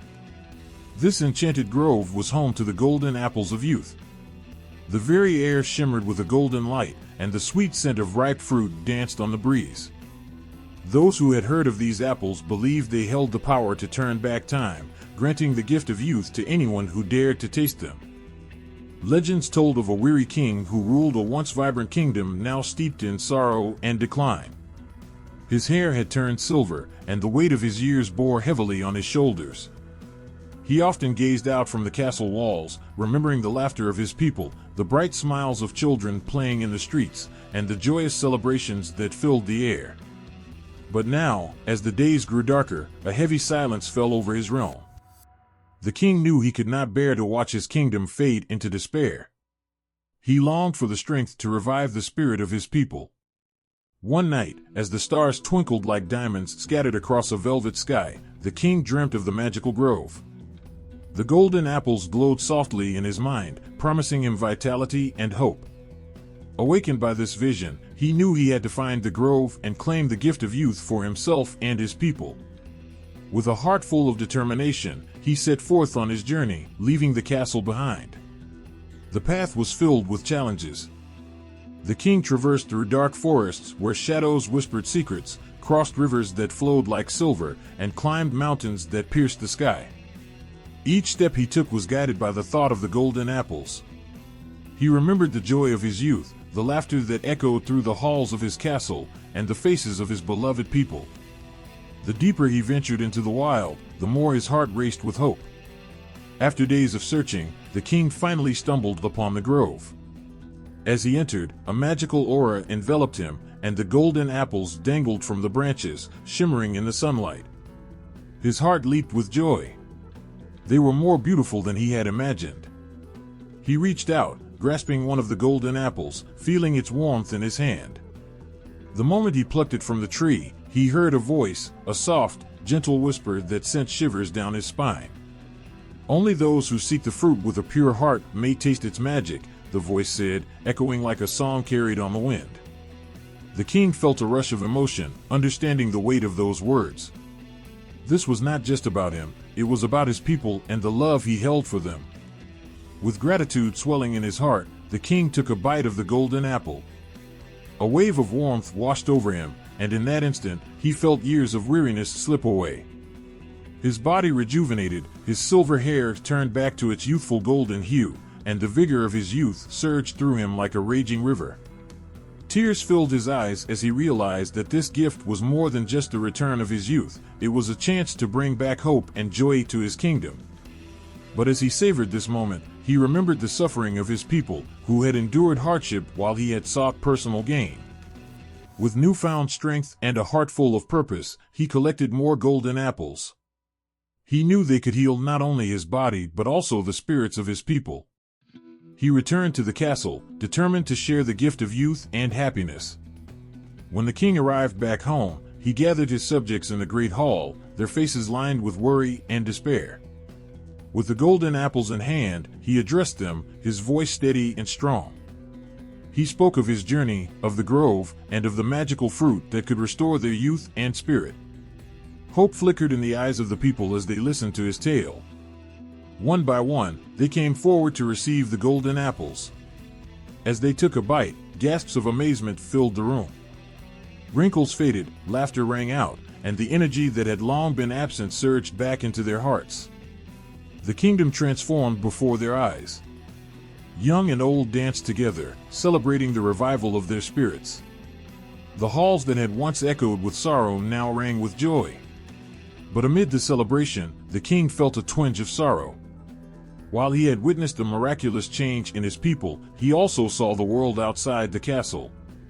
He realized that the grove was not just a place of magic, it was a reminder of their connection to nature, to the land that had nourished them. The king decided that the apples must not be hoarded, they should be shared and cherished, not just as a means to reclaim youth, but as a symbol of unity and love.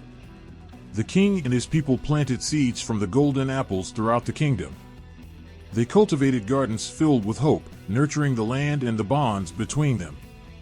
The grove became a sanctuary, a place where anyone could come to reconnect with the magic of life. They learned that the true essence of youth was not merely found in the golden apples, but in the love, laughter, and kindness they shared with one another.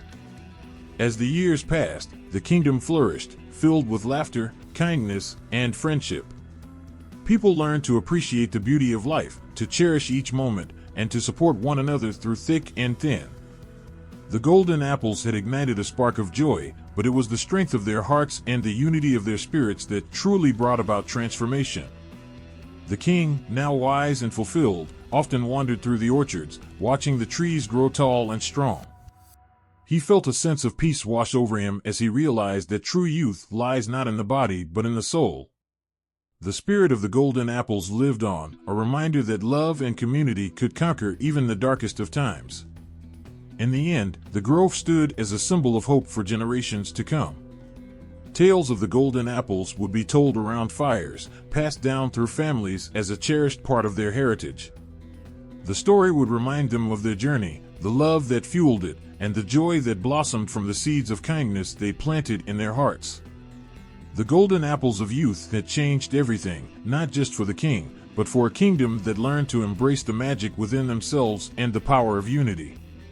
In a land of legends, where the sun painted the sky with shades of gold and the wind carried the songs of ancient tales, there was a palace unlike any other.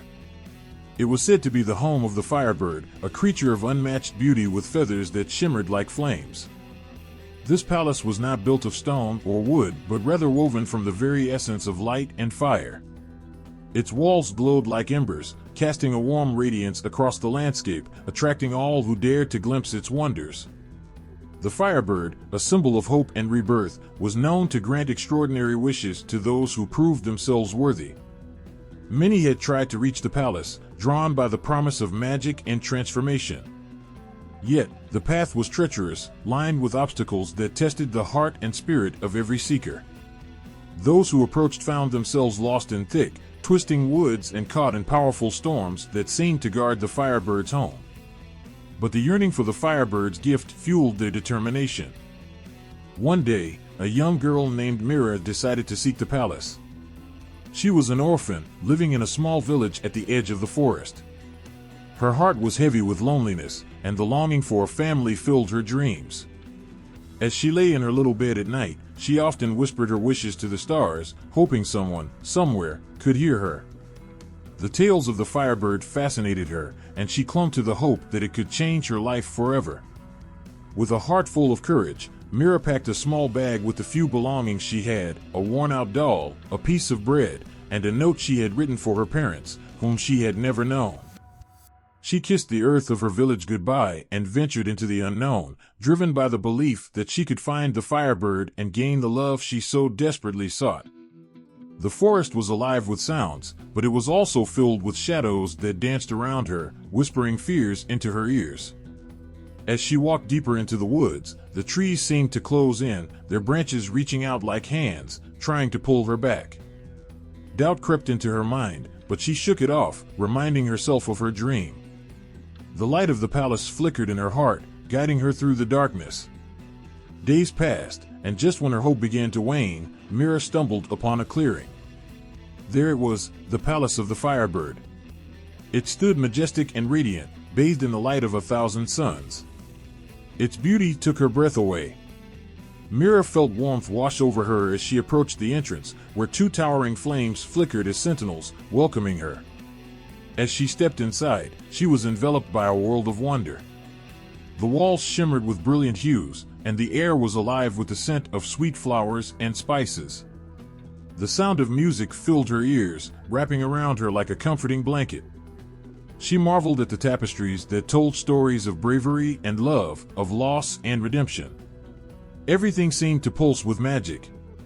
At the center of the palace, a magnificent bird soared through the air, its fiery plumage trailing sparks that danced like stars. It was the Firebird, and it landed gracefully before Mira, its eyes glowing with a warm, inviting light.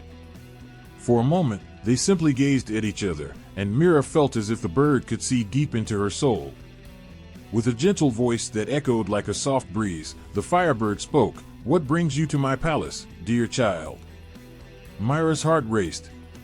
She poured out her story, the loneliness, the longing for a family, and the dreams she had nurtured. The Firebird listened intently, its eyes reflecting a profound understanding. When Mira finished, tears brimmed in her eyes as she whispered, "I wish for a family, someone to love me." The Firebird's gaze softened. "Your heart is filled with hope, and your courage shines bright. You seek love, but remember, love also comes from within. You must first find it in yourself before you can receive it from others." Mira felt a stirring within her. The Firebird was right. She had spent so long searching for love from the outside, but had she ever truly loved herself? As this realization dawned on her, the palace began to shift around her.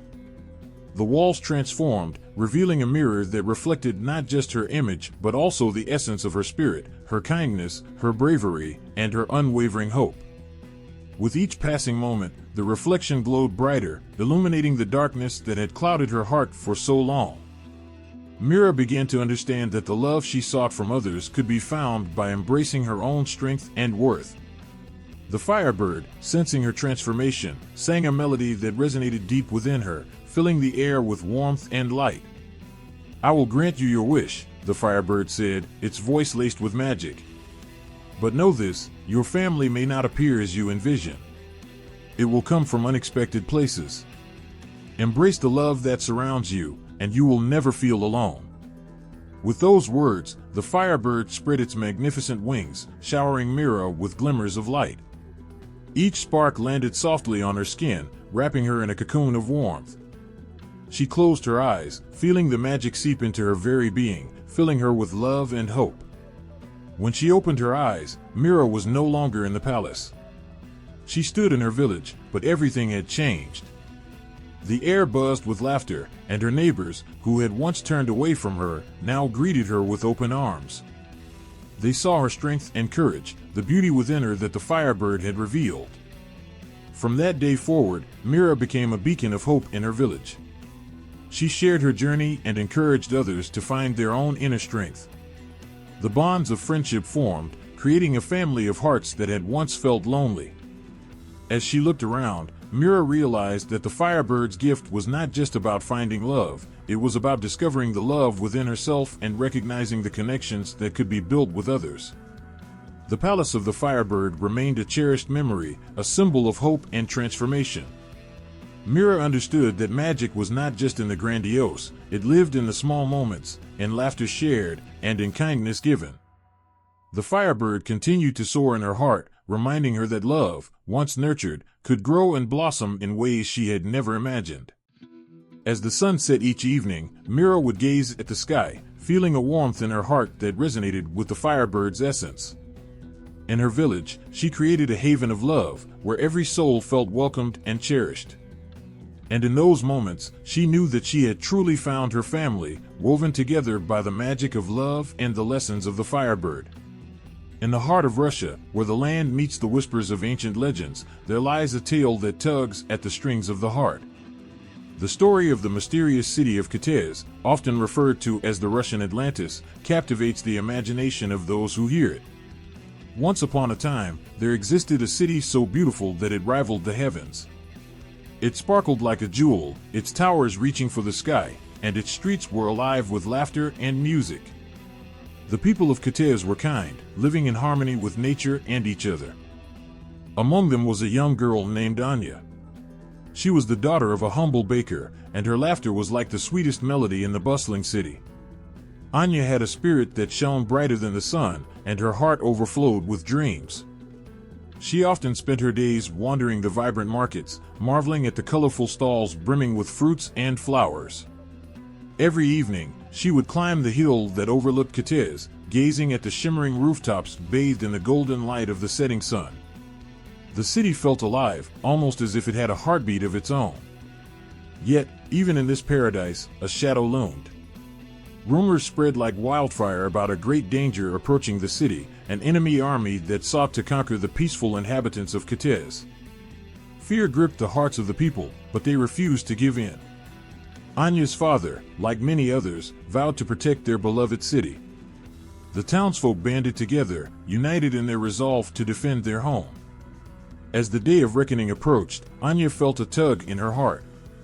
She couldn't shake the feeling that something significant was about to happen. On the eve of battle, she climbed her favorite hill, seeking solace in the familiar view. The city below glimmered with lights, a beacon of hope against the darkening sky. It was then that she noticed something peculiar, a shimmering light rising from the center of Kashchei. It danced like a flame, swirling and beckoning her closer. Driven by an unexplainable urge, Anya hurried down the hill. As she reached the city, the air felt charged with energy. The people gathered in the square, eyes fixed on the brilliant light that now hovered above the grand cathedral.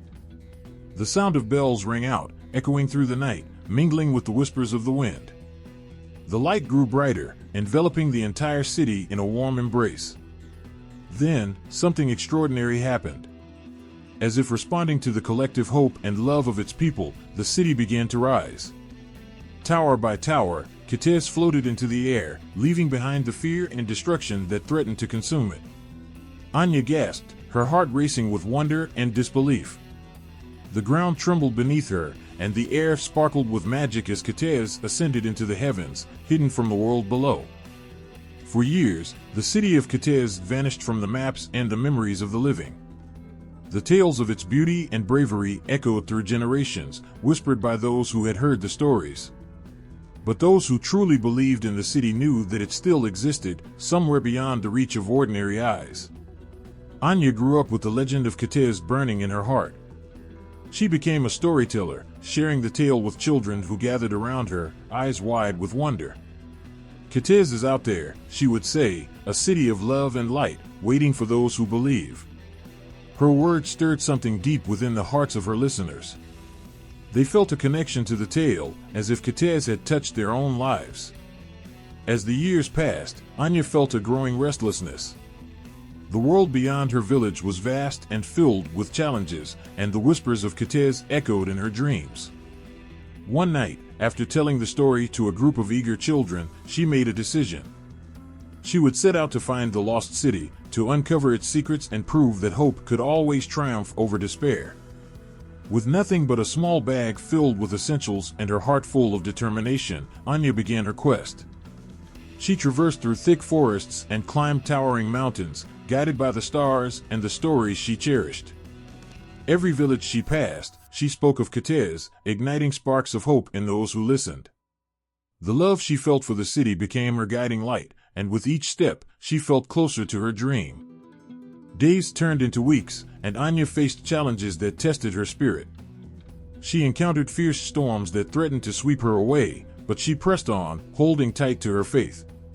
She met kind souls along the way, each with their own burdens, and she shared her story with them. In turn, they shared their own tales of loss and love, weaving a tapestry of hope that connected them all. One fateful evening, as Anya rested by a tranquil lake, she caught sight of something extraordinary. The water shimmered with a radiant glow, and in its depths, she could see the reflection of a magnificent city. Towers reached for the sky, and the sound of laughter echoed across the water. Her heart raced. Could this be Kashchei? With renewed vigor, Anya jumped to her feet and rushed toward the water's edge. As she knelt by the lake, she whispered a prayer to the Firebird and all the spirits of hope that had guided her thus far. The wind picked up, and the water began to ripple.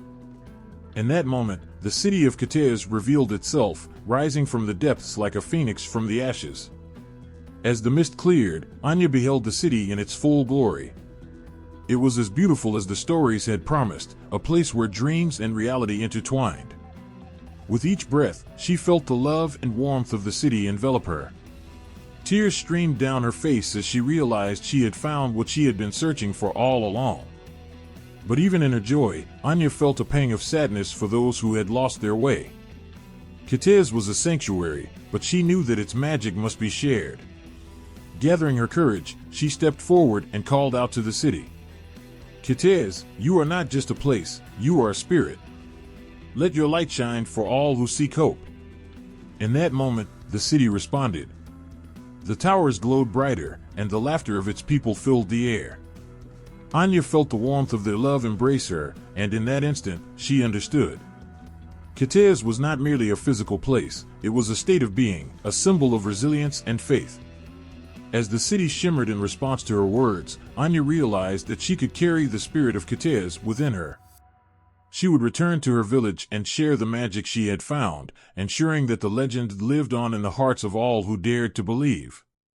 The journey she had undertaken was not just for herself, it was for everyone who longed for connection, for hope, and for love.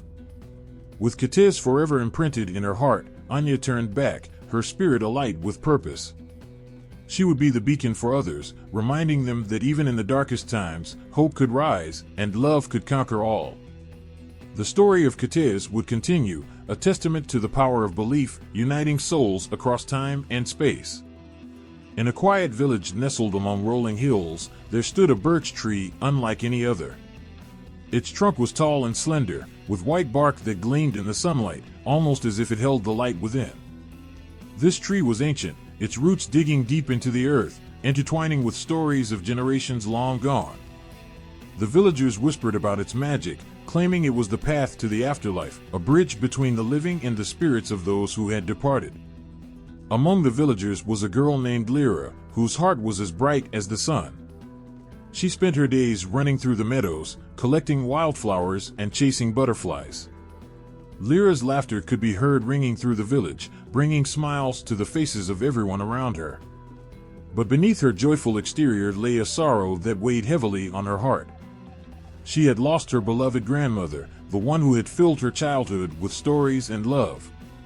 The loss felt like a shadow that followed her, dimming the light of her laughter.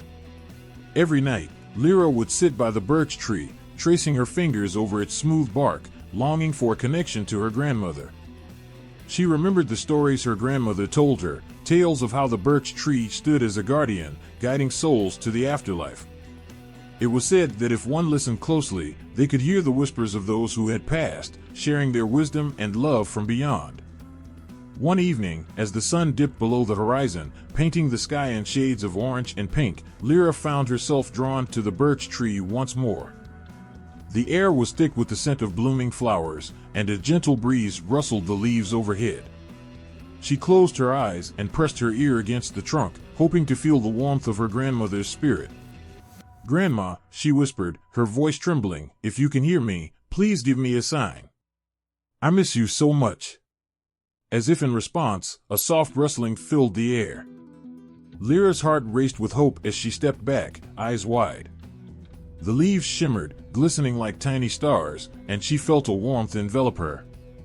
Suddenly, a gentle voice echoed through the whispers of the wind. "Lyra, my sweet child, I am always with you." Tears streamed down Lyra's cheeks as she realized she was not alone. The voice of her grandmother wrapped around her like a warm embrace, filling the emptiness in her heart. In that moment, Lyra understood that the birch tree was more than just a tree, it was a portal, a sacred place where love transcended time and space. As days turned into weeks, Lyra visited the birch tree regularly, seeking comfort in her grandmother's presence. Each time, she felt more connected to her roots, as if the tree was sharing its strength with her. The villagers began to notice a change in Lyra. Her laughter returned, brighter than ever, and her spirit seemed to soar like the birds above. One day, as Lyra approached the birch tree, she noticed a group of children gathered around it, their faces filled with curiosity. They looked up at her, eyes sparkling with wonder. "Lyra, can you tell us a story about the birch tree?" they asked eagerly. A smile spread across Lyra's face, and she knelt down to their level.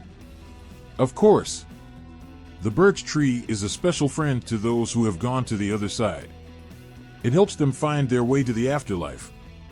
The children listened intently, their eyes wide as she spoke. When the wind rustles the leaves, it's the tree whispering their messages to us, reminding us that love never truly fades. As she shared the story, Lyra felt a surge of energy coursing through her. It was as if the birch tree was encouraging her to keep sharing the magic it held. Inspired, Lyra decided to gather the village and invite them to the tree. She wanted them to experience the wonder and healing it had brought her. On a beautiful sunny day, Lyra stood beneath the birch tree, surrounded by friends and family. The villagers gathered, their faces filled with curiosity.